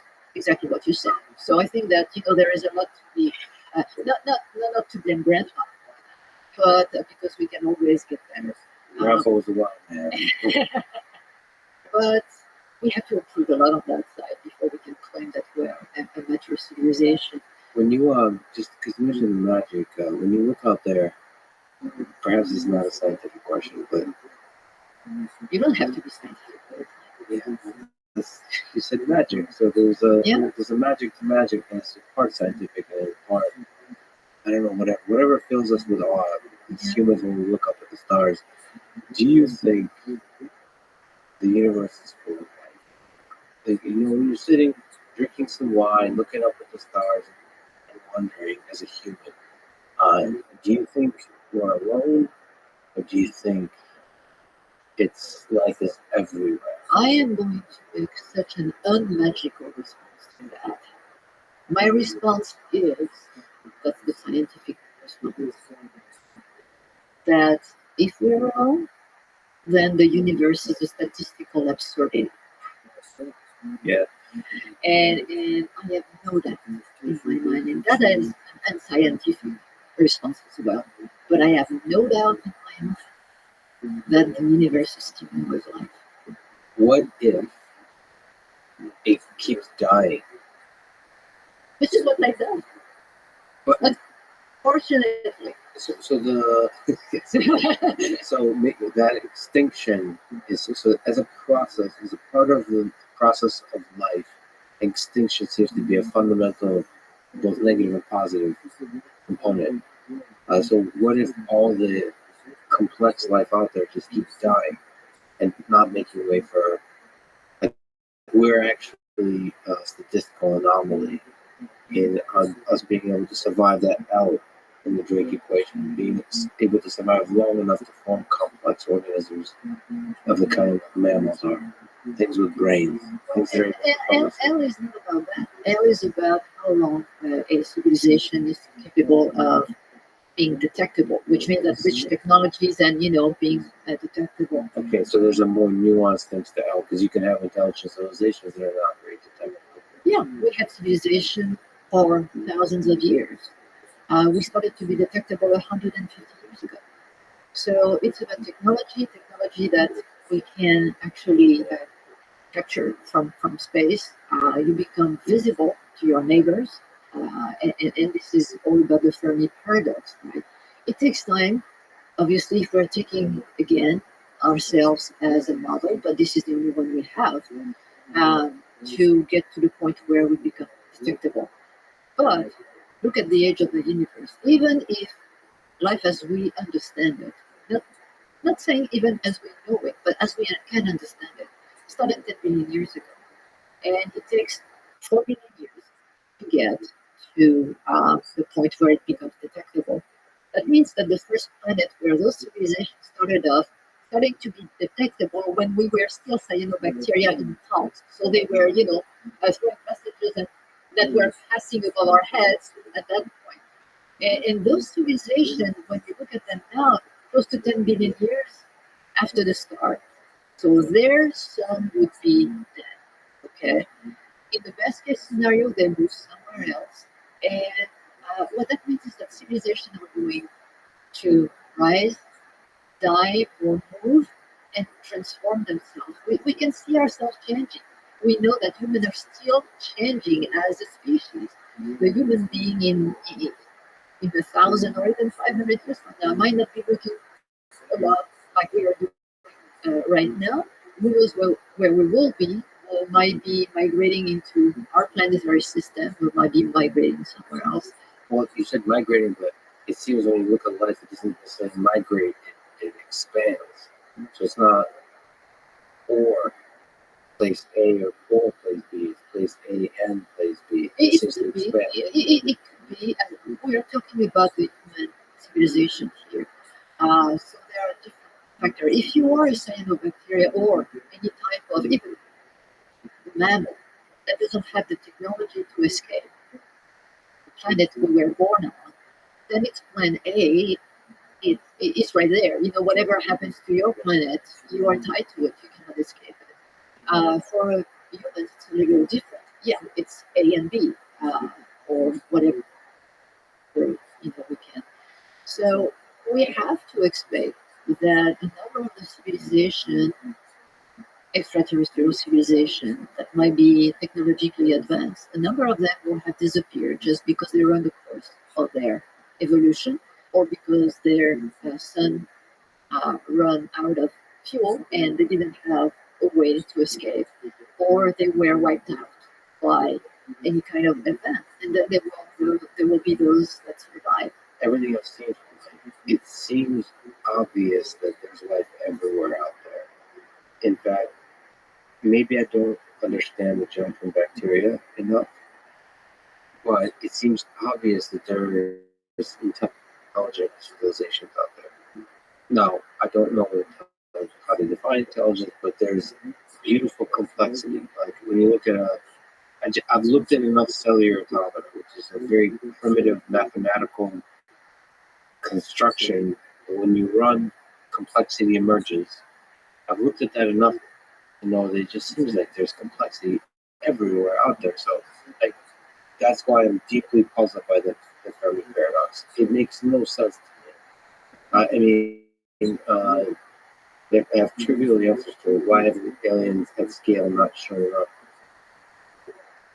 I think the two possible options for me is either we're too dumb to see it, they're already here, they've been talking to us through processes we just don't understand. Like what we experience as life here on Earth is actually they're everywhere. Conscious aliens could be consciousness. When we feel love for one another, that could be aliens. When we, I don't know, or feel fear or whatever, that could be aliens. I have to agree with you. None of this is scientifically provable. Right now, you've talked a little bit already about that. But I would say that I do not adhere to the Fermi paradox because it's very anthropomorphic. It's, it's an interesting exercise. Let's put it that way. But it's a typical example of seeing the universe through our own eyes. And this is what the limitation is. Understanding what's going on with complexity, as you said, and looking at the biophysical model and theories for the nature of life, I would agree that probably this extraterrestrial message is all around us. We're not yet capable of picking it up. But I think, unfortunately, even though that makes me sad, the way to pick it up is by studying life here on Earth, doing some of the science you're doing, better understand the nature of life until you realize, holy crap, the thing I was looking for all along has been here all along. Right? A good example of that, and it doesn't need to be an extraterrestrial civilization. Look at something that I really, whether or not it's real, I don't care because in terms of intellectual exercise, I think it's fantastic. Look at the shadow biosphere. The idea that life didn't appear only once on Earth, but there were many different pathways of it. And today, we know when we study the tree of life that led to us, from Luca to us. And the shadow biosphere is telling us that there are other pathways that came up at the time where life originated, but they are so different that we cannot recognize them as being living. And we cannot pick them up in our tests because our tests are being built to recognize life as we know it. And for me, again, I don't know if this theory will be verified or it would be discredited. But what I like about it is that it forces me to think on how do I look for life? I don't know. So that starts here on our planet, not even with the little green man. It starts with very simple life that can be so different that it might be just right in front of our nose and we don't see it. So that probably starts with the scientific humility of Always. realizing that we might be too biased in our understanding of what is the phenomenon we're trying to study. Yeah, I don't use the term bias because it involves some moral connotation. That Sure. but I understand the bias in terms of scientific pathway, intellectual framework. Definitely. What do you think about UFO sightings? So the widespread experiences that people have in seeing different phenomena that they sort of that are mysterious, that people project ideas about whether it's aliens or not, but they can't explain it. And there's pictures and data, and the government is involved in releasing footage and all that kind of stuff. And that seems to captivate the public with imagination. It always do. I mean, there are a number of things that captivate people, especially children, actually. Dinosaurs and aliens. Rothschild. Yeah, we are all child at heart. And so about UFO, I am a scientist and I'm a citizen. So I'm going to tell you a couple of things. First, I don't mind talking about that at all because I think as a scientist, this is extremely interesting. Because the thing I don't know, I want to learn about it. This is more knowledge. So we all know the statistics about UFOs. 95% of them are just natural phenomenon or things that are being misinterpreted. We know that. Then you have the 2% that might be secret programs by whatever government it's out there. Another person say is about natural phenomena that we don't know about it, that we cannot explain. And then there is this 90% that don't fall into all these categories of thing. And I think that the report about the UAPs falls into the same kind of scheme, except that now they have at least some patterns of speed of other things that were in the report. Today, we don't know if these sightings are part of military program or actual UFO.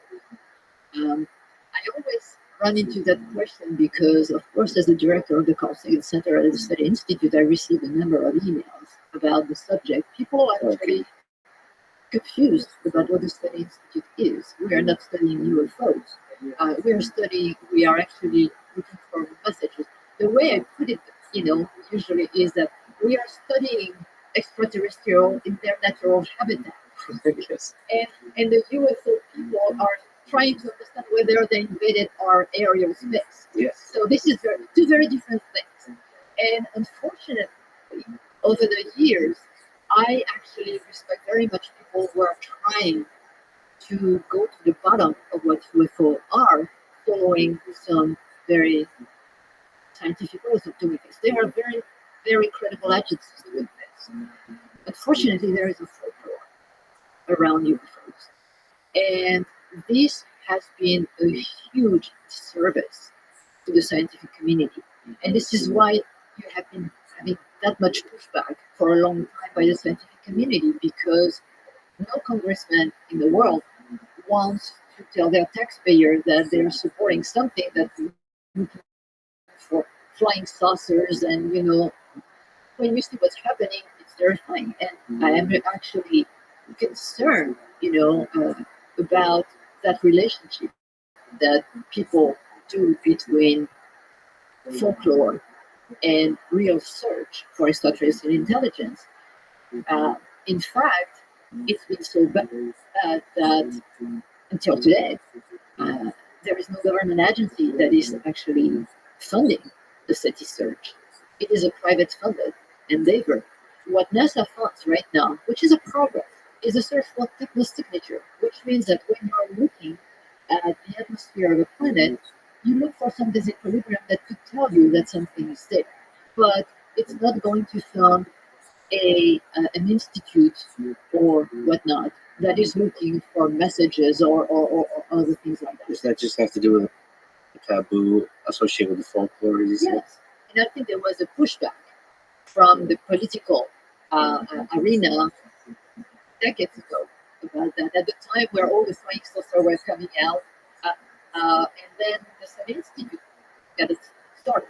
So, but now there is more of a willingness to look at the UFO phenomenon from a scientific standpoint. So much so that the government is actually seeking some help from scientific institutions, and there are programs to stop looking into those phenomena. And as a scientist, I am interested. What I'm not interested in, again, Carl Sagan comes back here. I don't want to believe. I want to know. And so to know, you have to have real experiments, you have to have observation, and you have things that are done the right way. I don't want to have somebody that starts with what if as a question and then turns this what if into the only argument and the only conclusion. And there is, you understand what I'm But still, I think it's valuable to appreciate the mystery and not deny the mystery. So No, the mystery is there, but what I don't want is people taking advantage of the public and making money out of folklore. let me flip that. I understand, but so there's a folklore in like the stuff I do, AI and robotics. For example. There's a clear fear in Terminator movies and all this kind of stuff. You could say that I'm very concerned about this miscalibrated understanding of the public of what robots' role are in society. Or you could see it as let's use a metaphor of a wave. You can say this giant wave, they'll call folklore, is a really bad idea. We need to avoid it, we need to hide, we need to build dams. Or you can be a surfer and ride the wave as a scientist. There's To me, the fact that people are wondering about the mystery of UFOs, it means they're wondering. Yeah, they are. But the thing, I will stop searching that way when it comes back to bite an entire scientific When it hurts discipline. the science, sure. For now, the past 60 years, we were not able to raise money from the government, no grants. It's a discipline that has no postdoc or very little postdoc, just because there is a fear of that folklore on the political arena. People don't want to be associated with that because they confuse the two. So I stopped there. And as the director of the consultancy, I am just very happy to see now that there is a course correction in the government seeking scientific investigators for this kind of issues. And hopefully that will right the ship there. I love it. I love to see it. But I love our little disagreements. I'm doing so obviously respectfully with love. It's just, it makes it for a fun conversation. But I think, just like with surfing away, there's some level of, the more you resist it, the worse it is. So We didn't resist it. Yes, It didn't come from us, and we paid the price. I just think the role of scientists, in part, in the 21st century, and we talk about social media, is to direct this sense of wonder that people have into a direction of the rigors of science. I think we do that pretty well. I would disagree. I don't think so. SETI does much better, but there's other places in science where Research for Life is still a fairly easy place to, draw the wonder of people. yes, Because 100%. it's a profound question that pretty much everybody has. But I think I just want to highlight the fact that I think a lot of scientists, my colleagues, friends, think that all you need to do is science. All you need to do is the scientific process, the peer review process, the data, and so on. But I think communication is actually a fundamental part of the process. Because it has to do with funding, but also has to do with, like, we're a bunch of humans trying to ask big questions, trying to figure this whole puzzle out. And I totally curiosity- agree. We do have more public presentation at the Institute than peer-reviewed articles, and believe me, we have lots of peer-reviewed articles. So our scientists allow that, and they are sharing the wonder of discoveries. And it's so easy these days. I mean, there is not one day. Tell me about writing a book right now about the search for life in the universe.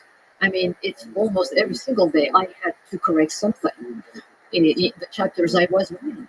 So SETI, in terms of both signatures and signals, is a pretty active field. So it's getting better right now. It's getting better. But remember that the SETI Institute is not only about the search for extraterrestrial intelligence. This is the root of the historical root of the Institute. But it's about 10% of what we do. In fact, we are searching for life in the universe from the origins of life to extraterrestrial intelligence. So 90% of everything else is exoplanet. For instance, we have a good chunk of the Kepler team that is actually with the SETI Institute, and they are working with tests right now. Some already have some time on the GEMS lab. We have astrobiologists, we have astronomers. And those are looking for data, signals, for planets out there. Go outside of our solar system. go to analog places to try and understand the type of life that survive in planetary type environments. I mean, people are always surprised when I tell them, whatever flies in the solar system, as long or will be flying, we're involved. So this is not something that pops in everybody's mind when they are thinking about the SETI Institute, because we started off as the search for extraterrestrial intelligence. But the Institute has really grown into the search for life along the Drake equation, all the types of the Drake equation. Just to clarify, because by the way, you're saying a bunch of terms sometimes, it's good to return to the basic. When you're saying whatever is flown, SETI is a part of the thing that's flown. So we, because we're using we loosely, sometimes we say we humans, and sometimes we SETI. Yeah. So the SETI is really broadly involved. Oh, yeah. A lot of the fingertips reaching out there for the stuff. Thank you, Van Mars involved in an in-flight selection in instruments that are actually on board some of the mission in science teams, for instance. Cassini, New Horizon, also missions that will be coming. It's the search for life. We do this all across the Drake equation. So SETI is part of it, and it's a route, and it's expanding a little bit right now. We hope it will continue to expand. So this is a good time for the institute, and it also, in my mind, was the very first astrobiology institute because we have this multidisciplinary approach where I can bring many of the scientists from different domains and disciplines to think about a question. And as you know, discoveries happen at the nexus of disciplines. And then it's really a privilege when you're in an institute like that. You dived in volcanic lakes at high altitudes to study the creatures within. Can you tell me the technical, the fun, the human story of that effort? The image that is associated with a scientist is the person with a white coat in a lab. In fact, a number of us at institute are athletes doing what would be considered extreme stuff. And I mean, it's fun, that hurts too, but it's to get data and more knowledge. So there are so many stories. I don't even know. What was the first time you did a dangerous thing with a volcano? Oh, so the first one associated to the search for life understanding was in 2002, where I started climbing those high volcanoes in the Andes that are 20,000 footers. The view of it there is just beautiful. You got. I'm so hilarious at spending almost no time on some epic things. I love this. Okay, what is volcano? Okay, how tall are these volcanoes? What are you doing with a volcano? What's required to prepare for that? What does a mission like that look like? I mean, that is true that this is science of body. It's like athletics and it's science, and you're studying the extreme conditions of life on Earth, extreme beauty of life on Earth in those conditions. So what are we talking about with this volcano? How So big is it? remember when we were talking about how do I understand how I search for life on Mars? This is how it started for me. And then I looked at an environment, and my head started, going through the environment on Earth that would be good enough. And then you only have a few. And the Andes, in that case, are some of the best in the world just because of the aridity of a place. And the higher you go, the least atmosphere you have, the more UV radiation you have. And the Andes are volcanic, thermal, plus you have the climate change that's coming, you have evaporation. It's a picture of Mars 3.5 billion years ago. And so now you are actually entering the time machine, basically. So remember, I'm a diver. And the first time I got in 2002 to the places we wanted to explore, all of a sudden I was standing at 14,000 feet, looking at 20,000 feet, and saying, okay, well, I need to get up there. You scared? No, because we were prepared. And the only thing I didn't know is if I was going to be able to make it to the top, because now you're dealing with high altitude. You can deal with high altitude sickness. You can deal with a number of things. And for God's sake, these are volcanoes and they are dormant. They are not extinct. That can bite us a couple of times. What was your preparation? And that kind of. I mean, this is. There is a lot of hiking and trekking at high altitude around here, but not so high because we don't have anything closer to those elevations around here in the U.S. But in volcanic environment, climbing volcanoes here, we have plenty of those. Diving as well. I am a free diver, so this is where it's going to be hilarious because I started with a completely irrational fear of pressurized vessels that comes from an incident in my childhood. And so I became a free diver to avoid having to carry oxygen tanks on my back.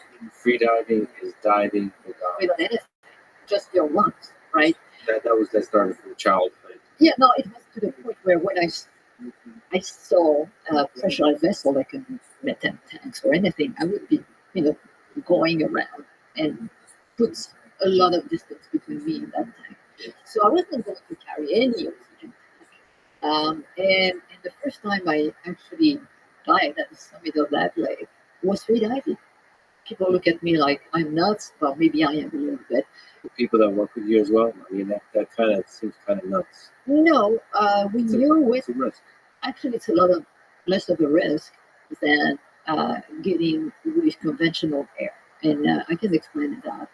But ultimately, what decided me to certify scuba and go over my fear was that as a scientist, I needed more time at the bottom of the lake to sample, rationally, take my time to think, and I can stay quite long enough as a freediver underwater. But the last thing you want to do at 20,000 feet is to come up at the surface with empty lungs, because there is not much you can breathe out there to replenish your oxygen.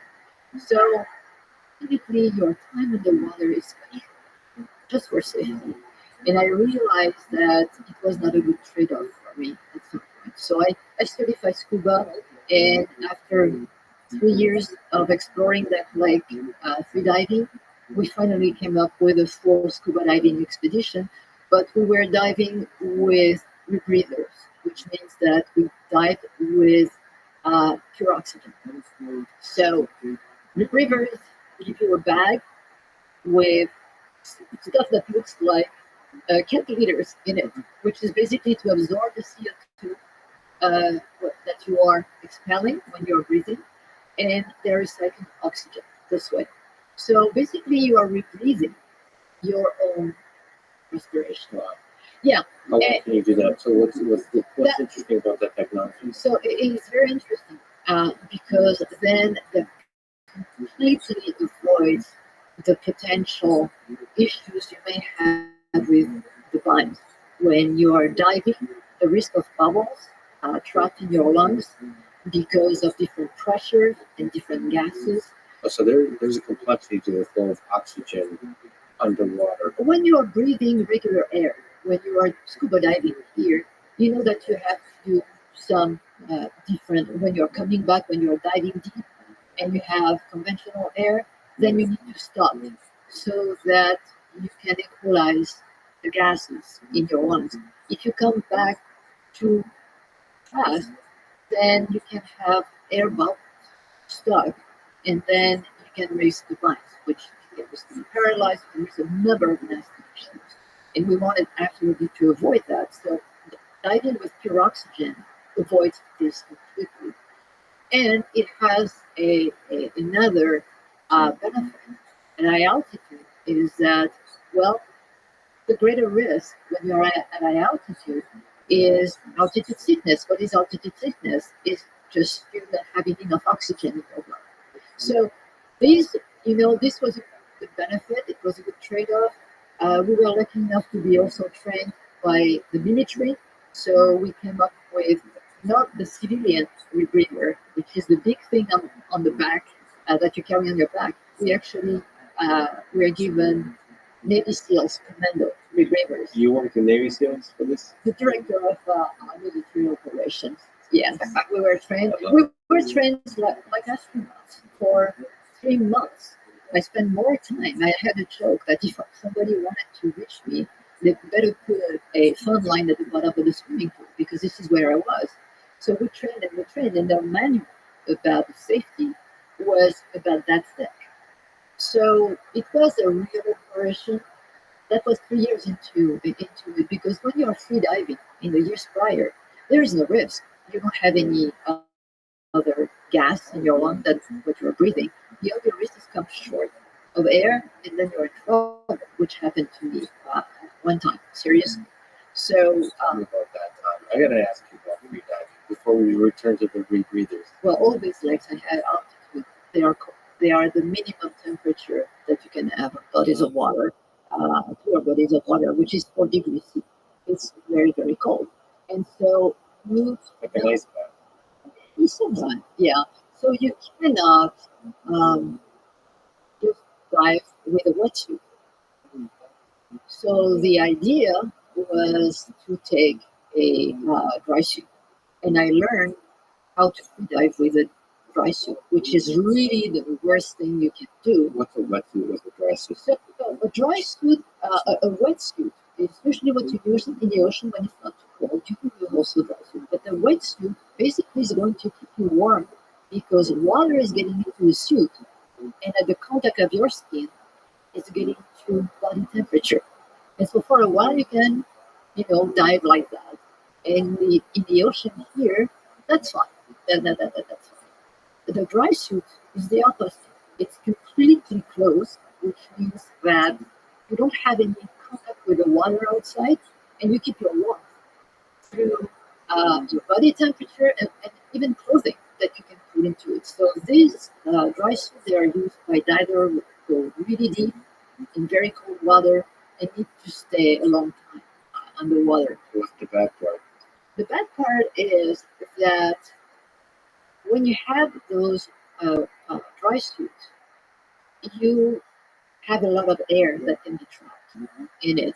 Usually we do what we call burping the suit. It's not very pleasant expression, but you get in the water, and as soon as you get in the water, you can see the air pockets all over the place, right? So you burp the suit, you open the valve, and the air comes out. Once you have done that, then you look with your lead belt, and you know when you're ready to go. And so what happened that day is that I actually deburped the suit, but didn't realize that I burped it completely. And so I went down, and immediately I felt the air pocket going to my legs. So basically, air was trapped in the suit and went on my legs as I was diving like that. And so I didn't pay too much attention to that. Because you're diving down. Yeah, I was diving down. And so I didn't pay too much attention about that. As I was, busy, just an awkward position. But then I wanted to turn and go up. Well, no can do, just like a buoy. And I was like that. So the first time I said, okay. I tried a second time and the third time. And by the fourth time, I kind of realized I was in trouble. And the fifth time I said, okay, now you're going to give it your best try. Otherwise, it's going to be big trouble. This is free diving, I was free diving. and then you can't. And I cannot. What are you feeling? I mean, is there panic? No, there is no panic because you can't. You cannot afford to be panicking. In fact, you are always thinking because there is training. This is the best part about training. Your training allows you that space to keep you cool and composed, which you need to be in that kind of situation. And so finally, after the fifth time, I was able to rectify the position and get myself up. But when I got up, my lungs were empty. I had been in the water for quite some time. And I knew what was going to happen. So I decided to just do the plank, not move and don't do anything, just open my mouth and try to suck oxygen. But obviously oxygen at 6,000 meters, 20,000 feet, there is not that much. It's about it's 48% of what you breathe at sea level. So although it was noon at the time, the sky stayed pretty dark and starry. For Just about a minute or stars two. everywhere. The fun thing And that's the first time you experienced that kind of. I mean, can you possibly train for that? Like, or can you also pass out? oh, you could. I mean, the fact that I was already seeing dark was a real sign that my brain was starved of oxygen. And I had one of my friends or colleagues on the shore just telling me because I'd been in there for a real while. And is everything okay? And I remember trying to say something, and I was just like, "What has been the best line I ever?" I guess because I'm not. You were lying to the friend and maybe to yourself. No, because I knew I was going to be okay, but it took me to be still for a few minutes. Well, can you talk about free diving? I mean, what's the technical skill involved here? It just seems. It seems exceptionally difficult. Like for most people that swim, you go underwater. It's hard. So what's the skill there? I think you probably can get good or better at freediving by training. So you have different techniques. You can train in swimming pool, and you can say, frankly, for me, I go at the bottom of the swimming pool and I sit there, and then you have relaxation techniques. Some people meditate. I can't. I'm not a good person that can meditate, or if I do, I don't know about it. But my way of doing things and taking my mind off the situation I'm in is by singing in my head. I love music or hearing music, and in fact, knowing the kind of song I'm singing, I know about the length of time that I'm staying underwater as well. So this is how, so this is my own way. People have different ways. What kind of music are we talking about? All sorts of music can be classical, can be pop music, and just songs. When you really know that you are relaxed, and something I experienced actually at 20,000 feet, which was the greatest experience of my life in those terms, is when you forget that you have water around you. At that point, you cannot tell whether you are the water or water is you. There is actually no separation anymore. And I felt that when I was training in the swimming pool. I never could have imagined that I would feel that way once on top of that volcano. And it happened, and it was absolutely amazing. It was, we were talking about how life consciousness permeates the universe. At that point in time, on that volcano, that day, it took me by surprise. I was not expecting it. Everything around me, the lake was Arctic blue with all the ray of the suns. You could tell them apart, every single one of them. I was surrounded by golden darts, and it was the most incredible experience. And I don't know if it's that kind of environment that led me to just, go into whatever state of meditation or whatnot. But all of a sudden, there was no separation anymore between me, the water, the volcano. And if I came with questions, they didn't matter anymore because for that fraction of a second, it seemed that I had all the answers in the universe. Is it the connectedness with everything? You can call it that way. I still don't know what it means, literally, but it is that moment where you feel that it doesn't matter. It really doesn't matter anymore. It was absolute peace, absolute understanding, and it was incredible. It was an absolute awareness. Could you describe it as beautiful? That would go beyond that. I think that there is clearly in my mind today no words that can express how perfect this was.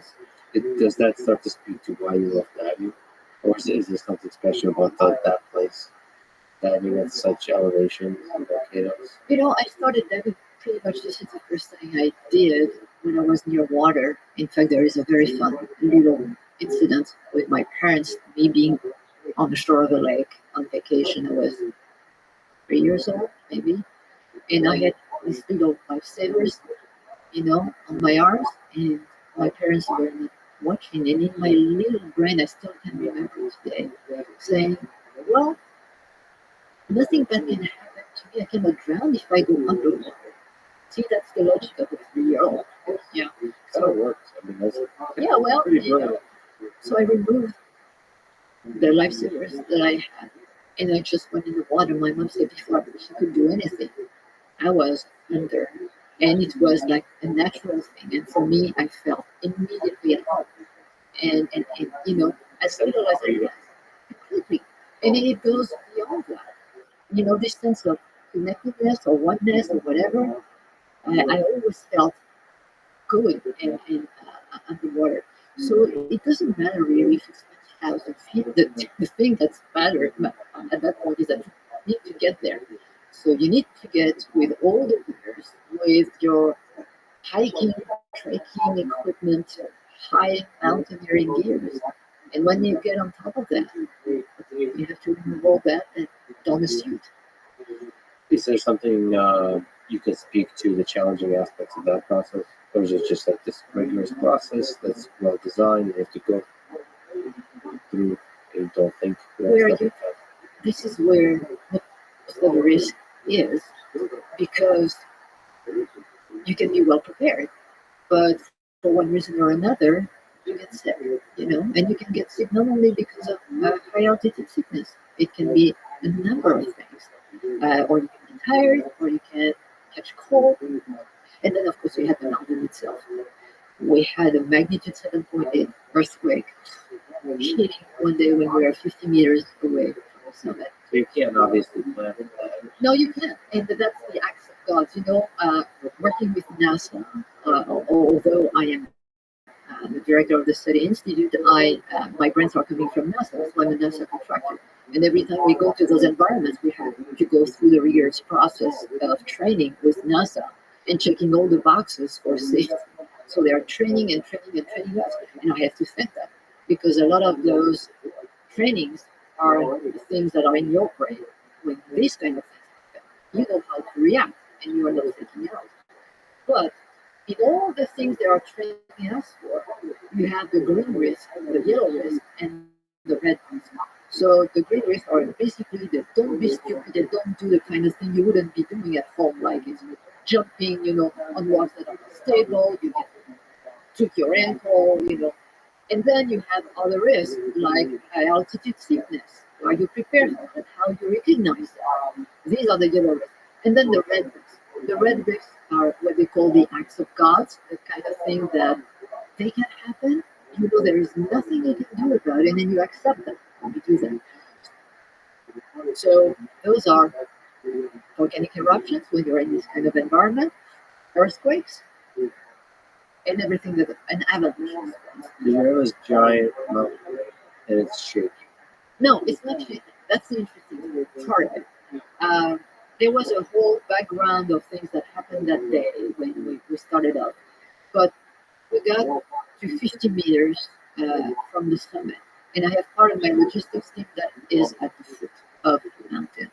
And because of the summit, we have to go under an overhang of lava. So it's just like we are just under this big hole of lava. And it's actually beautiful. If you want something beautiful, it's the altiplano seen from 20,000 feet. It's just absolutely stunning. The colors are that of early earth, which means primordial earth.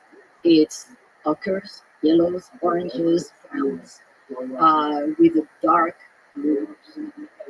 And so you're just, it's a time machine. You're just out there and you're climbing for the slopes. So all of a sudden, I'm right next behind the guide, and the guide has been with us, his family, we've been together for 10 years. And he's starting to do that. I don't discuss. When the carrier do that, I listen and I ask the team to do the same thing, where maybe half a dozen. And then I went to talk to him and said, what's going on? He's on the radio. And then he gives me the radio. I'm talking to my logistics chief officer, who is at the bottom, and he said, we're having a tremendous earthquake. He was saying that actually the ground was waving. It was so bad. And he was freaking out because he said, everything is avalanching. And I'm very puzzled because we are in a very dangerous part of the volcano. Nothing's happening. I turned around, and then this is when I realized there is this absolutely everywhere. Everything that I saw 2 minutes before, it's gone, just disappear into a wall of dust. But nothing's happening where we are. And our friends down, they were freaking out because they were seeing everything avalanching, and especially the other side of the mountain, where was avalanching. They had no visual. They had no visual. They thought that we were caught in the avalanche. So I said no, but some. So at that point, They thought you were screwed. Yeah. And I said, okay, so if this is what's happening, then I'm taking everybody to the summit because we have a very large crater that will take care of avalanching, will be safe. And I'm waiting for the aftershock because this is what you do, when you have earthquakes. So here we go, taking everybody in the crater. And now you have half a dozen scientists in the crater with the crater wave. And this is why we came for. So we just had a 7.8 earthquake, and what do you think they do? Well, of course, they do the science they came to do. So the only thing is that I couldn't, because my radio was only working when I was on the crater. But I had a little assistant with me, a young Bolivian teenager who had been shadowing me for 3 weeks, so he knew exactly what to do. He said, "Natalie, don't, no problem. Give me your bag. I'll do the sampling for you." So I was monitoring the situation, and I wasn't at that point. And there was another moment.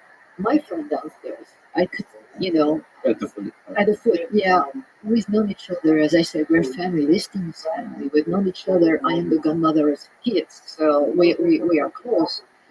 And I could feel for the first time in my life that he actually was scared. And he was calling me every 30 seconds, telling me stuff. I say, "You have to stop this now. Just call me to give me information that is useful for me to make decisions." And so I say, "Okay, what's going on?" He tells me, there is still avalanching, etc. And then a few minutes later, he calls me and say, "I think that NASCAR is erupting. So now I have to tell you, we are on a volcano. The next volcano, we share a slope with it, is a little lower, but that's the most temperamental volcano of the entire chain. And this one has a history of eruption." And then my friends tell me that the volcano seems to be starting to erupt. If that volcano goes up, we have nowhere to go. That got my attention.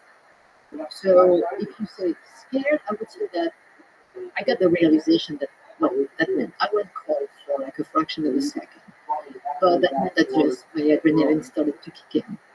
And it was a very, very special experience because now you have tunnel vision. It's about survival. And I say, "Okay, now you are going to tell me what I need to know. Tell me, what do you see?" I say, "I see smoke." "What kind of smoke?" He said, "It's white." I said, "No big deal. That's water vapor." "Okay, where is it going?" "It's going to Argentina." That was the opposite direction of where we are. I said, "Okay, I'm staying where I am because right now there is no danger." And there was still the issue of the aftershock. I didn't want to have the team caught in the gully, the central gully of the volcano, with an avalanche coming at us. So we stood there, and he called me after that and said, "Well, I'm still going to Argentina." "Fine, okay." And then a little later, he calls me and said, "Natalie, things are changing here." I said, "Okay, what's going on?" I say, "Well, the cloud is a little yellow."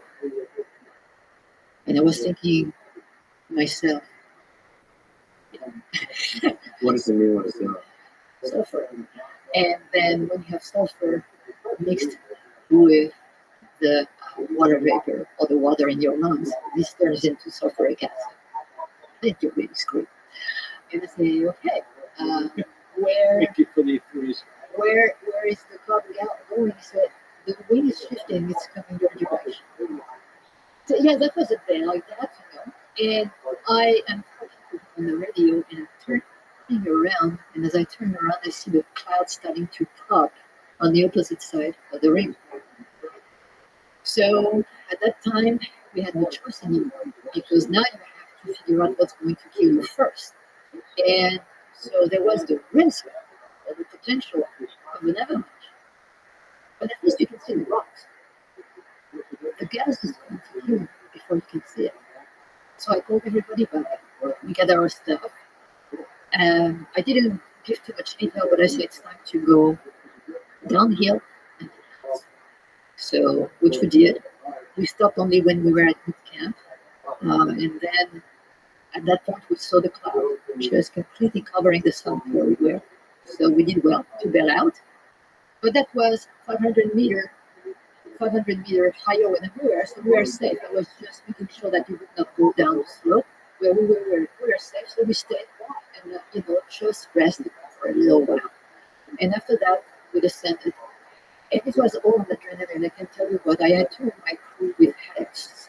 Part of one of them was because of the altitude. We climbed very fast. The other one was because of the cloud. She was the closest to the cloud when it happened. So we descended fast.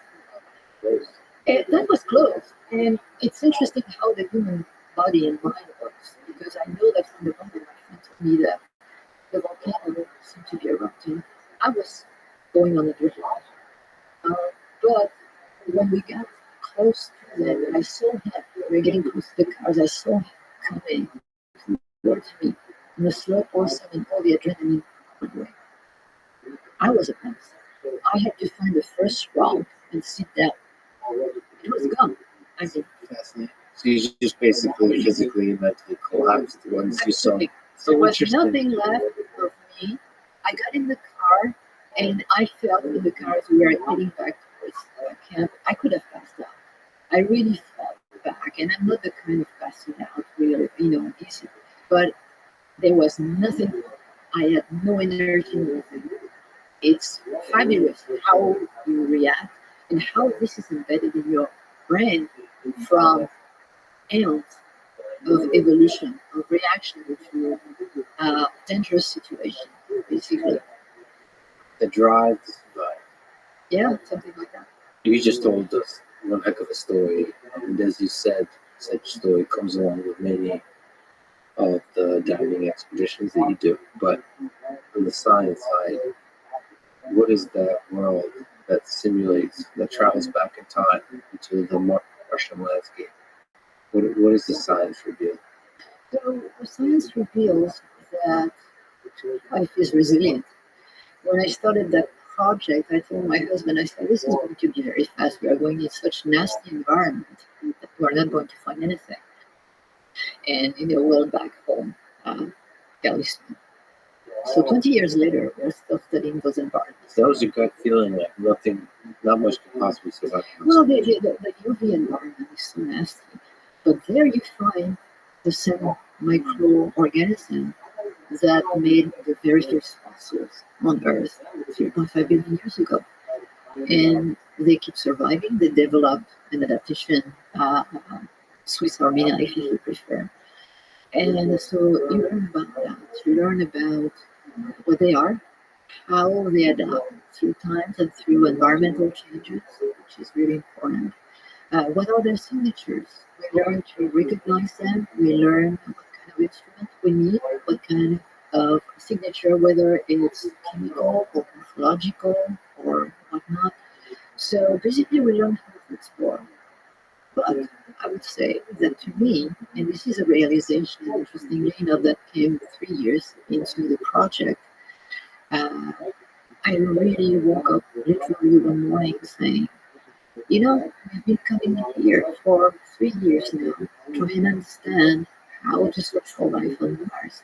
But what this place is showing us is what's happening right here, right now on our planet. And by exploring those extreme environments, we are also reaching to places not too many people go, and so we are learning more about our own lives here and the diversity of our own life here on Earth. So these are the two main things, that I would say. What kind of life survives up there? On top of those volcanoes, it's about bacteria, mostly. Is there something specific about that bacteria that's able to be so rugged? Yes, they have adapted to very high UV radiation, and it's not only because they are at high altitude, it's because early Earth didn't have an ozone layer. So when the ancestors of those bacteria originated, they have to survive a world where you had lots of short UV coming down at the surface, and also lots of hydrothermal environment, volcanoes and hot water, lots of salt, and you see all these toolbox still embedded in those microorganisms today, 4 billion years later. It's just amazing. And depending on the environment, they are going to switch some of these defenses adaptation on or off. The UV situation there is so nasty that here you have bacteria like that, cyanobacteria. You find them everywhere. It's really something you find all over the place. But if you find them here in California, they will turn their protection against UV during the day in summer, and they will switch it off at the end of the day. There in the Andes, it's so nasty that thing stays on all the time. But if you take samples and bring them back here, and start to culture them, like we did on top of a building, leaving them, you will see the second generation of this organism. They are starting to switch on and off again. So they're extremely rugged, and that's why they're still here. And probably that's why we're here, because life found its way. So is there some degree to which the harshness of the conditions enables the flourishing of life versus shuts it down? Well, it will shut down those that cannot survive. Obviously, this is a statement that's Captain Obvious right there, but it's also the survival of the fittest. And this is what evolution is, right? So they are here because they were the most adaptable. And so evolution is going to show the path of the fittest. The one that cannot resist, they might have a good time for a little while, but then, and we've seen this at much different scale and with complex life. Not so long ago, 100,000 years ago, Neanderthal was side by side by Homo sapiens. But Neanderthal was completely adapted to a cold earth, to a glacial earth of the end of the Pleistocene. And when conditions changed, he couldn't last. You think? I mean, there's still some mysteries around that, right? Like Yes, there is. exactly what were the harshness of the conditions? I'm still really suspicious. Look at Homo sapiens. No. I really want to know. No. Some shady stuff that Shitty stuff happened. They met, they bred together, they fought against each other. What you could do, you had to expect that. But the thing is that Neanderthal was completely adapted for a very long time to live at the edge of those glaciers. They were probably in a weakened situation when Homo sapiens came and started to spread. So basically, this is what life does. It adapts, and if you cannot adapt anymore, it disappears and something else takes over. you hold the women's world record for diving at altitudes, both scuba and free diving. So I have to ask, what can you describe the details of those records? I never looked for those. I'm not after records at all. In fact, I didn't know I had broken those records when that happened. We did that as part of our expedition, our scientific expedition. So it's basically sport in the name of science versus... No, it's science in the name of science, and it's just a very physical thing that you have to do. So we train ourselves like athletes. Yeah. But Zip jump. You're holding your breath underwater for a very long time with free diving. What are we talking about? Do you think in terms of time? Is there like layers where you know through training you're in a good place? Like I'm sure you take time off and you get rusty, right? I have not been diving in a while, so probably I need to go back to the drawing board at the bottom of the swimming pool. But having training from the past, I think we will pick up much more faster then. Basically, I would never at those altitudes. I would never go over. That would be suicidal. So the altitude is much tougher than the pool back at ground level. It is, but it's because not. when you come up, Yes, you have to get that's not the going in the water. When I'm on the water, I'm fine. And if I wanted, I could stay longer, but it wouldn't be very wise. You've written about the history of life on Mars, and you said you were kind of exploring that by looking at the lakes here. Do you think there's been life on Mars? Do you think there is life on Mars?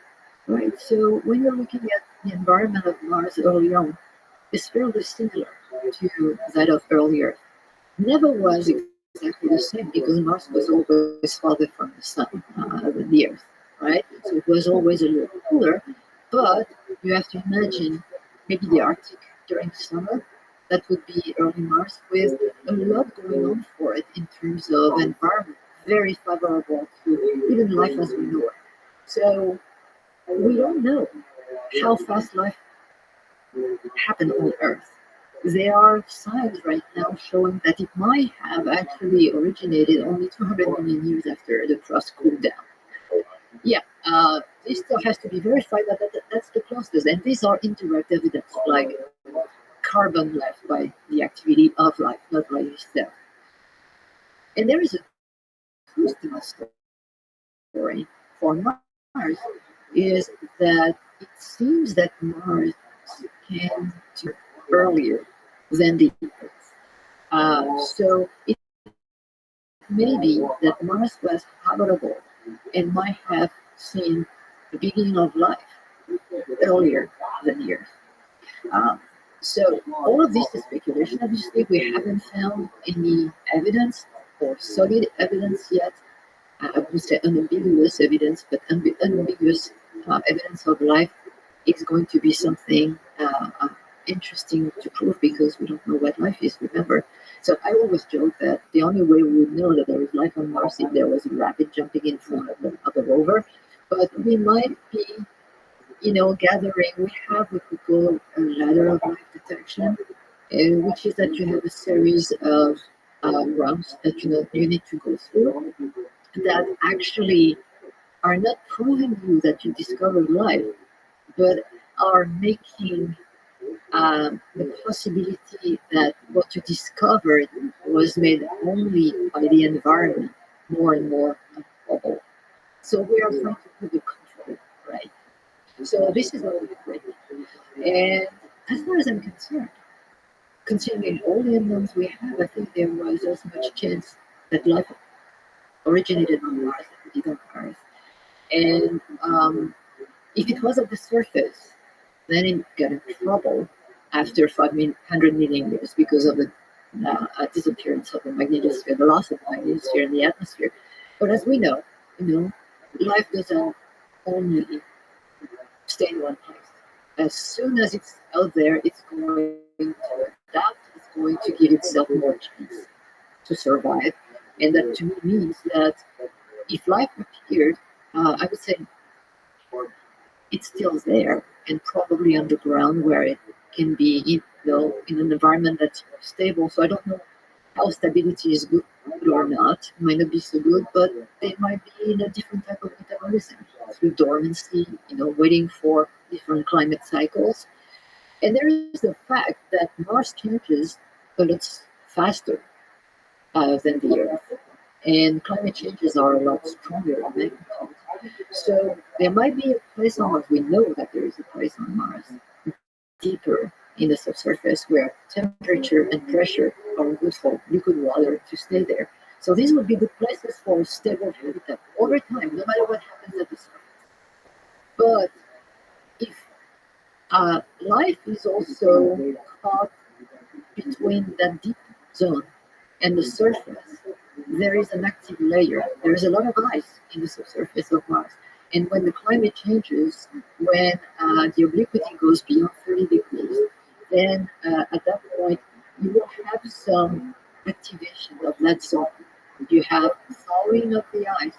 So all this region is reactivated, and maybe that's a way where you have pathways for life to move from the deep zone to closer to the surface.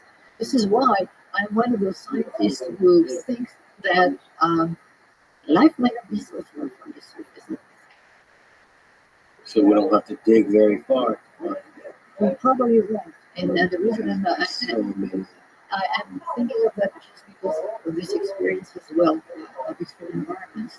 You have to sit and look and listen, basically. The story of my life. If I want to understand where microbes are located on Mars, I have to become the microbe, right? This is the thought experiment. And if I want to understand where ET is, then I have to become ET. So it's a big stretch.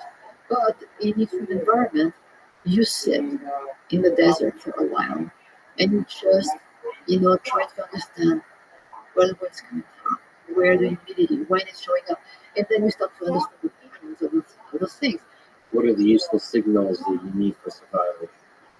You need to know where water is, where the source of energy is going to be drawn from. You need to find shelters, and shelters don't mean that, for instance, you can have a water column of a lake or a river or whatnot, or the ocean. It can be also a very thin layer of dust, or it can be a translucent rock.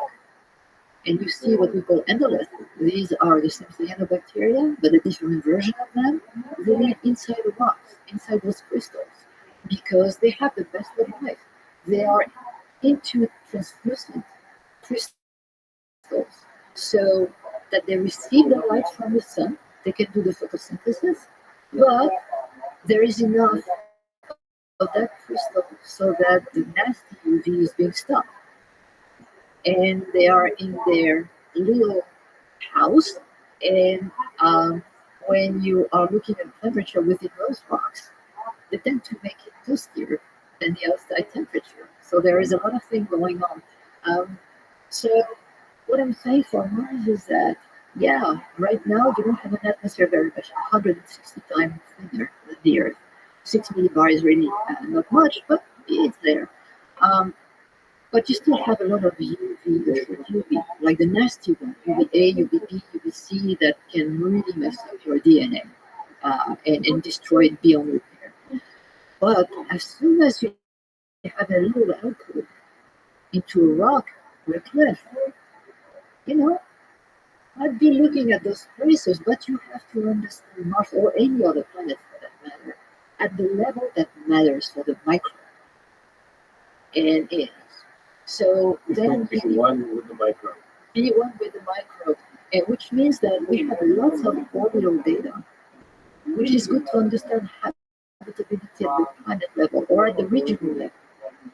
But we have very little data right now that is very useful to understand habitability at the scale that matters for the microbes at this point in time. So we need to do a better job with that. My ideas is to, have arrays of environmental stations that could have a lot of benefits. One would be to give us that vision for the microbes. That would be good for us for biology.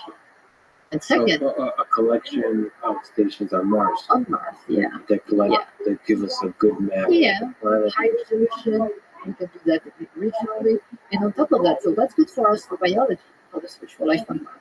That's good about how to learn where microbes could be that can be a problem for contamination both ways. So that's good for planetary protection. And since those stations would have communication capabilities on them, that's excellent for human exploration because not only you have weather stations all over the place that can tell your astronauts, learn the pattern when it's a good time to go out or not go out, and also help them communicate when they go and do sorties. So there are a number of things you can do that can tell you lots of information. Let's rewind the clock a little bit. You grew up in Paris. I was just there. Alan McDonald, in her New York Times amazing profile piece of you, writes that your teenage years were troubled. So, how did the challenging early years make the human being the scientist that you are today? Everything. I think that this is what's keeping me on top of those big mountains.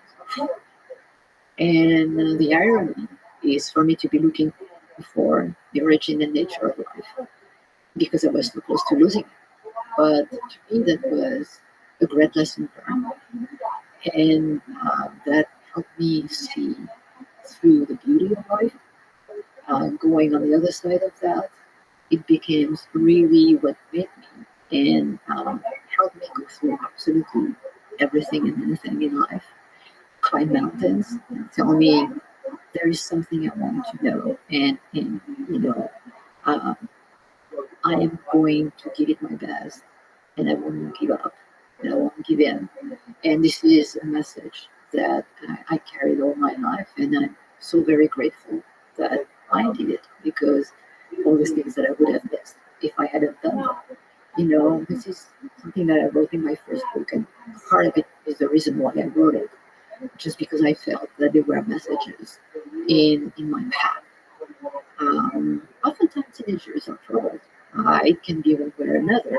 Or if it's the troubled teenage, you have times in your life where you doubt, where, just within your heart and say, hey, what's the purpose? What's the reason? Why carrying on?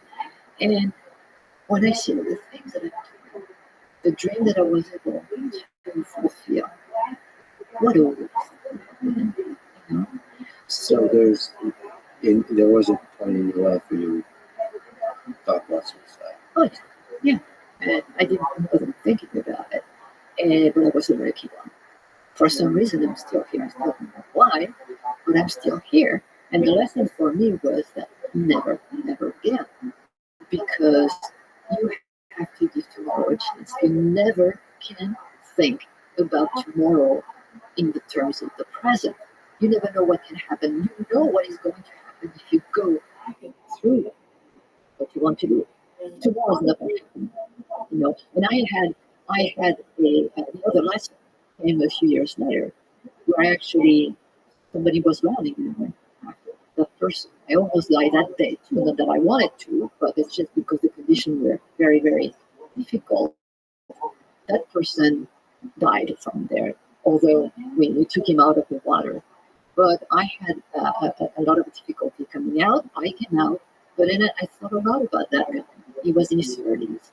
And it was like sort of an echo from a few years before, telling me that person would never have a tomorrow.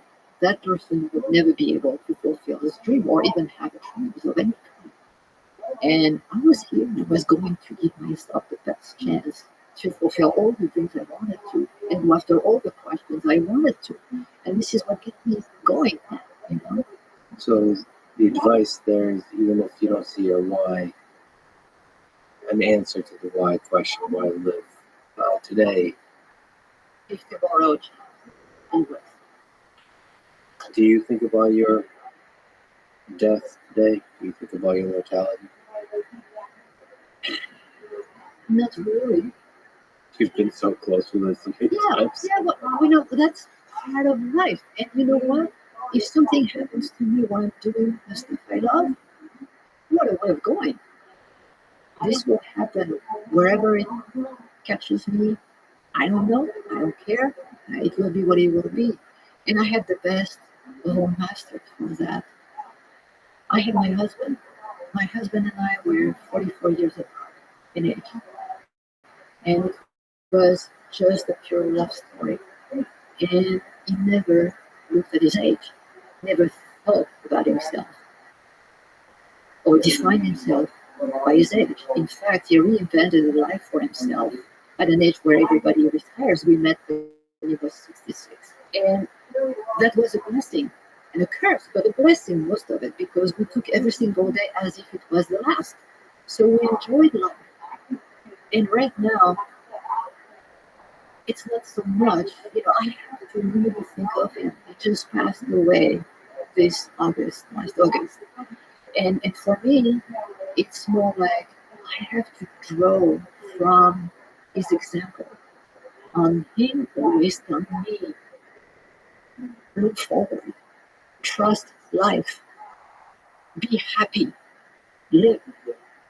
You know, today, every single day, I have to remind several times a day of this. It's not easy, but he had the recipe. He never thought about death, because when you start thinking too much about death, that prevents you from living. Do you miss him? Gosh, we were so close. I think we were, it's not like one spirit in two bodies. We were that close. So missing him doesn't even cut it. I mean, it's the toughest mountain I ever climbed. What's the role of love in the human condition? I hope that this is the force that drives the universe. Although, you know, we might be experiencing the other side of it, maybe just to learn how important love is. That might be it, you know. For me, my experience with my husband, where I never had to wake up every single morning ever wondering if I was loved. I had to look in his eyes and him looking back at me to know it, you know. So when you get to that point where you don't question it anymore, I would hope for humanity to reach that point where you can feel the same love for the person that is unknown in the street that you feel for the people you love. I think that at that point we are going to be reaching the maturity of that civilization we are hoping for, and seeing the universe through love. Uh, that doesn't run spacecrafts, of course, but putting love into our intent of going into and settling into another planet instead of, oh my god, we need to escape because we are freaking messing up with our own planet. Um, I think that this is the answer to so many things. Is there a part of you that maybe just a little bit wants to step foot on Mars, like you personally? Oh yeah, of course I'm curious. I'm a scientist, and I've been working on Mars. I was actually privileged to be working on Deuce of Crater and deciding for the landing site of the Spirit rover, which means that I worked on that landing site for 15 years, and I got to see it from the ground. That's the closest, to being there and exploring. Of course, that's not physically be present there. Um, if you were giving me the opportunity, of course I would go. But I know one thing: I would want to come back. So, given the option of dying on Mars or dying on Earth, you'd visit Mars, but you would like to spend your last days here. Yeah, because of a number of things. I think that first we're not ready to settle Mars, regardless of what being said. It will happen. It will happen, and because we're explorers, who knows? They're explorers, so this will happen, and it's a good thing. Depending on how we go about this, it can be a very good thing. With time, as much as in exploring, continue to explore the big questions of origin and nature of life, or exploring of a planet, the love you were talking about, the love for my own planet has grown deeper, and my concern about it has grown deeper. So the data that I'm collecting to learn about other planets, I'm also using it to understand better our whole planet and trying to make it a little better for the next generation. So um, if we were talking about love, this is love that drive me back here. Yeah, this planet, it's just, sometimes I just pause and am in awe at the incredible thing we have here. And just, I have deep gratitude for all the life forms here. The beautiful complexity. Of course, there's darkness behind it, all the death, all the extinction that led up to us, to descendants of you sitting here today. I feel that's a responsibility. We're the fittest that survived. Exactly right. As the dominant species, at least, technologically, maybe not the wisest one, but the dominant species, we have a responsibility towards the entire biosphere, because the decisions we are making now not only affect us, they're affecting the entire biosphere. And right now, the choices we are making are leading to the disappearance of 150 species every single day. All the big mammals on this earth today are on the brink of extinction. We are within the sixth greatest mass extinction. It's unfolding before our eyes. And I would strongly suggest that we use our smart to help a little bit this situation. And we can do this. I think we can do this. We just need to redirect our energy. In the name of love. This was an incredible conversation. I'm really honored that you sit with me. I've been a fan of your work for a long time now, so this is really awesome. Thank you so much for talking to me. You're very welcome. Thanks for listening to this conversation with Natalie Cabral. To support this podcast, please check out our sponsors in the description. And now, let me leave you with some words from Stanislav Lem and Solaris.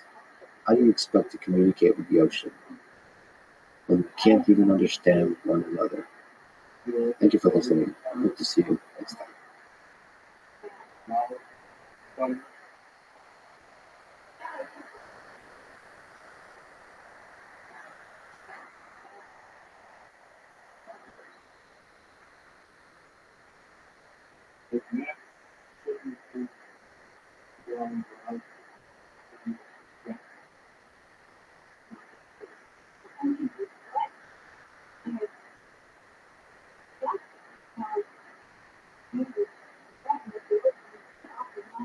Following is a conversation with Mike from Malice.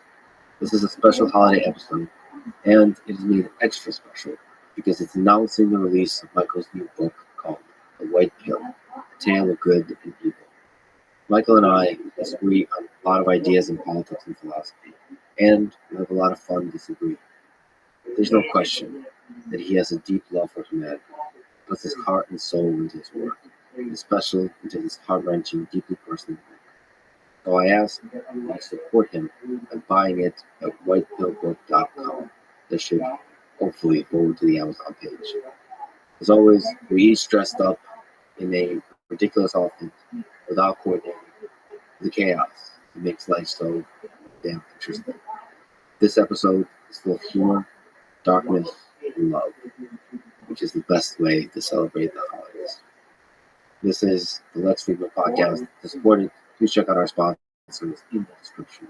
And now, dear friends, here's Michael Malice.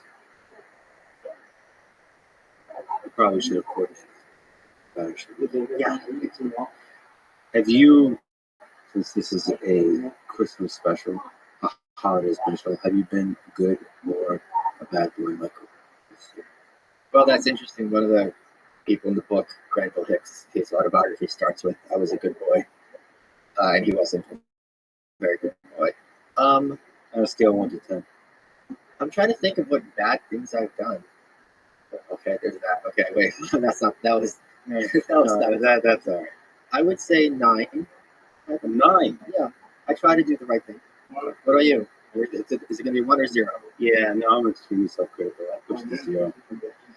I reach for the 0. Well, mission accomplished. So this episode is announcing the release of The White Pill, the book you wrote, which is I've gotten the honor, the privilege, the pleasure of being one of the first people to read it. So I'm not nervous is the word, but you are the first person who has read it that I am speaking to about it. First, my last man. Yes. You say that to all the girls, but All the fembots. all the fembots. But yeah, it was a truly incredible book. It's basically a story of evil in the 20th century, and throughout it, you reveal a thread that gives us hope. And that's the idea of the white pill. There's the blue pill and the red pill. There's the black pill, which is kind of deeply cynical, maybe apathetic, just giving up on the world, given that you see behind the curtain, and given that you don't like what you see, given that there's so much suffering in the world, you give up. That's the black pill. And the white pill, I suppose, is, even though you acknowledge that there's evil in the world, you don't give up. Yes. So if you're listening to this, and you're a fan of this podcast, Go to whitepillbook.com. whitepillbook.com. And if you don't know how to spell, we'll probably have a link that you can click on. So for people who also don't know, Michael Malice is not just a troll, not just a hilarious comedic genius who hosts his own podcast, but he's an incredible, brilliant author. Dear Reader, the unauthorized autobiography of Kim Jong-il. That's a story of North Korea. The New Right, A Journey to the Fringe of American Politics. That's the story of the extremes of the United States political movements, and then the anarchist handbook that's talking about the ideologies, the different flavors of ideologies of anarchism. But on top of that, you're now going into the darkest aspects of the 20th century with the Soviet Union and the communism. So let me ask you, let's start at the beginning. At the end of the 19th century, as you write, the terms socialist, communist, and anarchist were used somewhat loosely and interchangeably because the prophecy of Marxist society was one in which the state had famously withered away. There was a great disagreement about what a socialist system would look like in practice, but two things were clear. First, that socialism was both inevitable and scientific, the way of the future, and second, that the capitalist ruling class were not going down without a fight. So what are the key points of disagreement between the socialists, the anarchists, the communists, and at that time, at the end of the 19th century, at the beginning of the 20th century? The possibility of the century lay before us that eventually led to the 20th century. the idea when the Industrial Revolution came, and Marx was very much a product of the Industrial Revolutionary thinking, was okay, now that we have technology, now that we have science, we can scientifically manage society. We saw this very much with Woodrow Wilson and this kind of idea of progressivism that we can use technology and kind of not capitalism, in their view, unfettered capitalism is wasteful. You're making too much stuff, you have surpluses, you have shortages. If we produce just exactly what we need and you have these people, engineers, who are engineering society, then everyone will be happy, you don't have to have any suffering or waste. So socialism at that time was used as a broad umbrella. It's not used in the term that it means today of necessarily state socialism. It just meant the idea of having societies scientifically run. So you had a huge argument through different wings. You had from the beginning with Marx versus Bakunin, because Marx was for obviously state socialism, the absolute state running everything. Although even with Marx and Engels, it was a means to an end. After man is remade in his very nature, then the state is away and everyone's equal and have this kind of heaven on earth situation. Bakunin, was the opposite. He regarded the state as inherently immoral, and wanted to have kind of workers' collectives and things like that, and for localized control. So the end was always stateless. It's just that some people view the state as a convenient, effective intermediate state. Well, I think at least Marx and Bakunin, and there were plenty of others who just regarded it, have the state owner, have the workers, control the production via the state. But how does my hat look? It looks very festive. Is this side better than yours? I think you want it on this side so people can see it. You know, like when you have like hair, Peekaboo hair is called. Veronica Lake, I think was her name. And I just glance flirtatiously towards the camera sometimes. I gotta stay. Oh. No glove, no love. The bad aspect of Wake was is the blood stains that so you get new ones every time. And now I glance flirtatiously. I feel okay. So there were other socialists who did not regard this kind of end times where the state would do the way at all. And there were, various strains in between where, you'd have some capitalism, some socialism. The concept of a safety net came out of socialist thinking. The Labour Party came out of the Fabian Socialists in Great Britain. Their logo was a wolf in sheep's clothing. When that was too on the nose, they changed it to a tortoise, meaning we're going to get to socialism slowly, in the sense of either gradualism or fraud.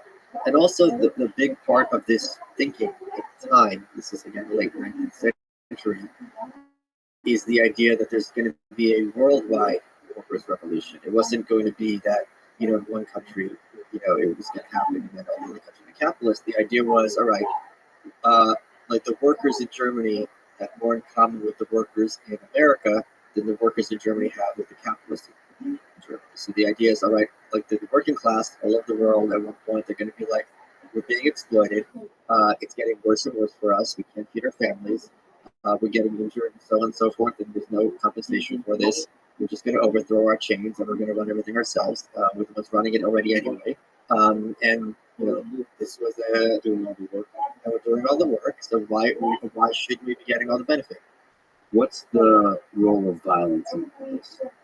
So this was a big source of contention.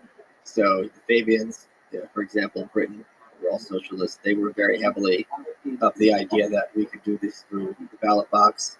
We could advocate and agitate and get the people to be voting for their own self-interest and furthering the state at the expense of the capitalist class. Then there were the people who were the hardcore anarchists who were like, if voting changed anything, they wouldn't let us do it. And the only way to have a revolution is to have a revolution, to kill, to overthrow, to seize these factories. And this was a big argument. And it also fed into the idea of, where does free speech end? Is it legal to be giving speeches advocating for violence and revolution? Is it legal? Johann Most, I discussed in the book, and the Anarchist Handbook, he published the book in the 1800s about how to build dynamite and how to build bombs. And this is a big free speech concern at the time because now anyone in their own house can make a bomb and kill lots of people.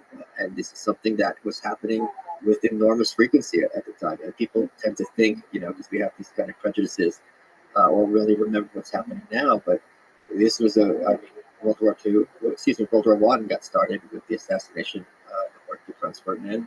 There were lots of people. McKinley's another one who I discussed with his assassination.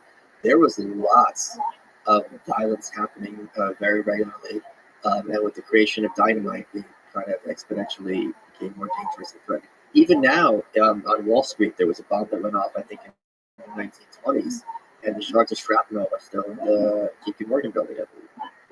Do you ever think if you were alive during that time, what you would be doing? You think of yourself as an anarchist? Right. Would you be? Where would you be? Would you be a socialist, a communist? Which parties would you attend? Figuratively, and Well, the literally. thing that was so interesting back then is there was a woman named Mabel Dodge Luhan, and she ended her days in Taos, New Mexico. She founded an artist colony, and she had an apartment on 9th Street and 5th Avenue in Manhattan. She had a little salon, and everyone got together and talked. And you have Emma Goldman, who's an anarchist, Margaret Sanger, who invented Planned Parenthood, advocated for birth control, and you'd have the people from the Wobblies, the hardcore labor unions, and everyone kind of, H.L. Mencken, who didn't attend, but he was friends with them all. So there was this very, very weird, with the birth of modernism, the art and kind of modernist thinking, there was this idea of, like, all right, like this was the first time where you could be intellectual as a class, where there really was this space for people who were thinkers. And they just sat around being like, all right, like, what are we going to do with ourselves? And you had it in modern art, you had it in literature, you had it in politics. So it was a very exciting time where people were like, all right, like everything is now on the table. What are we going to do with this? And they very much were aware that this was a break with, the pre-industrial revolution kind of farmer labor. Do you think for you violence would be compelling? No. First of all, I'm just too small. But second, I just Dynamite doesn't care about your size. Yeah, but I mean retribution does, and I think I don't know, but to me, violence is the kind of thing where you think you're running it, but it's running you. Once you cross that line, violence thinks it's on some. So whenever I hear in contemporary times where people are advocating for violent actions, it's like when you start a fire, you're not like, I'm just going to burn down this house. It's and there's many cases over and over of people who are building bombs or trying to assassinate someone or things like that, and it ended up literally blowing up in their own face. So, and violence doesn't really work necessarily because, if you have an assassination, you're not assassinating the presidency. If you take out, a president, there's another president instantly there. So what have you accomplished? Someone's husband, dad is gone. You replace him with someone who now is in a position to crack down and retaliate with even more violence. So the calculus for me isn't there. Would I be advocating for them? Who knows? But I mean, I don't know if I'd be able to have this space to be. I certainly wouldn't have the space to be a podcaster or like a media personality. That wasn't really a thing. To some extent, it was in the 1920s with the Algonquin Roundtable, all the people from the New Yorker magazine. But they were all drunks. It was very much a weird kind of situation to be, I think. What would you do? Go to the carnival? You look good in lipstick, so. Well, thank you. I look at anything. What would I don't know. I mean, you're not building robots. I mean, you could have been a Tesla, right? Okay. I didn't mean a car. I meant the person. I understand. Oh, thank you for explaining the witty comments. It wasn't witty at all. Because you wouldn't do an Einstein, because he was an immigrant. So I wouldn't work with an immigrant. What does that even mean? No, you would have been a Tesla-like figure. There was already a Tesla, so you would literally Tesla. So I said a Tesla. Oh, Tesla. Okay, so thank you for the explanation. See, Michael doesn't only make funny things; he also explains them for you. It wasn't funny. Mansplains them. It wasn't funny at all. That I agree with. Okay, so yes, when you achieve. See, this is why I need to get back here. It's All right, I'm downgrading it from 9 down to an 8. if you keep talking like this, 5 is a real possibility. All right, so vacuum is the kind of vacuum that's created with violence is usually filled with with a harsher figure. So you don't think violent revolution ultimately leads to positive progress in the short term? Well, sometimes it does. The American Revolution, I think, was a positive example, and overthrowing the Tsar, which was done peacefully, was a positive example. But again, when violence happens, people get scared, and they want the violence stopped immediately, and that's a call for authoritarianism. We see it time and time again, and they also want retribution. They were like, bring this back to normal, and they don't really worry about things like civil liberties or things like that. It's a very, and then it also creates this space for invasion from foreign sources or demagogues. You know, like, oh look, they're killing us in the streets. Now you got to support me. It's a very deadly game, obviously. I remember somebody told me that I forget where it was, but they told me that from the very beginning it was obvious that communism is an evil system or a system that leads to evil. And to me, at least, that's not. If I had to put myself in the beginning of the 20th century, at the end of the 19th century, that's totally not obvious. They are trying to elevate humanity, the basic worth of a human being, of a hardworking human being, of the working class, of the people that are doing the work and striving and just really trying to build up society with their own hands. It just seems like a beautiful ideal. So I guess the question is, can you see yourself believing in that, in the ideas of socialism and communism? Yeah. Let's say if you were living in Russia. Oh yeah, easily. So first of all, I don't think anything is obvious in politics. It's not obvious that humans have rights. It's not obvious that liberty is better or the markets either whether you're for a welfare state or you're for more free markets. Not those is obvious. Both of them involve an enormous amount of thought and background information. So when someone says something is obvious in politics, they really mean something is apparent. Well, it's not apparent based on equality, and we all chip in that it's going to really be good for everyone. I mean, that to me is the promise of communism. And it was also very appealing to many people because it was new. So the idea was, all right, we've tried it these other ways. There's all these negative consequences. You have all these slums. You have people getting, fired and then they have no recourse. You have women with 10 kids and they can't feed their kids. Infant mortality. You don't have sanitation. You don't have food. Everyone's illiterate and uneducated.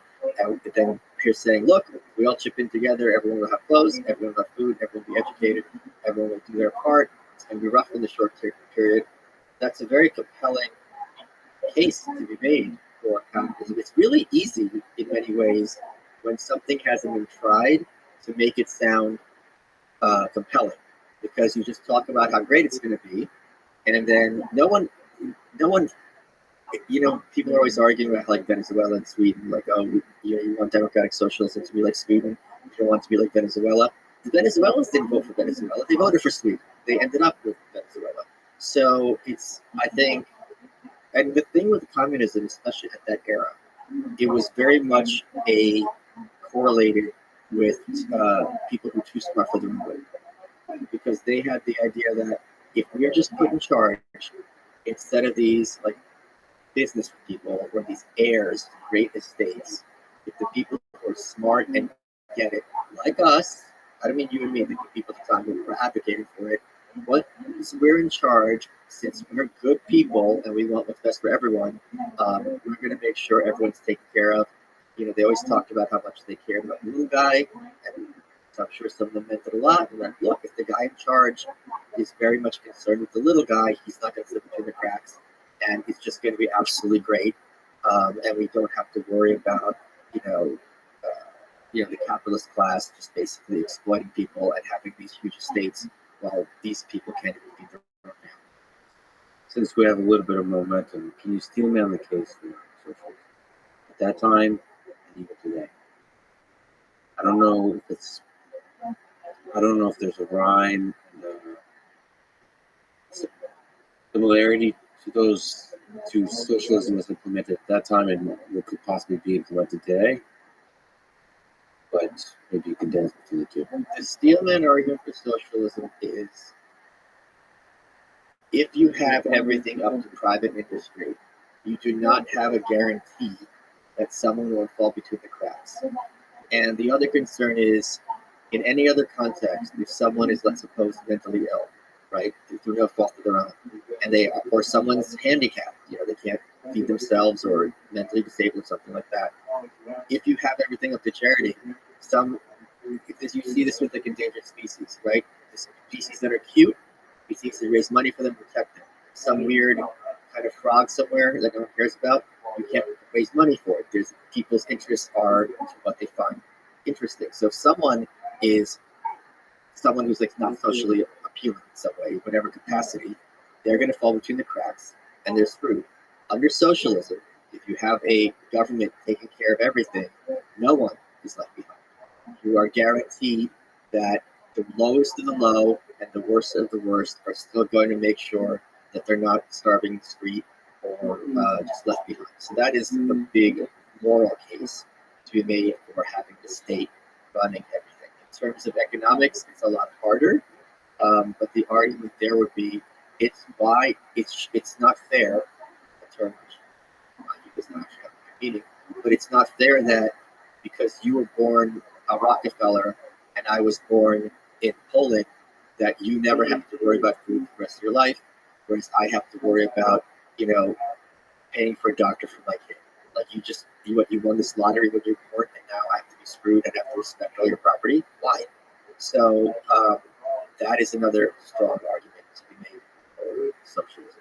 And the other argument is if you have a media apparatus that is operated under profit-seeking principles, it is going to feed into people's worst qualities, most basic animal-like qualities, sensationalist qualities, and will be used as a mechanism for capitalist control. Whereas if the government, which represents all of us, is running things, then everyone will have a right to have their voice heard and won't be manipulated. That's the argument. What about the reaching towards the stateless version? Sort of, because you espouse ideas of anarchism, it kind of has the same conclusion, which is reaching towards removal of the state to where we, I guess, have some distributed reallocation of resources that are there. But the thing is, the Marxist vision of the state withering away and becoming anarchism, it's really kind of like the underpants notes, because it's like, Tell me more. step one, Hmm? you have Tell Marxism. me slowly. I'm sorry. You have full communism, the state's running everything, including education. Step two, question mark. Step three, anarchism. So their idea was that after enough time, the nature of man himself was going to change. And then the government would be superfluous because we would all be equal, and we would all naturally or socially, whatever term they would use, want to act the part that we would need to do. And in fact, Reagan had a great joke about this, where there were two commissars, I think, in Moscow, and when they're walking around, they're going, "Is this it? Is this full, have we done it? Have we reached full communism?" And he goes, "Oh no, it's going to get a hell of a lot worse." So, that's kind of the counter argument. Do you think culture, society can change the nature of man? No, No matter. You don't think this idea that, for example, America has been founded on all men are created equal, that idea can't permeate the culture and thereby change how we see each other, how we think of the basic worth of a human being, thereby change our nature? doesn't change. That's epigenetic. I don't think that changes the nature of man. I think, for example, if I say someone, which I agree with, that someone is innocent until proven guilty, they're not literally innocent. They're regarded in a legal context as innocent, but that person is or is not a murderer or a thief or so on and so forth. So we can legally and ethically regard everyone as equal, but as Thomas Sowell pointed out, a human being isn't even equal to himself over the course of a day. Twins who are genetic clones are not equal to one another. So it is a important thing legally, and it's a good yardstick but it's not literally true. But don't you think that law becomes ethics? So that like idea of justice starts to like start to internalize it. That we just the way we behave, the way we think about the world. No, I think it's complete red herring because no one is. No, you're a red herring. Okay. See what I did there? Sedyotka. Because people are still going to always prefer their family to strangers, or their in-group to out-group. So in terms of you're going to have equality, that means it's going to not matter to you whether someone is your mom or someone is, someone down the street. And I don't see how that will ever become the case. Do you think it would be possible if you were an intellectual like you are at the beginning of the 20th century? Would you be able to predict the rest of the 20th century? No, I don't think at all. I think there was so many out of nowhere turns that no one would have seen them coming. And as an example, Lenin seizing power and making the Bolshevik Revolution a reality was regarded as utopian and insane. The fact that he pulled it off is close to miraculous, and it was quite literally unprecedented. The fact so that's a very big one. Which aspect of it, sorry to interrupt, which aspect was hard to predict? That a singular figure with just some ideas would be able to take so much power? And maintain that power and remake that society so drastically, so quickly, despite such opposition. Also, not just a set of temporary protests by hooligans that lead to turmoil in the short term, but then stabilizes, but literally changes the entirety of society. Yeah, Ludendorff, who was the German general, he's like, all right, we got to get the Russians out of World War I. He's the one who's like, all right, let's get this lunatic Lenin, who already tried and failed to have a revolution in Russia. Let's send him back there, and he's just going to cause problems to everybody, and it's going to be great because it's going to weaken Russia, and then our Eastern Front isn't going to have to be a problem. And then to his surprise, and everyone else's, including, anarchists and communists worldwide, they pulled off this, October Revolution, and then for a while it's like, all right, I think my understanding is people at the time in St. Petersburg and in Moscow were like, well, what does this even mean, right? Like, no one took it seriously. And then very quickly, you have the Cheka and the secret police and all these other kind of implementations of, the communist state. And people are like, oh, they're not messing around. But they're like, all right, this is not going to last for long. And, the USA, the USNA, we didn't even recognize the Soviet Union's legitimacy for a very long time. There were no diplomatic relations. And at a certain point, it's like, if you don't recognize Lenin and Stalin's government, who's the government of Russia or the Soviet Union? Is the Tsar? Like, you have to recognize it. They're not going anywhere. So that was something that was not, I think, very predictable. The Great Depression, in retrospect, there were certain things that were predictable, but it was not at all the case that it needed to last as long as it did in the States, as FDR made it do. So there's all sorts of things. I mean, if they fought Germany's remilitarization, World War II could have been prevented if you didn't have the Treaty of Versailles. Would you have the hyperinflation? Would you have Hitler? These are all, I think, choose your adventure moments where things could have gone in other directions. I don't believe this kind of idea. This is a very Marxist idea that history is inevitable. And once you start with certain premises, the contradictions kind of unfold. I think that's ridiculous. So there's power in the Santa Claus outfit. Yeah. I mean, it's a fundamentally communist idea, right? Santa Claus. Arbitrary redistribution of wealth. It's not redistribution. Well, at least I decide who's good and bad. Only I know this. And, I mean, I am somehow getting funding from somewhere, right? Listen, I have so much to teach you. You have a workshop. Little Michael. Workshop? Yeah. And how many people do you think are employed in this workshop? They're slaves. Yes. I don't know. How many elves are in the workshop? I think the rest of you. No, anyway, and the red colors and everything. Is that the biggest holiday of all time, Christmas? Like, just in terms of the intensity of the festivities? No, I think Christmas is a very recent phenomenon. I think historically it was not a big deal. No, I know, historically it's not been, but in terms of how much it captivates, how intense it is, I guess from a capitalist perspective, like how much is going on. visual it is, how intense it is, I think how it grabs a whole I population. think it's because the idea of Christmas is probably one of the most powerful holiday ideas. Easter's probably up there. Obviously, Easter's obviously up there because you have Christ resurrection, Christ died, his resurrection. So that's kind of a big one. But Christmas is this symbol of brotherhood and kindness and magnanimity. You know, one of the things I despise about our culture is this and something I'm fighting very heavily with this book, or at least attempting to, is this glorification of cynicism. It's kind of like, oh, you like this song? That's cute. Stupid. Whereas Christmas is the one time of year where you could be happy and joyous and kind, and people don't get to roll their eyes at you.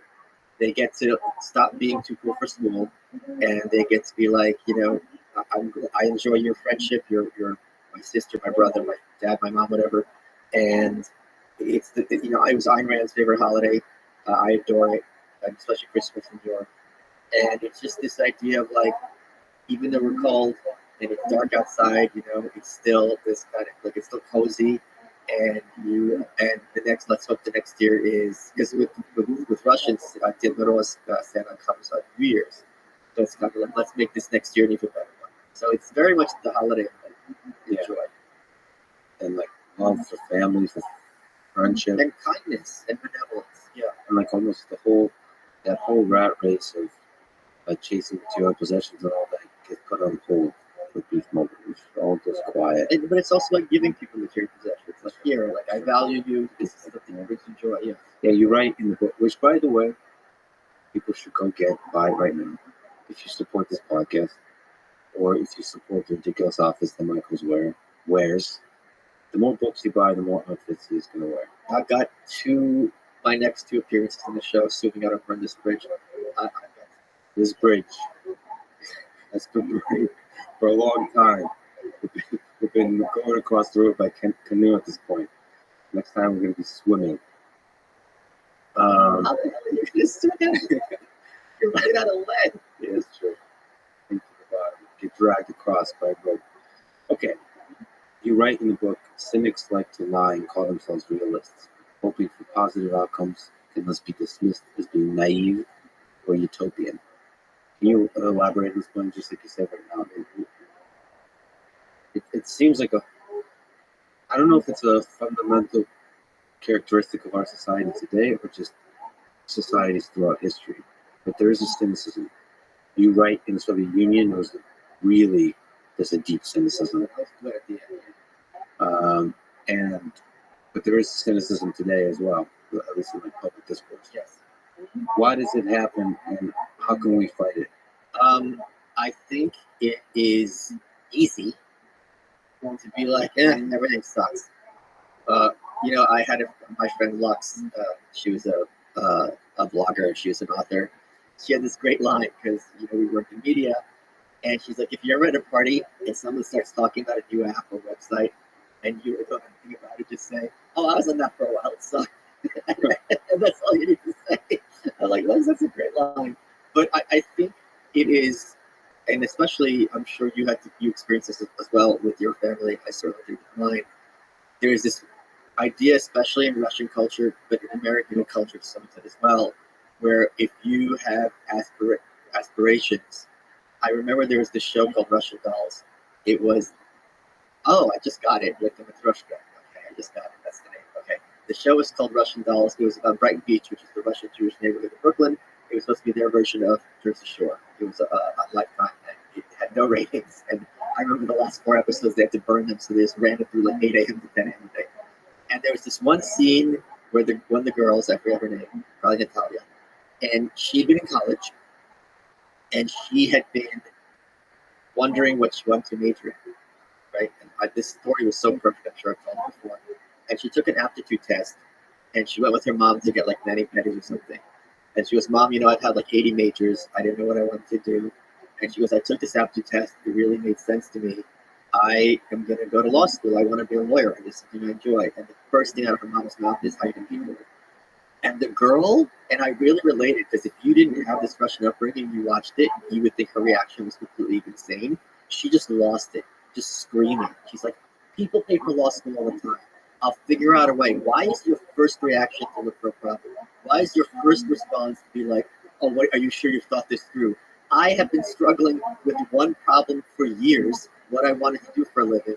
And now, like, as soon as I solve this one big problem of identity, your first reaction is that let's find a new problem. Why is that instead of let's figure out how we're going to pay for it? And that kind of approach is so deadly, and it gnaws at you.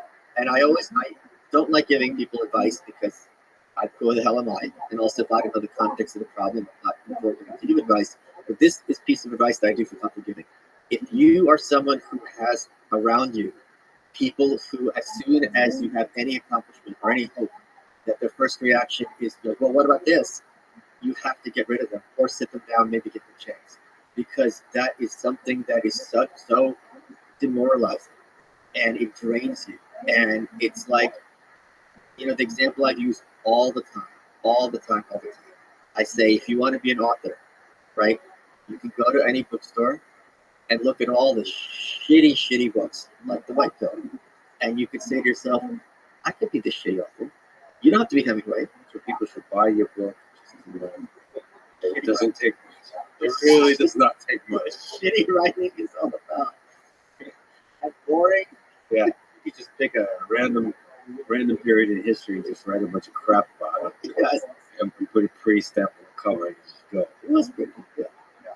I mean, like for you, right? Like, not, you don't, I don't mean you left, but the Wolf Bots.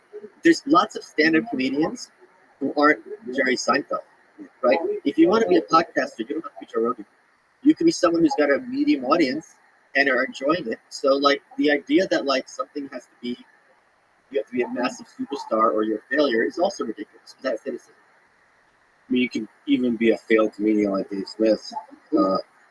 This is a generic name I came up with as an example. I think he has like a podcast or something.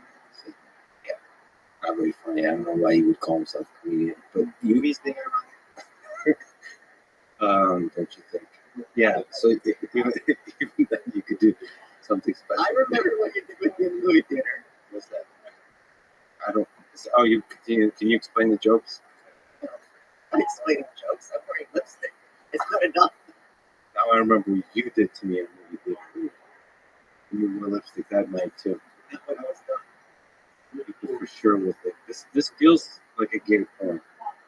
Like a very long intro. Because we're not wearing pants. Yes, there's many reasons why this feels like this, and the outfits, and just everything about this. My friend, I have stories. I thought I don't have friends. They're all suspiciously named either Lex or Lux for some reason. Like you lack complete creativity, just like in the writing of the Or locks. Yeah. It's like you didn't even use like a thesaurus for your book. The same words over and over and over. The sad thing about the cynicism is like I don't think it's just a Russian thing. I think the people. Let me interrupt because I didn't finish what you were saying earlier. In America, it's not just a Russian thing. In American culture, if you have like a sitcom or a musical, it's regarded as less legitimate than a drama, right? Like if something's got to be about someone struggling or someone's suffering, whereas this is like a joyous, happy story, like maybe something like Pixar, right? Like sure they have conflict and they're going for something, but it's overall the background, the universe is very joyous and happy. That is regarded artistically as less legitimate than something which is dark and the background is despair. And that very subtly sends a very, to me, pernicious message that that what's real is despair and happiness is the aberration. And I think if you have that as your mindset, you're setting yourself up for maybe not failure, but certainly not happiness. Yeah, but that's in the figures, the ideas, that the culture elevates. But in the local, personal life, parents and teachers, that still happens a lot. In Russia and here, just my whole life, especially because I'm a weirdo, I've been kind of told to basically be less weird, be there's a kind of sense in where there's certain paths you're supposed to take in life, And every time you have a little bit of success on those very specifically defined paths, you're pushed to do more and more and more on those paths, as opposed to celebrating the full complexity of the weirdo that each one of us is. And I certainly am. And I just, teachers, even friends, and certainly family, have constantly been very cynical about my aspirations, my dreams, and so on. I think that actually created a deeply self-critical engine in my brain that I think it ultimately was productive, because it was also uh, balanced by just an internal, maybe through genetics, thing I have of optimism about the world, of just seeing the beauty in the world. It is weird looking back how much people that love me were trying to bring me down. Yeah, It's so strange. it's also very hurtful for me because when I graduated college, it was important for me to be self-made and not take money from my family. And I remember my grandma. This was a huge argument, an ongoing argument. And one time she, as we were leaving, as she was leaving my house, she slipped money in under the door, and I threw it out, and it made me so angry. Or like one year for my birthday, she gave me I think like $500, which was a lot of money. When you're like 22, 23, and I was so pissed because that told me that they didn't believe that I'd be able to feed myself or make it on my own. And I understand their mindset, but it's like I wasn't, I was never hungry. Like maybe I couldn't. I remember I'd have to wait on the subway because I couldn't afford a cab. So that was a sacrifice I had to make. I had to wait that half hour. So it was a huge source and remains a source of enormous tension and contention. And I think also, I'm sure speaking to your upbringing, in their minds, unless you're going into an office, you can't pay the rent. It doesn't make sense. But it's just like you said, forget the office, forget all that. No matter what, there's always, whatever you accomplish in life, you're always negative about your current position. You always come up with another problem, just like you said. It's like a self-generating problem box. Yeah, I remember I didn't speak to my dad for a few years, but I'm like, let me give this guy another chance. And in that time period, Harvey Pekar, the author, subject of American Splendor movie, and author of the series of comic books, he and I became friends, and he was writing a graphic novel about me. And when I met with my dad, I'm like, oh, someone's writing a book about me. He goes, I know, so. And it was one of those moments where I'm like, wow, you're an asshole. And not the kind of asshole I am. You're just like not a good person. And I don't know, or really at this point care, what the motivation, or if there was no motivation, what the visceral emotional reasoning for that. But that kind of thing is something I, much later now in life, have absolutely no tolerance for. But in my own private life, I try to forgive and love those people. But there have been a few in my life like this, and I think they are incredible people if you allow yourself to see it, but they're flawed. So I try to forgive them. That said, it is true that the people that are close to you, especially family, have a disproportionate psychological effect on you. So Yes. you have to be very careful having them in your life too much. Like, one thing is to love them, and the other is to actually, allow yourself to flourish. Surround yourself with people that help you flourish. And like you said, the advice there is really powerful, especially early on, to have people that believe in you. In whatever crazy big dreams you have, I pat you on the back and say, you got this, kid. And So valuable. here's the other thing. If you try and you don't make it to that Rogan level, it's okay.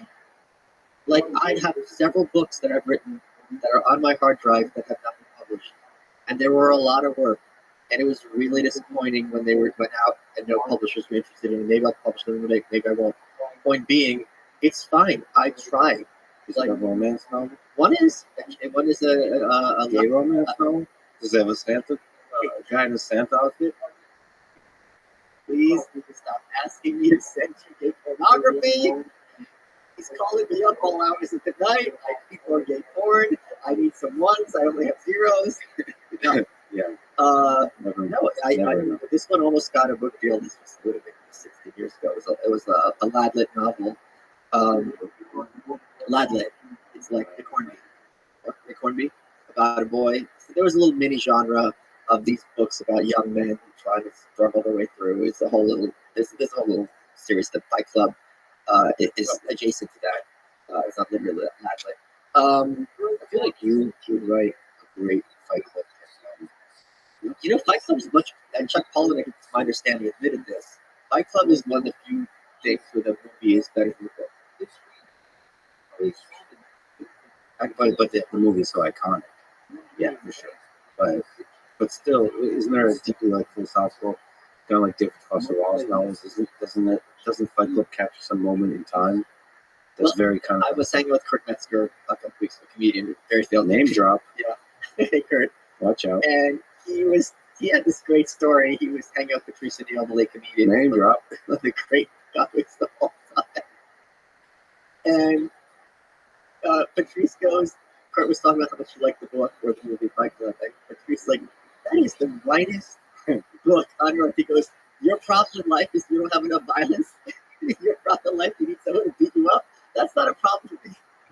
Yeah, well, but still, it is a very white book, but it still captures a kind of anger and an angst in a certain subculture in society. Yes. That's really powerful. That probably led to, in some part, to the thing you wrote about that you write. Oh, for When you're sure. talking- I mean, it was this kind of like, there's that line in the movie where Edward Norton says, I'm a 30-year-old boy. This kind of question of what is it, sorry to be Matt Walsh, but what does it mean to be a man, right? What does masculinity mean? Why are so many men at such a young age feeling so lost? This idea that like if I fill my house with nice furniture, that's still not going to be fulfilling to anyone. Matt Walsh is. He's from the Daily Wire. He just Daily did a Wire. documentary on what is it. Can you explain? I don't know who he is. So Matt Walsh is someone who works at the Daily Wire. Yes. And he just recently did a documentary called What is a Woman, I think it was called. And he went out to lots of people working in gender theory and all that thing. And he asked them to he went to the Maasai in Africa, the tribe, and to talk to people about transgenderism, non-binary, which is a word I know you hate. And the documentary was surprisingly well done. That's like a Bison. Well, because Matt is very aggressive on Twitter. We follow each other. And there was a lot of opportunities in this film for him to really be like, oh, and instead, to his credit, he let the people speak. And it's possible it was edited a certain way. Of course, it was obviously edited. But when he just asked them, can you just define a woman for me? Playing dumb. We're not playing dumb. Just saying, what's your opinion? A lot of the people he was speaking to were getting extremely agitated. So it worked in that kind of context as well. It was not his usual style. Speaking of which, do you ever regret your behavior? There were a couple of times. Very, Can you describe the big strategy before we dive back into the October Revolution? my strategy. Do you have a strategy, or does it come from the heart?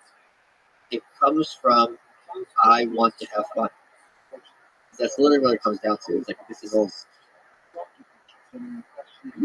What is it? What is in there? I'm very cheeky. I have the holiday spirit. It's eggnog. It's hilarious. I did not sleep much last night. I've been, which is, I think the second time we talked, or the third time, the second time, I stayed up almost all night. Oh, I know. I keep track of where you come and go. Yeah. So my door camera points in your garage, so I know when you're leaving or coming home. My camera points at your bedroom from the inside, but I shouldn't have told you that now. Let me ask you this, because this is bothering me. There was a chair that you threw out, and I was looking at my camera, and I'm like, let me see when you threw this out. And then one time you went to the garbage and you adjusted it to make it stick out of the garbage even more. What were you doing there? What was I? Oh, to make sure that people know there's a chair on there. Was that really what you threw out? Well, like the garbage person, so they know it's the chair, so they don't get like. I always think I don't want them to get like hurt. Or whatever. Oh. Like they open the thing, it's like chair. But I don't know. Yeah, It's really odd. I didn't know how to get rid of it. Chair was broken. It was Yeah. cracked, and it was So Twitter for me, my point is to have fun It's also fun to kind of smack down people who I regard as bad actors, and also kind of to promote news that I find interesting that maybe isn't as commonly part of the culture as. Do you think sometimes you draw too broadly the category of people that are bad actors, and then some, thereby sort of adding to the mockery and the cynicism in the world? I don't think mockery and cynicism are at all synonymous. I think cynicism means everyone sucks. I don't think everyone sucks. I think it is undeniable that a lot of people suck. What if I told you most people don't suck? Could you still make the case that most people should Sure, suck? I can do it in a cynical way, honestly. It's quite a cynical way. Yeah. I think most people are neither here nor there. Most people just kind of go with the flow. They're amiable. Human beings are social creatures. They want to get along. They don't want to cause problems. They don't have the capacity to be the target of a problem. So most people, I mean, if most people suck, then going anywhere would be an excruciating ordeal, right? Like literally, like the airport's annoying, but if most people suck, it would really be, going to the supermarket. So I don't think most people suck, but I do think that in public discourse, there are lots of people who are dishonest about their agenda. For example, if I could be someone who has been promoting a certain ideology, but I'm in the payroll of a candidate, or my think tank needs this to happen, or I'm being paid for something like that. So that sort of thing I think happens all the time. There's the line I have in the book up to Sinclair. I forgot how he worded exactly, but it's very hard to convince someone of something if his payroll depends on him not being convinced of it, right? So I think things like that are the thing I'm really excited about with what Elon's doing on Twitter, and I'm just ecstatic about this, is to have the context now. So you'll have a politician making a claim, but they're going to word it in certain ways. Like my favorite example is when people if you look at the years 2002 to 2020, terrorism in America, it's like, did anything happen in 2001? There are recent years coincidentally starting in 2002, like things like that. So when people are manipulating things to force an outcome they want and to promote an idea that they want disingenuously, to have that underneath that in Twitter now, where the audience provides context, I think is something extremely useful. And it's a great way to nip propaganda in the bud. And propaganda pervades the entire political spectrum. The interesting thing about Twitter is also the discussion about free speech and so on. I think it's interesting to discuss free speech and the freedom of the press in the context of the Soviet Union. Sure. Let's return to the October Revolution. Yeah. Lenin. What was the October Revolution? Who was Lenin? What's some interesting aspects of this human being and also this moment in history that stand out to you? I think the interesting thing about Lenin is he was a zealot and he was a visionary and he really kind of meant it. And I'm skipping ahead a little bit, but Lenin also was someone who was strategic. So at a certain point when they were trying to advance communism throughout the Soviet Union and the costs were outweighing the benefits, he did a strategic retreat. He did the new economic policy. You had a rise of kind of these small capitalists coming back. You could hire people again. And for the hardcore people in the Soviet Union, hardcore communists, this was a huge betrayal.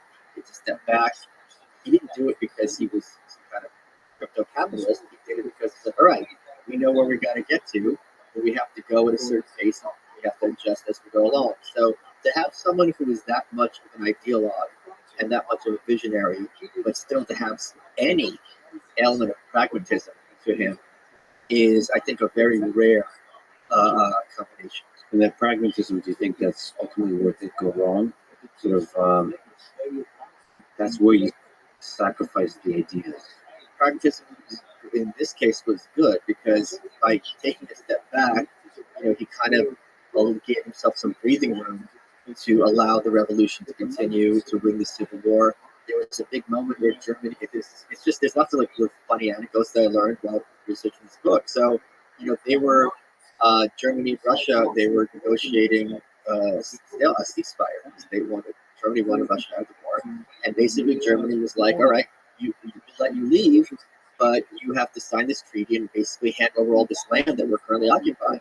It was parts of Ukraine, parts of Poland, and Lenin tells Trotsky to stall, just to fund the clock, because he was of the belief that now that they've taken power in Russia, you're going to have a worldwide workers' revolution. Like, just stall them. And he stalled, and at a certain point, Germany's like, all right, you're signing this tomorrow, or we're invading. And Trotsky basically said, yeah, so we're leaving the war, but we're not signing anything. And Germans are like, okay. He's like, yeah, well, that's what we're doing. So, and basically, eventually, he had to sign the treaty and see huge parts of land and a lot of money. And this was a very precarious moment for him to maintain control of Russia. And people were telling him, like, you've lost huge amounts of territory, you've blown it, you should be in jail. And he's like, watch your mouth, because if you look forward to the future, it'll be clear which one of us is more likely to be the one ending up in jail. And he was actually right. This was Trotsky or Lenin? This is Lenin saying this to Karl Radek. So who are these figures here? Who's Trotsky? Who's Lenin? Who's Stalin? What are some interesting aspects of all of this? What are sort of just to linger on it, the personalities, the ideas that are important? Well, Trotsky came late to Bolshevism. He was really the brains, in many ways, of the October Revolution. He was a basic strategist. He never forgot that he was a basic strategist, had a very high opinion of himself. And by the way, the October Revolution, 1917, that's like a key moment. Of course, the Russian Revolution lasted a long time, but this was a key moment of a phase shift towards success of the Bolsheviks. That was the moment. That was like, all right, we are the government now.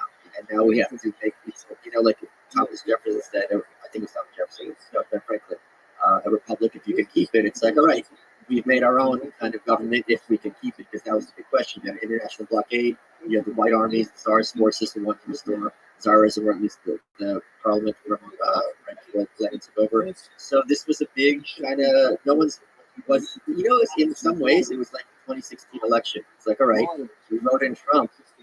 Well, what's this going to look like? Like, no one had any idea what a Trump presidency was going to look like. All we knew was this guy's on Twitter running his mouth, he's insulting people, and he's had all these views somewhere over here, somewhere over there. And the funny thing is, the Russians hacked both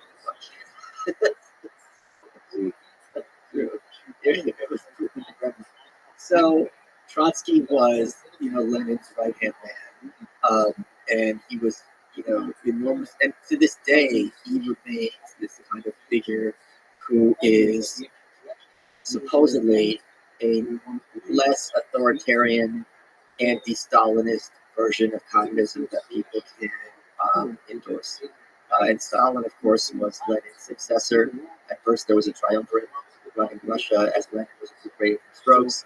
Then very quickly, not very quickly, but gradually, then suddenly Stalin became an absolute dictator, and he had a series of purges and so on and so forth, which solidified his control over. And of course, for Stalin, Trotsky later, but throughout, as you write, seemed to almost take on a supernatural character, wherein everything that went wrong in the USSR was due not just to his views, but to his direct orders from abroad. And, of course, George Orwell brilliantly, my favorite book of his, which is Animal Farm, and also 1984, portrayed Trotsky as a snowball in Animal Farm and Emmanuel Dostin in 1984. It's this embodiment of this evil that we always have to be fighting. And you need that in order to hold on to power. You always have to have that enemy.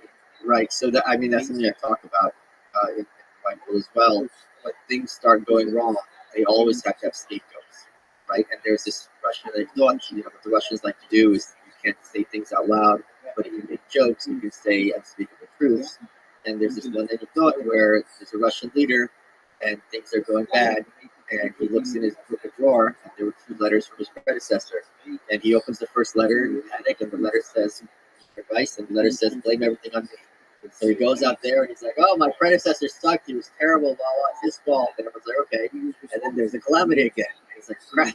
So he goes back at his desk and he reads the second one, and it says, sit down and write 2 letters.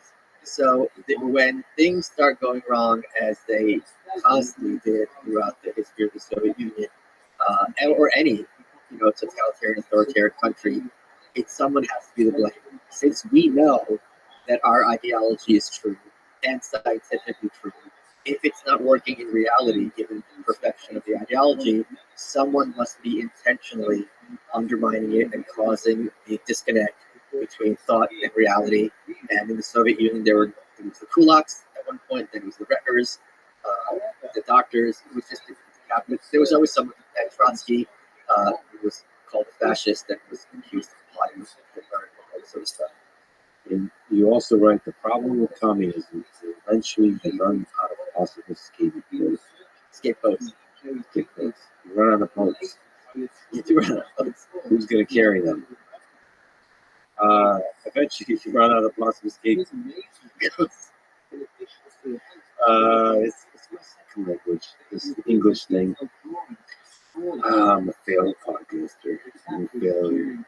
Eventually you run out of possible scapegoats for failure.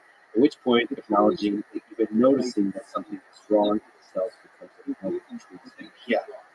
So I saw that in North Korea, right? Wherever you went in North Korea, something was wrong. So if you have 4 buttons for the elevator when we were mismatched, every wall had a crack, every floor had a stain, the bathroom would be rusted through when you went to flush the urinal. But if you are someone who points this out, you're a troublemaker. And you're saying something wrong and criticizing the operation, but first of all, you're threatening the person who's in charge, because now they're incompetent, and now that's a big red flag for them. But second, if you're just going around saying this is wrong, this is wrong, this is wrong, even if it's objectively true, you're a troublemaker and you're counter-revolutionary. So at a certain point, everyone just has to put on blinders and pretend that everything is fine. And one example I used in the book, an extreme example, was there was a photography professor, and he pointed out to his class, and he was an older man, that before the revolution, the quality of photographic paper was better, and he was, I think, executed for this heresy. So yeah, you have to pretend. I'm reading a book right now about the Chinese Cultural Revolution, and there was an academic, I forget his name, Yu Shi, I think, and he points out that in these countries, not only do you not have freedom of speech, you don't have freedom of silence. You can't just sit there quietly. You have to say how great things are and how much you're enjoying and how wonderful they are, instead of just keeping quiet, because if you keep quiet, that's suspicious. They're always singing those songs about how happy they are and how great everything is. And if everyone else is singing, who are you to sit not sing? Yeah, those pictures, especially when Stalin giving speeches and everyone's applauding, right? Being a dictator. You don't want to be the first person to stop applauding. Stalin had to have a button, is my understanding, at a certain point to tell people to stop applauding, because, like you said, you're the first one to stop clapping, people are going to notice. And why'd you stop clapping? You don't like Stalin? Just imagine being one of those people clapping. That's the thing. They always had a sword over their head, and they all had a lot of blood in their hands too.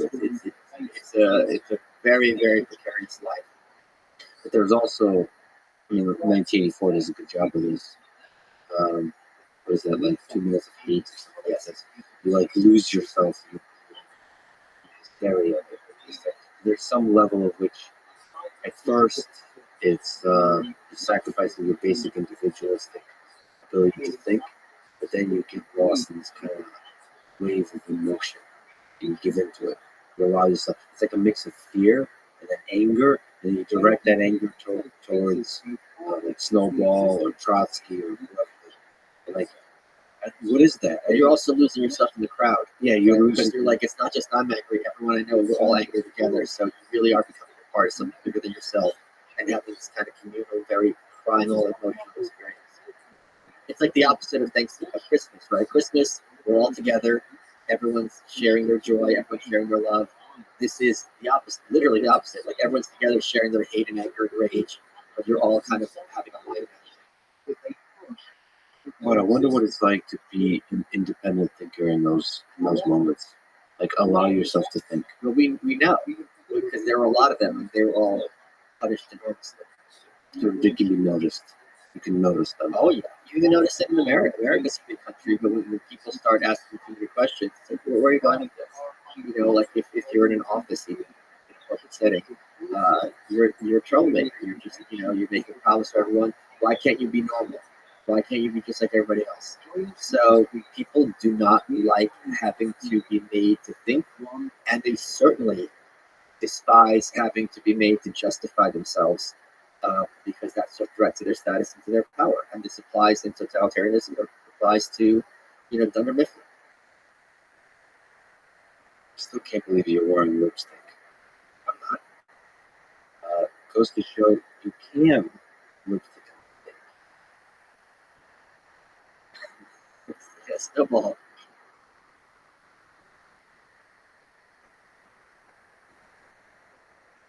I think you just been on a bender. That's what I think. It's been rough. It's been rough. It's been rough. I feel I feel like I can be myself in this outfit. Like I honestly feel like I could just go around in this outfit. Just be weird. Because everyone will accept you if you're wearing a Santa outfit. Like, you could say anything in a Santa outfit, right? Have you seen Bad Santa? Yeah, My Bad favorite Santa, comedy. exactly. You can't say anything. You can like fuck stick. How did Stalin come to power? We return back to those early days, post-October Revolution, Lenin, Trotsky, and Stalin. How did he come to power? So what Stalin did very cleverly, he worked the system. He was very much in the background. And what he did better than Trotsky is he was much more a politician. He was a glad-hander, made friends within the party, he made people feel respected, appreciated, and Lenin trusted him. After Lenin's stroke, Stalin was basically the one who was keeping track of him. Lenin asked Stalin at one point to kill him, because after the strokes he was incapacitated. Stalin talked him out of it. But at the same time, Lenin was like, if I need someone killed, like, this is who I need to talk to. Stalin, if you look at photos of him when he was young, he was a stud. He was a gangster, he was a bank robber. And he basically worked the system, and you had the Trotskyites on one hand, who was more to the left. Stalin's big, I would call it a heresy, was he put forth the idea of socialism in one country. Whereas he's like, we're just going to make it work here in what became the Soviet Union. The Trotsky idea, and this is really kind of a Marxist idea, is that the workers' revolution has to be worldwide. This is just a worldwide kind of new era of humanity, where Stalin's like, no, we're just going to make it here, and then later, behind what became the Iron Curtain. And this was an ideological division between the two, but what happens in totalitarian countries, it happens in any kind of, when you have intermingling of religion and government, things that are like ideological disputes, like the Arian heresy. The Arian heresy of Christianity is that Christ is subordinate to God the Father, right? Whereas the contemporary Orthodox version, it's three gods, one God and three persons, basically. They're all co-equal aspects of God and heaven. But that was an excuse to be like, you guys are evil, you're on the side of the devil, we're going to kill you. So these little disputes about ideas are often a convenient cover for people to have a power struggle in the guise of being like, it's not that I'm about wanting to be more powerful, I'm just on the side of the truth, and you're speaking lies. That's dangerous to the revolution, to faith. So he squeezed, but the thing is, Trotsky had the seat in his own defeat, because per Trotsky, the party is always right. You cannot be right against the party, right? So if you have this kind of party structure, and the party is saying you're wrong, as an individual, you are wrong. Because the collective is what makes decisions. The collective, the workers, are who have the knowledge and the information. And it is important for you to kind of subordinate selfishness, individualism, to this greater good. So he kind of set himself up in many ways. Is it clear to you why Trotsky lost that power struggle? So you just explained that he set himself up, but you can see how different ideologies can be used to achieve different ends. Is there another alternative possible trajectory where Trotsky could have been at the head of the Union? It would be very hard because he was Jewish. So when they were seizing power, Trotsky explicitly said, I can't be in charge of Jewish. So the Soviet Union remained extremely anti-Semitic. One of the reasons so many Jews became communists in the Soviet Union, because the promise was, once the communists took over, we're not going to have pogroms anymore. Pogroms was you have these Jewish ghettos, and under the permission or encouragement of the Tsar, just gangs of people go through killing, raping, robbing, stealing, rioting for days. It's just a massacre. And their idea is like under communism, everyone's going to be equal. We're not going to have this support. They still had it, but to a lesser extent. But since Trotsky was Jewish, his real name's Lev Rothschild, it was almost impossible to have a scenario where he was going to charge. And Stalin fed into that to some extent. Also, this kind of idea of Jewish nationalism. It's like, okay, he doesn't really have loyalty to Russia. And many of the people who were Jewish were high up in Stalin's government administration. They very much had to prove their loyalty to communism as opposed to Judaism. Throughout the 20th century, what was the relationship between communism and Jews in the Soviet Union? What's in terms of anti-Semitism, the ups and downs of anti-Semitism? It seems like it was lesser and greater in different parts of the 20th century. Well, it's the kind of thing where if something was bad, there's this Russian rhyme, like "Если нет воды в родник, то ее выпил суды." Like if there's no water in the sink, who drank it all? The Jews. So if something goes wrong, there's just a convenient historical scapegoat. It's the Jews. So this is something that toward the end of his life, very much, and this is after World War II, Stalin was getting ready for another kind of series of pogroms. All these Jews were getting kicked out of their jobs. Jewish doctors were getting sent to the Far East instead of being in cities. The newspapers started talking about ruthless cosmopolitans, which was a term that Nazis also used to kind of regard Jews as others or as aliens. And this was going to be, and they were very clever about it. In Pravda, they were, and I talk about this in my book. In Pravda, there were articles and letters to Hitler. They were like, things are getting so anti-Semitic. We really should round up all the Jews and send them elsewhere for their own safety. So they were kind of setting the ground rules or the basis to have this sort of program come back. But spoiler alert, Stalin dies, and immediately all of this gets reversed, and the new administration rehabilitates the doctors who were accused of trying to hurt him and all this. What is it about the scapegoat in society? We always go through scapegoats. What do you learn from human nature? I think there's a book called The Nurture Assumption, and I discussed this in The New Right. And what the author learned is that humans define themselves by opposition. So if you have a group of people and it's kids and adults, the kids will see themselves as kids as opposed to adults. If the adults leave, the kids see themselves as boys and girls. I'm not a girl, I'm a boy, I'm not a boy, I'm a girl. So they divide. So this idea, this very lefty idea that human beings naturally all get along is not accurate. The best example of this is look after 9/11, look where there's a war. Nothing unites people. It's not like when times are thriving that everyone's all working together. When things are bad, there's an enemy. It's the Japanese at Pearl Harbor, it's Al Qaeda. That's when everyone really comes together because now we have someone to be against. So there will always be someone has to be the out group, and we have to be the in group as opposed to that group. But there's a viciousness to the actions you take towards the out group that varies. Yes. Some, like the degree of viciousness across the line towards like atrocities, towards genocide. Right. That's the question of why does it sometimes do that? Why does it sometimes cross into genocide?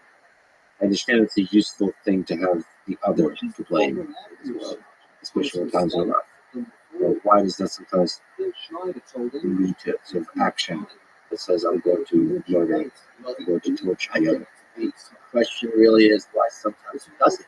Right. And one of the things I learned when I was doing The New Right is a lot of the Nazis, who was mostly speaking neo-Nazis, they make the point of like, oh, when the Holocaust happened, it really wasn't that big of a deal, and it only became a big deal decades later. And this just shows the power of Jewish influence. And I'm like, this to me is a great thing. It's a great thing that we sat down pretty recently, historically, and we're like, wait a minute, guys, when we have a war or we have conquest, You don't have to just start killing everyone. Like this is something that's bad and wrong.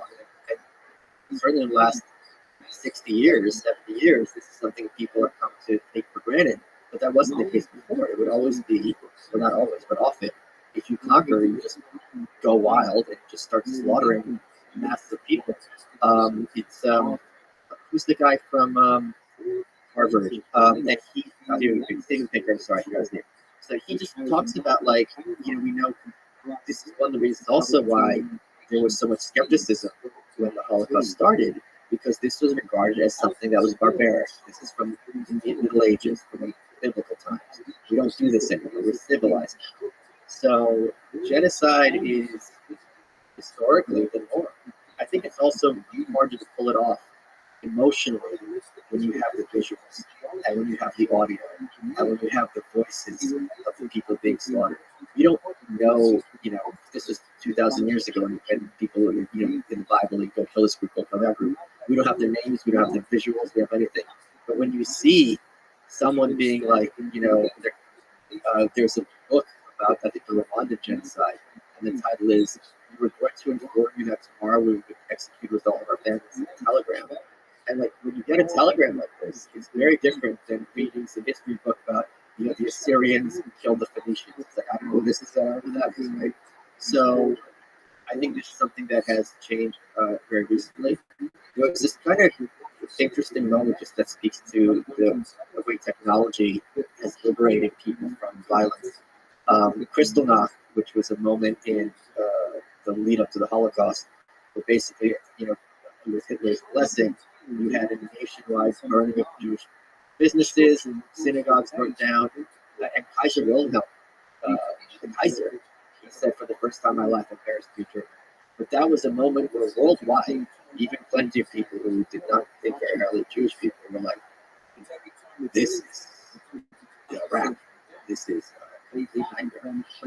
200 years ago, 100 years ago, maybe not literally crystal ball. Like, there's an out group and we hate them and we're going to kill them and it's fine. Do you think it's even more difficult now with the internet? Yes. I'm not, now, more difficult doesn't mean it doesn't happen or it can't happen. I'm not saying that at all. But I'm saying, we know a lot about what's going on in North Korea.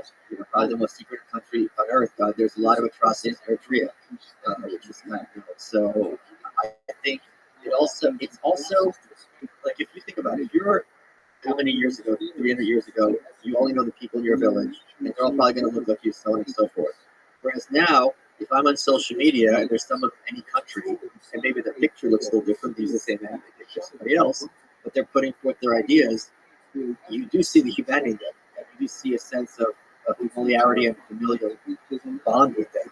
And when you hear about these things, what I did when I did Dear Reader, no one, I was at Al Qaeda and I was at Ernst Jones. No one pushed back about the North Koreans. They were all like, this is horrible. I had a magic wand. I'd give them food. I wouldn't have them live in fear. And this is something that I don't think was the case a couple hundred years ago. That said, I'd love to get your thoughts about what's going on in Iran, the protests. It seems like the regime there is able to crack down on violence. My thoughts about Iran, there's something else about Iran which is interesting. This whole idea of careful what you wish for. Because people have this idea, and something I kind of, with the reason I have the white pill, is Americans really have very naive about the nature of evil, right? They really think that a dictator has a weird mustache and he's banging the table and he's like a crazy person. And it's often not the case. But they also think if something is bad, therefore the alternatives can be better. So you had the Shah of Iran, and he was kind of authoritarian. He's not a good guy. So in 1979, there were a lot of people like, this guy's horrible. He's oppressed the Iranian people. Let's get him the F out of there. He's so bad that whatever comes after it has to be an improvement. And it's like, no, that if you think, this drives me crazy when conservatives are like, Joe Biden's the worst president we've ever had. Like, this is destroying America. I'm like, you have no idea how bad things are. The fact that you are in a position to complain means we got to wait. Yeah, every time say that Donald Trump or Joe Biden is the worst president ever, it warms my heart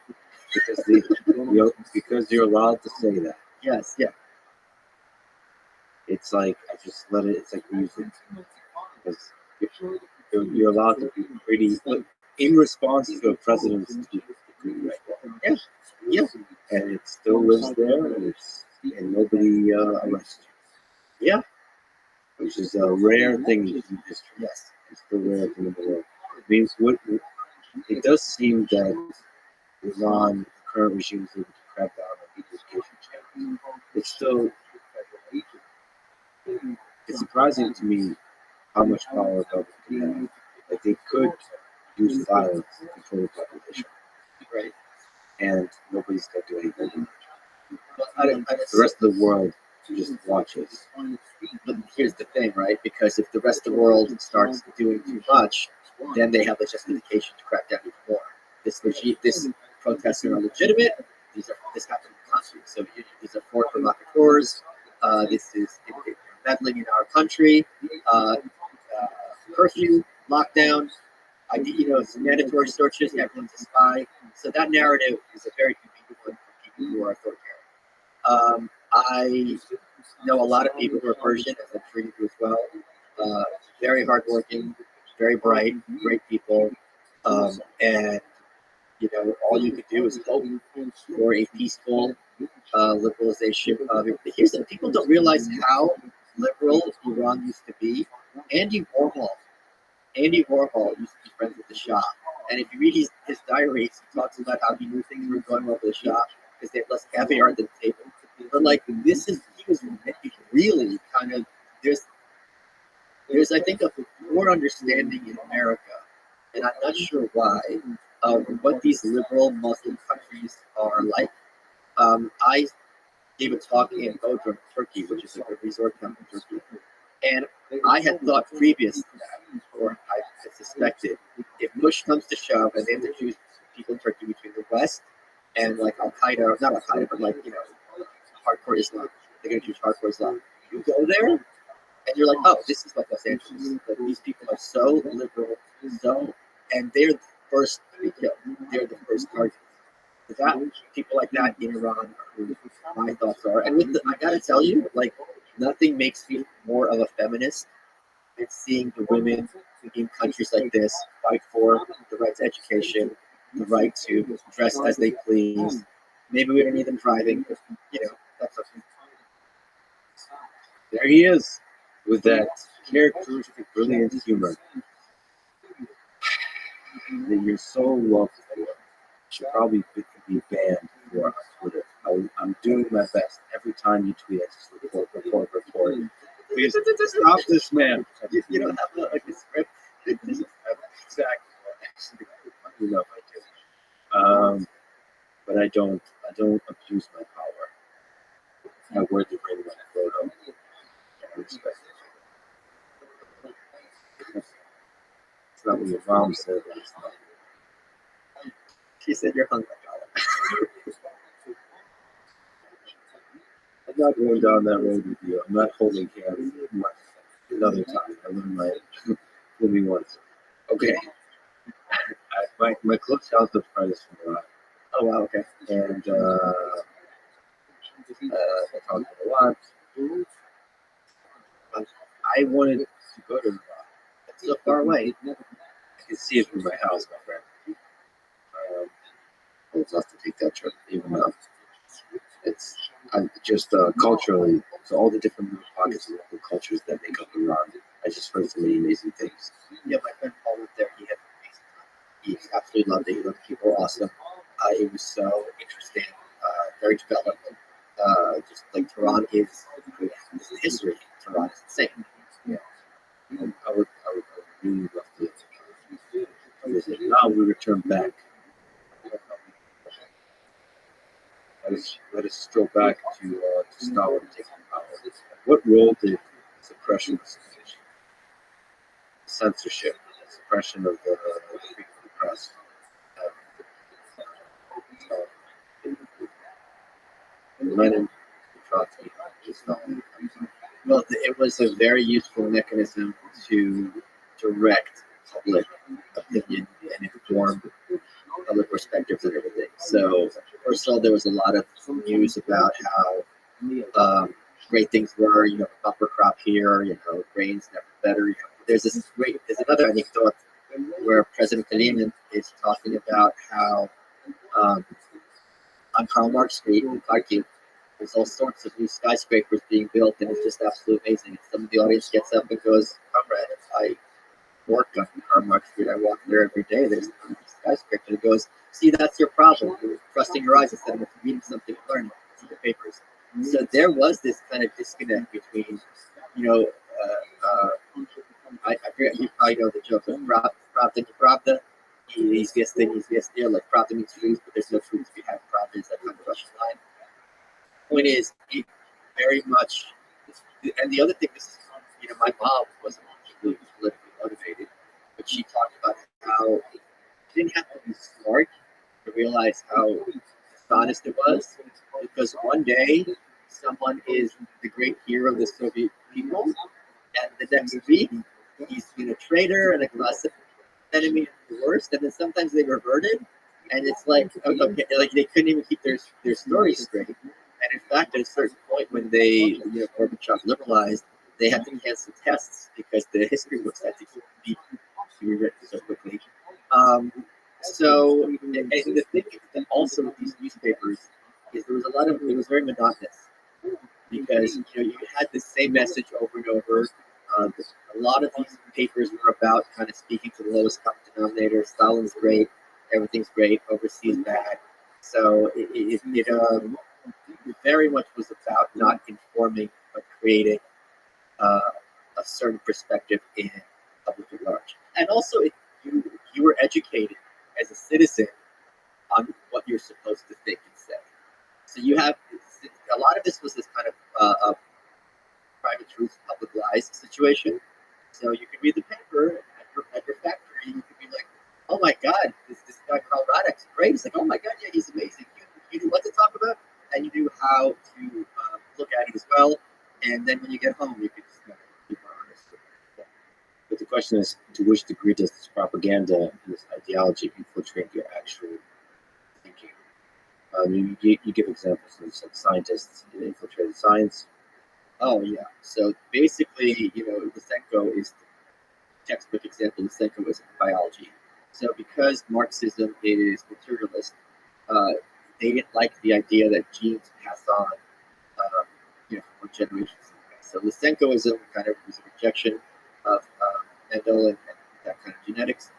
And if you reject genes, you're really going in a bad direction in terms of biology. The Soviet Union's biological program became an international laughingstock. At one point, Lysenko claimed he crossed a tomato and potato.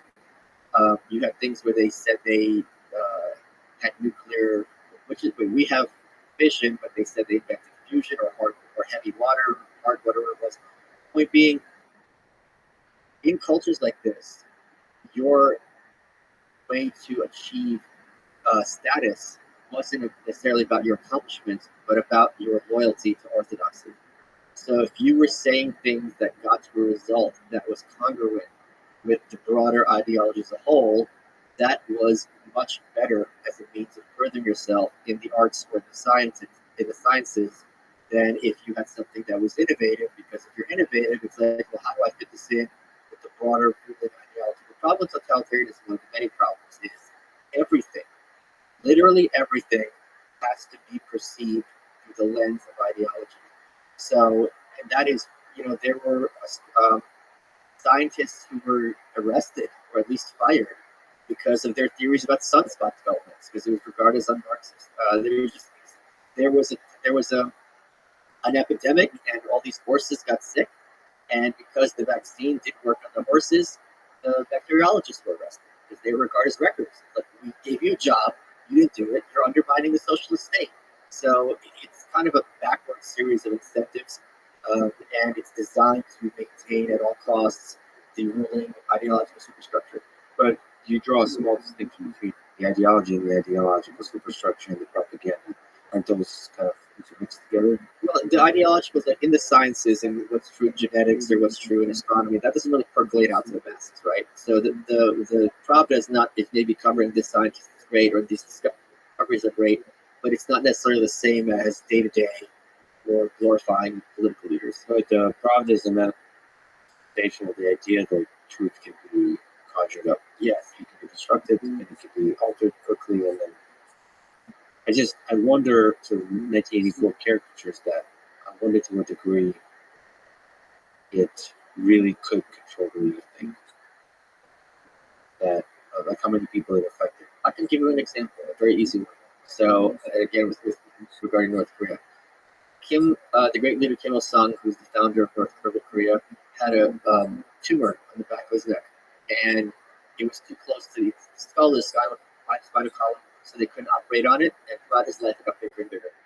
And I got mixed messages in my research about whether North Koreans knew about it because they always photographed it. And I met a refugee, and I asked her, like, did you know that you had this tumor? She goes, yeah. When people played him in the movies, they would you'd make up there. And she goes, it was an old war injury. And I go, why would a war injury get bigger throughout your life? And she just stood there. And she was like, holy creep, but she never questioned it. But it was the kind of thing where they put the idea in her head, and since there's no reason to question it, she just kind of went with it her entire life until like, okay, Audrey. Hi, Audrey. Hi, Audrey. I wonder what percent of the population is like that. Here's the thing. If there's a cost to me questioning Lysenko is a great scientist and there's no benefit, why wouldn't I just go with what's going to keep me and my family safe? But I also mean just the psychological. There might be a very local psychological cost. So not a cost of going to jail, but a cost like you could have kind of ruined the conversation by bringing it up. Kind of like, yeah. I'm just trying to. It's like Debbie Downer, right? Yeah. But there's also the whole metaphor of like there's two fish in the river. One says, oh, man, the water's really great today. And the other one goes, what's water? Like a friend of mine, Adriana, her mom, came to the West and they went to a supermarket and the mom just in front of all the Fanta is crying. What's going on? She goes, they told us we had more food. And when something is, you can undertake this stuff. This guy's the enemy of the people. He was the hero. He just offended someone. This is bullshit. It's almost impossible psychologically to think I'm living in the Truman Show and that everything in the media is not just wrong, but a carefully constructed narrative and a lie. Like, what, they're never going to tell the truth? That how like, what? Like, and even if you do understand that, how would you even read between the lines to deduce what the truth is? Yeah, it must have been a strange experience. The stories of soldiers, the Red Army soldiers throughout World War II, as they go to different countries, even in Romania, but in Europe, just to understand that people live much better than they did than the soldiers that were using. And that's why a lot of times when they went back, Stalin had them killed because they saw people sent to camps. So just to linger on this idea of free speech, so there's constant discussion about free speech in this modern debate about social media and that kind of stuff. What's your take on it? Grounding it not in some kind of shallow discussion of free speech we have today, but more in the context of Pravda, suppression of speech in Stalinist Russia. I hate the term free speech because it's used in many different contexts. Some I agree with entirely, some I disagree with at all. I don't think everyone has something to say or something after the conversation. And, I have my locals community, and it used to be, I think the boilerplate language is, come support free speech and free discourse, and I changed that because I don't like that term. Because people will tell you, with some reason, that, oh, if you block me and put on Twitter, you're voiding my free speech. So I don't like that term as a whole. But one of the points of the white pill, and something I see enormous parallels with today, if you have one news outlet or three news outlets with identical ideology, you're not going to be able to get to any kind of truth. or any kind of useful information. It's all going to be pre-filtered for you. It's like a baby bird and you're eating the mother bird's stomach, right?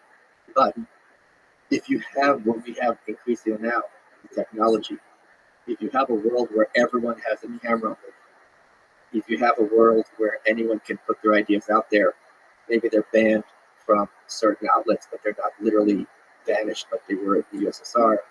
That is very healthy. That is something I'm enormously supportive of, because back in the day, if you only had the TV crews with cameras, you could only see what they're capturing and they could edit it. Whereas now, we saw this recently during COVID, right? You had these reporters with masks on. They're talking, but the cameraman wasn't wearing a mask. So you have the people on the street being like, look, they don't believe it. Or as soon as they would start filming, the guy took the mask off and they film them. They go, you are lying. You don't believe this. You're putting this on for some purpose, whether you're putting the efficacy of mask or not. That person clearly does not. Is only putting on for show. So that's or crimes. People, are anti-police. They say, okay, the cop said this. Did he draw the gun on this guy necessarily? So on and so forth. It is so much better when everyone has access to as much of the information as possible and can make that informed decision themselves. Now, there certainly is space for informed people to go, no, this is what it looks like. If you look here, if you look there, it's cropped here, so on and so forth. But that's still much more useful than just having that 20-second clip that someone has decided to edit for you. So like truth has a way of, because everything is so interconnected, truth, no matter what, has a way of finding its way to the populace. And also, there's a big asymmetry in terms of trust. So if I tell you 100 truths and one lie, that lie is equal. I'm through. Because once you catch me in you don't have to kill someone every day to be a murderer, right? You only have to do it once. So if you catch me in a brazen lie, you're going to look at everything I say after that with an enormous grain of salt. So that is another big asymmetry in favor of truth. If someone trusts you, you have to be honest all the time, and you're going to make mistakes. You can own those mistakes. Be like, hey, this is why I made the mistake. This is why I said so. But the flip side of that, which has been disheartening to me, is that people on the conspiracy theory side of things, I've noticed how easy it is to just call something a lie. Yes. And then that becomes viral. For some reason, there's a desire for people, for anyone who points out that the emperor's not wearing clothes, even when the emperor is fully clothed. So I don't know what that is, but that really seems to mess with this truth mechanism. So when it becomes viral to call people a liar, whether they're a liar or not, it's like you feel like you're on unstable ground. Because to me, that idea of revealing a lie that's been told is a really powerful mechanism to keep people alive. But when you're like misusing it, crying wolf too much, well, it seems to break the system. It makes me nervous because there's also like if someone is a liar, that doesn't mean literally everything they say is a lie. no, but what is a lie and what isn't? I just noticed that there's money to be made in calling out something as a lie. It's just the conspiracy theories, straight up. The first thing, some traumatic event happened, give an explanation that's not the mainstream explanation. No matter what, whether it's true or lie, there's a lot of virality and money to be made. And that makes me nervous. Because it doesn't matter if it's true or not. It becomes anti-establishment ideas are viral when they're true or not. Sure, but I think establishment ideas are powerful whether they're true or not. So Sure. I think On the whole, I think you're right. And on the whole, it's good to test the power centers. But it just makes me nervous in our attention economy that the sexy thing seems to be the anti-establishment message. And then it feels like that becomes a drug where you, everything, anything the establishment says, anything institutions say, anything the mainstream says must be wrong because it comes from the mainstream. I have that line that you're supposed to take one red pill, not the whole bottle. Yeah. I am certainly one of those people who is of the idea that they are dishonest far more open than they're honest. That said, there are people who are of the belief, to use an extreme example, that Trump is still the shadow president. And you know, there's going to be these QAnon mass arrests. I thought this was something that like the Daily Beast made up to make fun of MAGA. But I was just on the phone with my buddy last night, and he was like, "No, if you go to Truth Central, they're like all over there. And if you just read them, they call you controlled opposition or grifter or so on and so forth." So, Truth Central, Trump's social media outlet. Oh, Truth. No, Truth. Yeah, but he forgot the name of it himself. So he's like, Oh, I that's see why the I had joke. to create. You gotta Truth explain Central. the jokes. You gotta explain the jokes. You do like the way Twitter puts that context. You gotta do the joke and then pause, like turn to the camera and explain. And have a laugh track. Yeah, so people know where the jokes are. That's how. That's real humor. And then we just clap. And then everybody clap. I think for the last 2 years, especially vis-a-vis COVID, the overwhelming message was the experts know what they're talking about, and if you are questioning this, you're a vax denier, and you basically should be read out of polite society. And one obvious counterexample to this was social distancing. If social distancing was efficacious, why were there no attempts ever to bring it back, right, when you had different waves? And if it wasn't efficacious, why was it so insistent that we all do it at the very beginning? In fact, in many places, you'll still see the signs on the floor where it's 6 feet apart. So there's an incongruity there. And I think we are forgetting, as a people, the intensity, and understandably to some extent, if you have this worldwide deadly plague, it's going to go where the leakiest hole is, so you really got to get everyone on board. But to the vehemence with which we're told, we know what we're doing, this is the way to solve it. If you don't do it, you're causing mass death.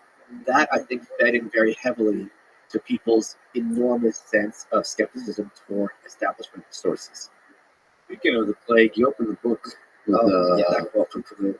strong quote.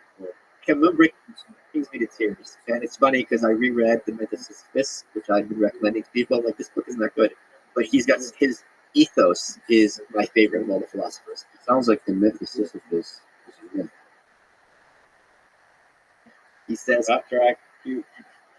all I maintain is that on this earth there are plagues and there are victims, and it's up to us, so far as possible, not to join forces with the plagues. And why I have that as the introductory quote to the book is I think morality and ethics are very, very complicated subjects. There's lots of gray areas where you don't know which way to choose. But at a base level, he has another quote that's ascribed to him, never actually said, but something about, is the duty of thinking people not to be on the side of the executioners. If you are, we should do whatever we can not to have blood on our hands, not to be murderers, not to want death. And that in and of itself is a big pill for a lot of people to swallow.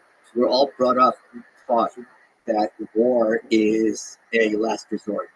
And yet when it comes to international affairs, it's always often a first priority. And people are champing at the bit to start going in and killing people. And what war means isn't good guy soldiers versus bad guy soldiers.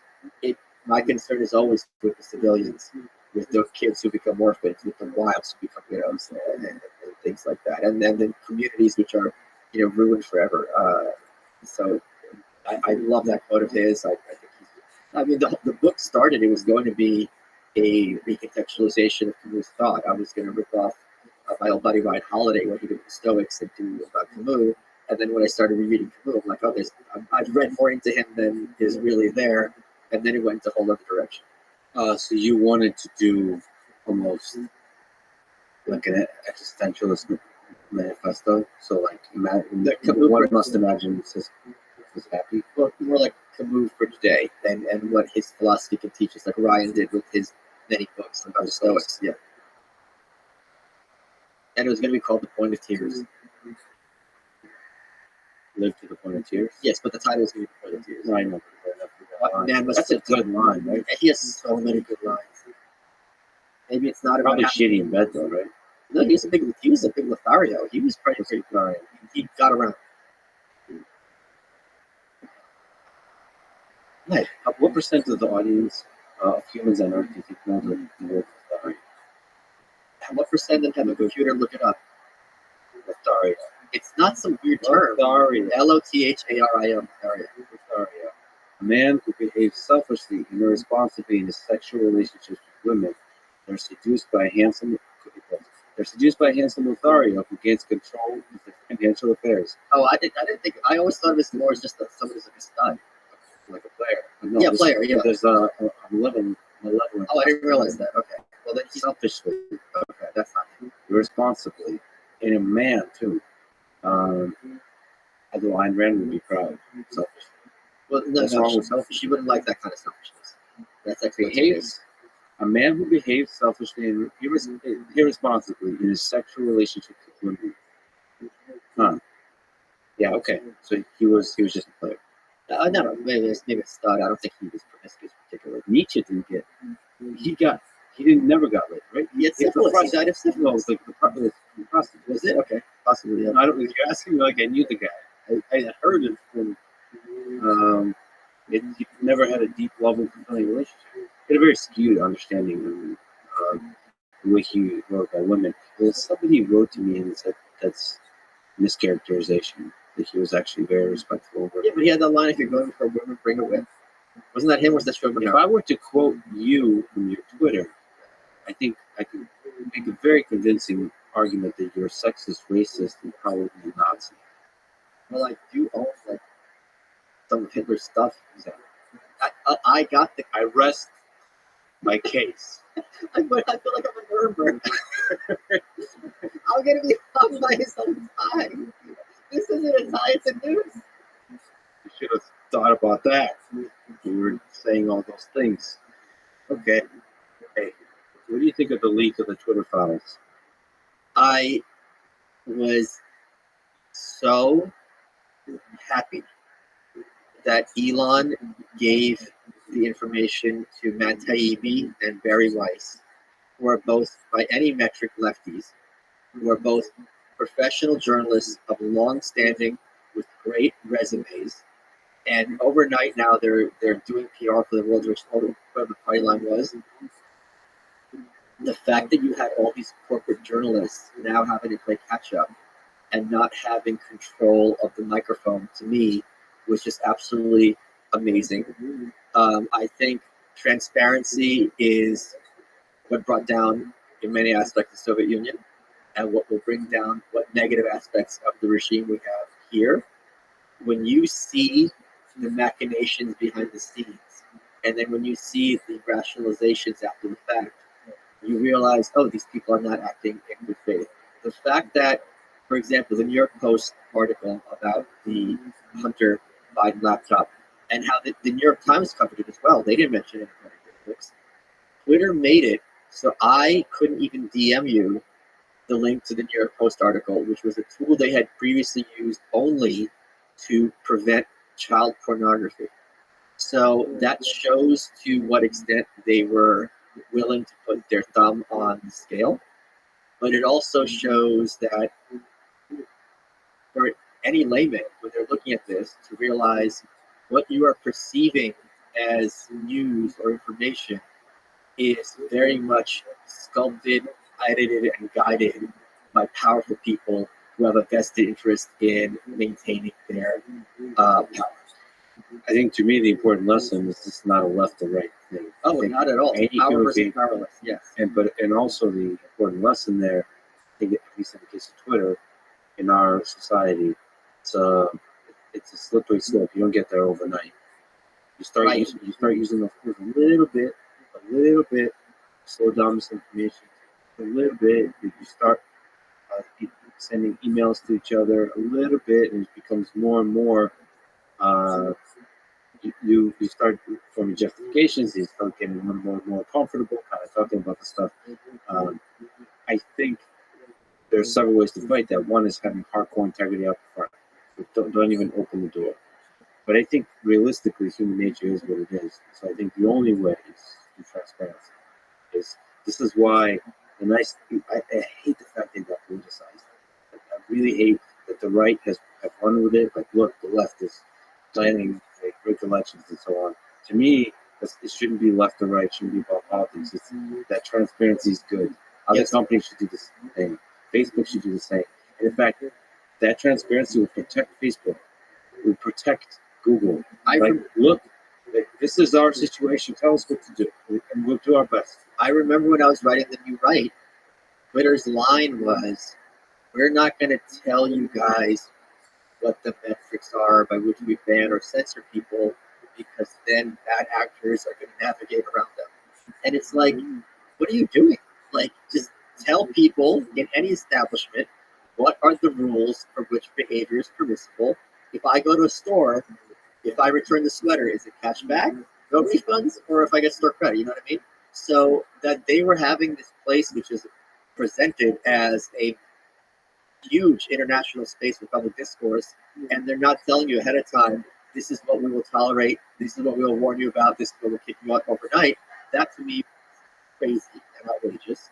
And I'm really pleased with to what extent Elon is being open with their policies. And what I really want to commend him about is, now I'm triggered, because one of the things that he took over, he's like, our first priority is getting rid of child pornography and child exploitation. Right? That was, he's like racial slurs, homophobic slurs, anti-Semitic slurs, yeah, that's cool. Kids getting harmed is number one. And he fired the old task force because they weren't doing their job. Eliza Blue, who she had been on this for a long time about people who were victims of child pornography, child exploitation, were emailing Twitter being like, these are my images, get them off. And they're like, too bad, porn is allowed on Twitter.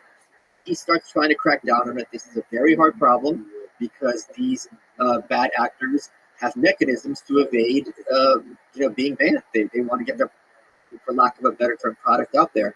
Forbes magazine, who is an agent of the devil, had a tweet, and they tweeted this 9 times.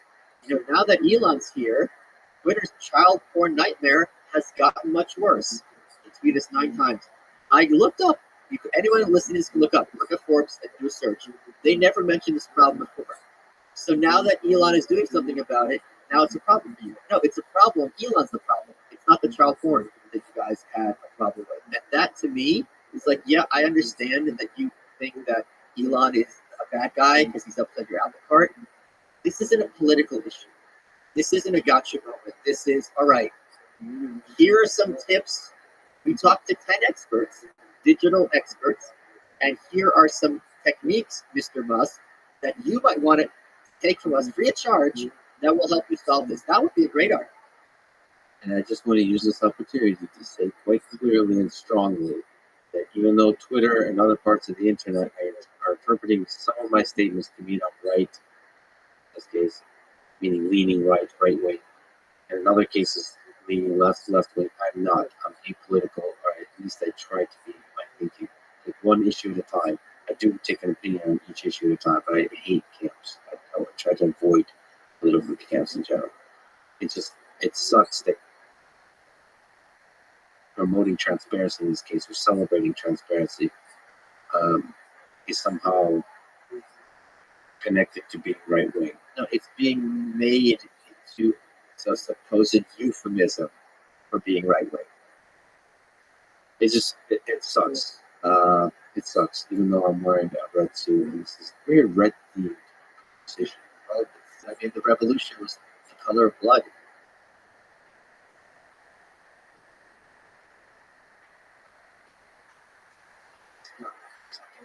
Okay, you mentioned New York Times bestseller. You chose to self-publish. Yes, we just linger on that decision. What are the pros and cons of self-publishing?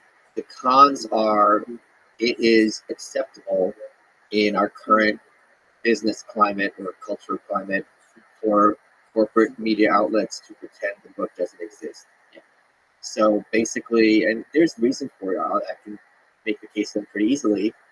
If someone's doing it themselves, who is this guy? Some crackpot writing crazy stuff in his basement, right? It's a little different, I think, for me because I'm an established author. C-SPAN gave me an hour on book TV. It's still cracked up. Still cracked established. For Dear Reader, I think I was the first one to get an hour on book TV for a book that I did myself. So there is space for that. It didn't go through a vetting process the way a book going through a corporate culture did. So those are the minuses.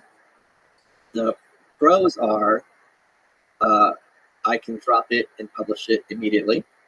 If you go through a corporate publisher, you have to wait a year. You can do what you can have the book you want instead of getting past the editor. And some editors are very, very good, and there's a whole spectrum. Some of them not so good. I know the best. I'm the real killers. All right, there's good people on both sides. Yeah, there's, and I don't mean the white nationalists who I condemn totally. So, but the thing is, in terms of money, you get 6 times as much profit when you self-publish than when you go through a corporate publisher. The buck stops here. It's, in one of my books that I co-authored, I won't even mention the name. There is a typo, and they don't care. They didn't fix it for the paperback edition. Here, since I'm going through Amazon, if there's a typo, I can fix it live and update. Oh yeah, Yep. you can just update it. Yeah. So that's very It's useful. like a Fight Club thing where you can insert like a dick pic in one of the pages. Okay, why do you keep texting me to send you dick pics? Talk about North Pole. Justin, you're all right. All right, I get it. I'm not the I get it. North Pole. I get it. Yeah. The other advantage, just socially, is I think people are like, I found this with the Kickstarter I did for your reader. People are much more excited to buy it and promote it and talk about it when they know you're doing it yourself, instead of you're getting a big check from, St. Martin's HarperCollins.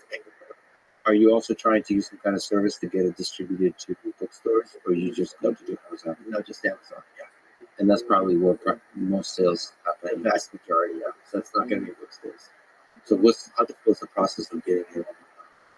So I'll tell you a funny story about how Amazon works. And I always plan for, because everyone,